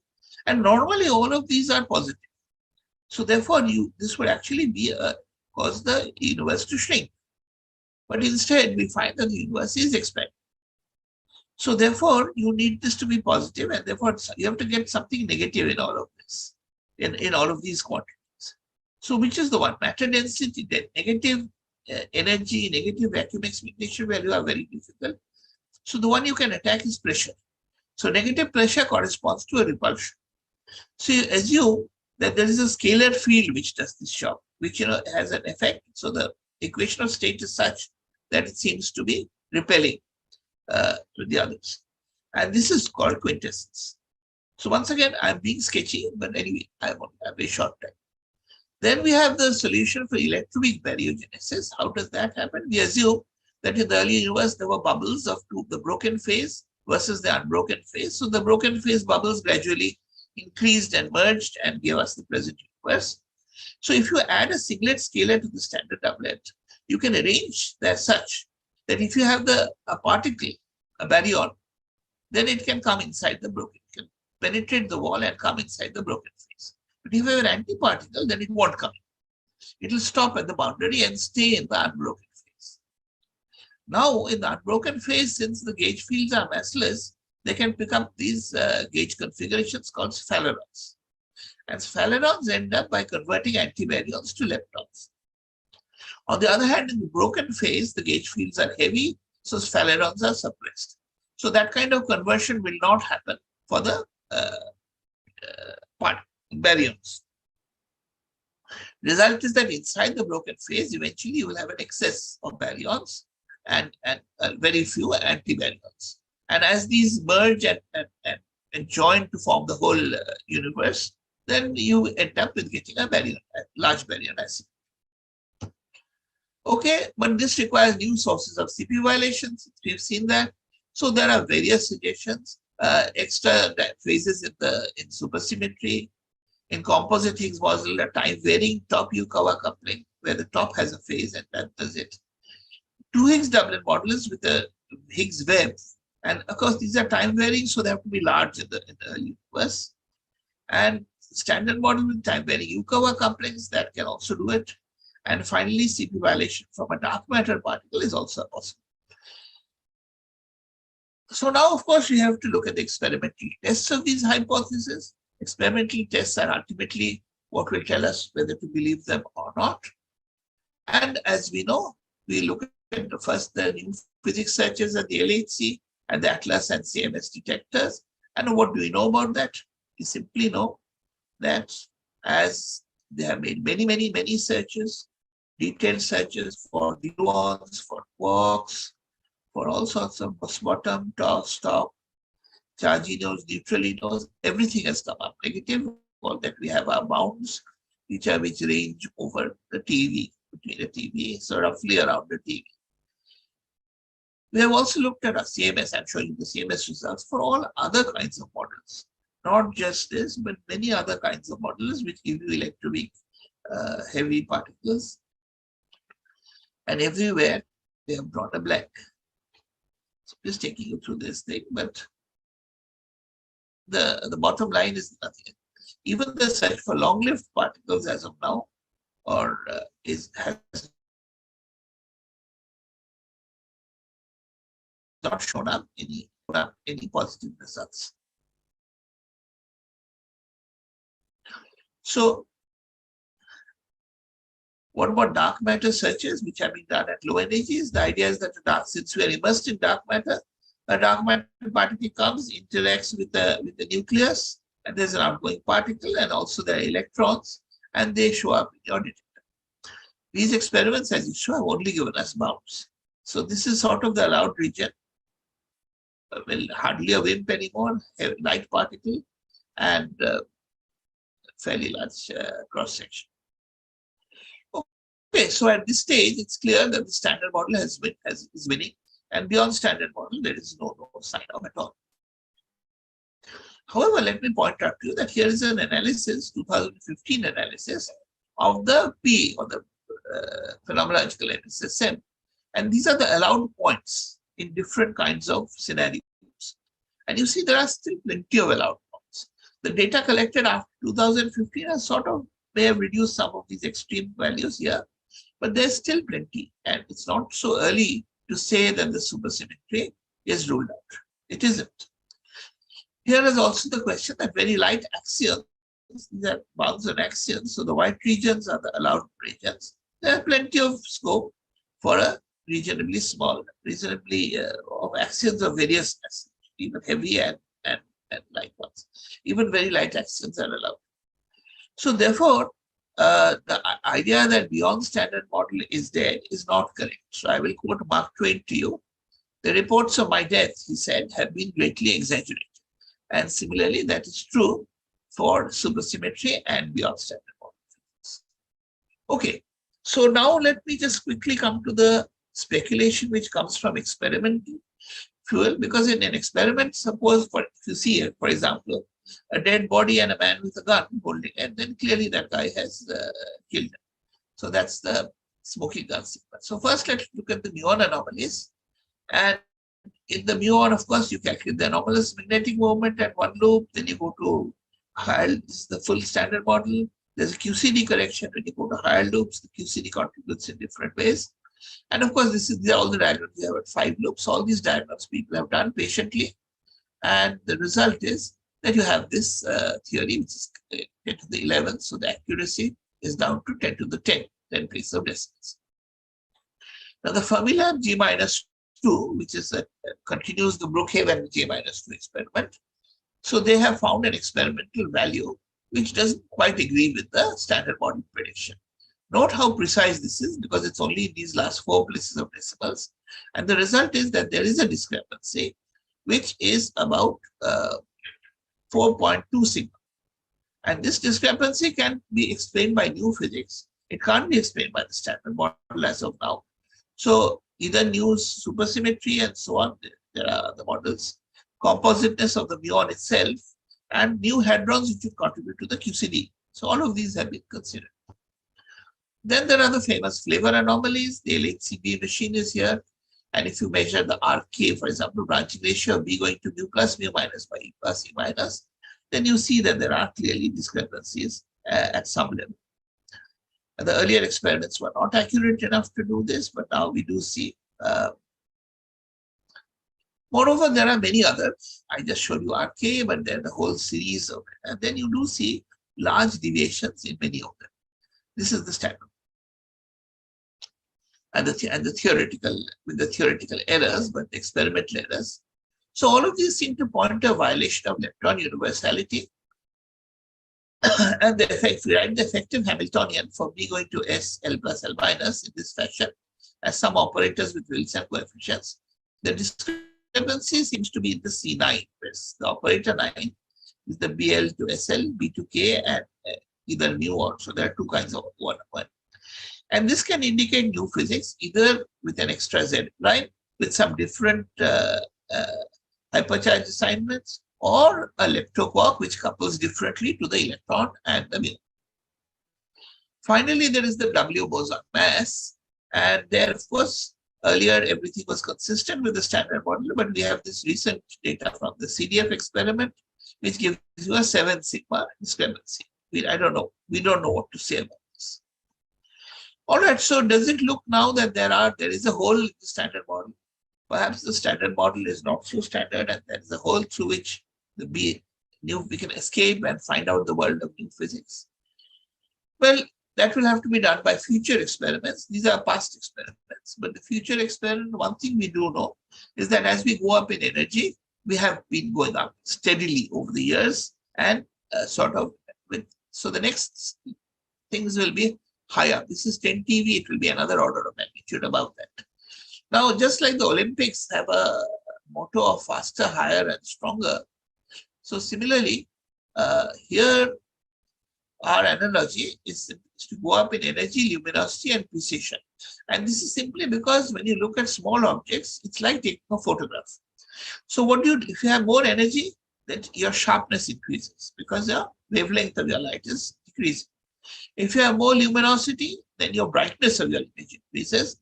And if you have more precision, then your photographic plate is like having more resolution. And of course, to get a good, the more expensive the camera you take, the most expensive one known is about 30 crores rupees today. So the more expensive the machine you make, you will get a better machine. So what are the possibilities? Some of the new colliders which are being thought of are either of the E plus E minus type, or the PP bar type, or the mu minus mu plus. So these are either lepton colliders or hadron colliders. The PP bar or the PP types are the hadron colliders. So what are they? So the high energy LHC, of course, is sure to run. It will happen in about later part of this decade. The Chinese are thinking of building an SPPC. And there's the FCC, which could have different modes, which is being now seriously discussed at CERN. Lepton colliders, E plus E minus, the ILC, well, it has been discussed on and off for many years. We are not sure it's going to happen, perhaps it won't. The Chinese are also thinking of building a similar machine, which would be the Chinese electron positron collider. And then there is CLIC, which is a linear electron positron collider, which may happen at CERN. In addition, there's a large program on muon colliders. Possibly they will have muon colliders. This is their logo. There's been a lot of talk of gamma-gamma colliders. I'm not sure that's going to happen. And finally, the technology of the future, which may actually give you desktop accelerators in the future, are the laser wave field accelerators.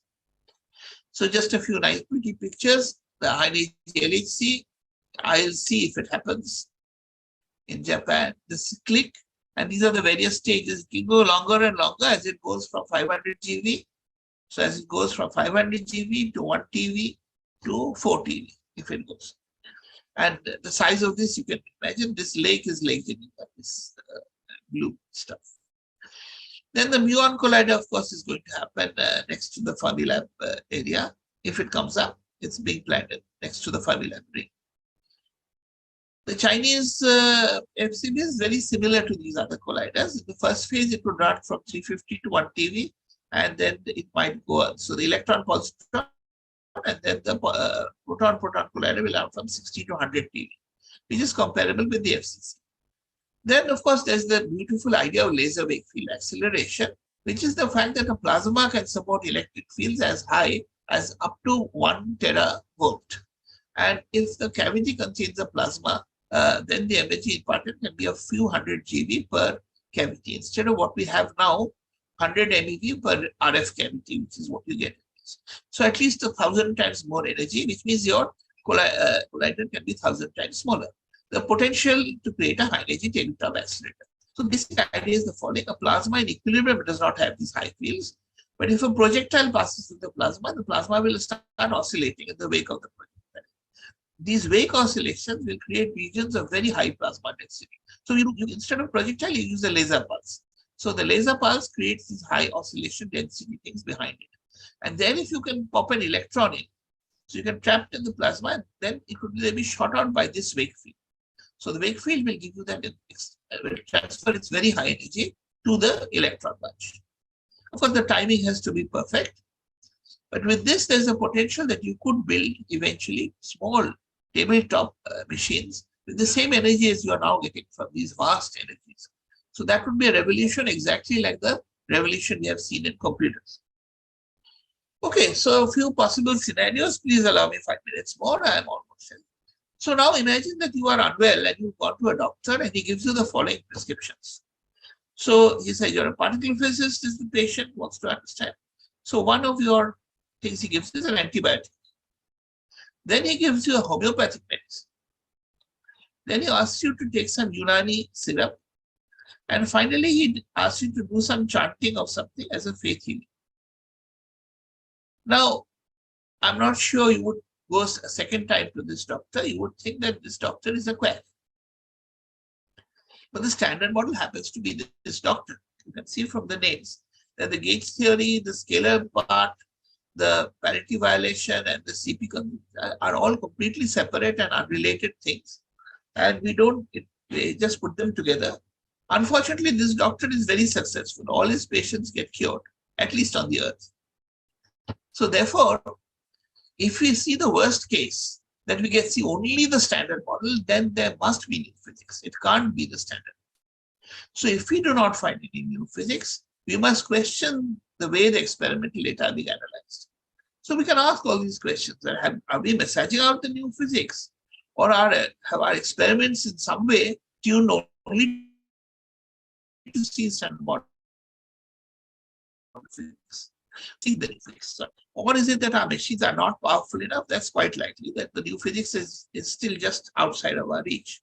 Or is it that our analysis methods are not enough? We'll have to ask these questions. Or I don't know, perhaps there may be some basic principle which we have failed to grasp, which has happened in the past for scientists.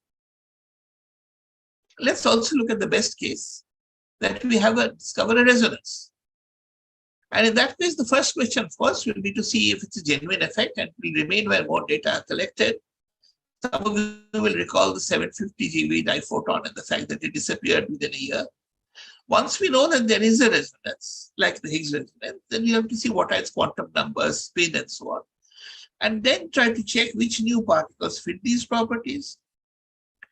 Then, if there is a new particle and a new theory, we'll have to check, is the underlying new physics theory compatible with other data, or is something else ruling it out? And if all of this happens, then we will ask, does this discovery solve any of the standard puzzles which I mentioned before? And if not, then where did this come from? So we'll repeat Ravi's question as who ordered it. And of course, then we will also try to devise complementary experiments to check that this particle exists in other things and whether the theory, if that predicts other particles, whether those other particles exist. There's an intermediate case when we just get a discrepancy. We don't have a resonance, but we have a discrepancy from the standard model. So the first question to ask will be, is it a genuine effect, same as before, and will it remain? You recall the CDF anomaly, which disappeared when more data was collected. Then we would first ask whether this is due to misinterpretation of the standard model prediction. For example, are the PDFs wrong? Or if we take something like the muon G-2, is the QCD part properly calculated? Once, if that we are assured that it's really a new effect, then we ask the same question: for which new particles fit these products, properties? Is this compatible with other data? Does it solve any of the standard models? If not, where did it come from? And can we devise complementary verification experiments? So I come to the end of my talk. I'll just discuss what are the possible trends I foresee in the future.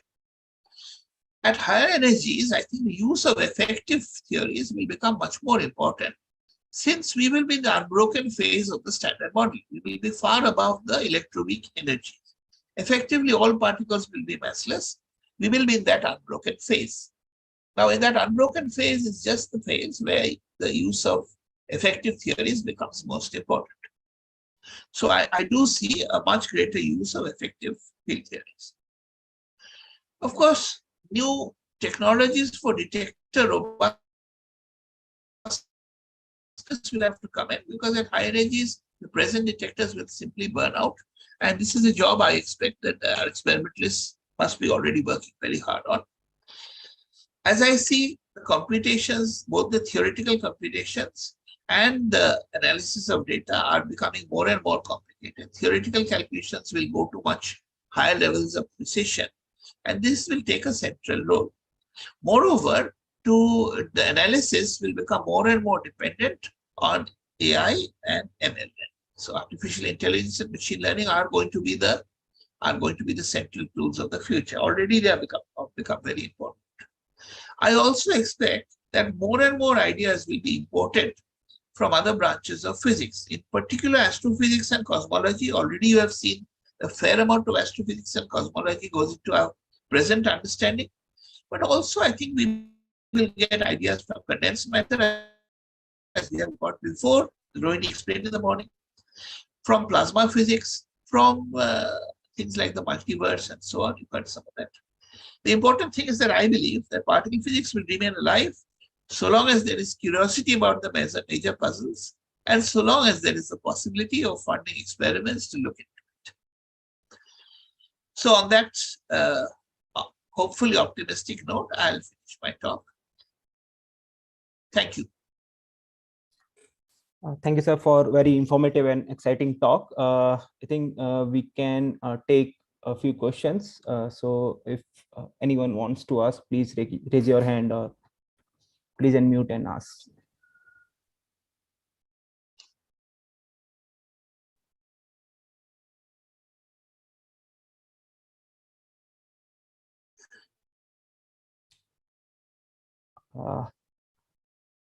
Okay.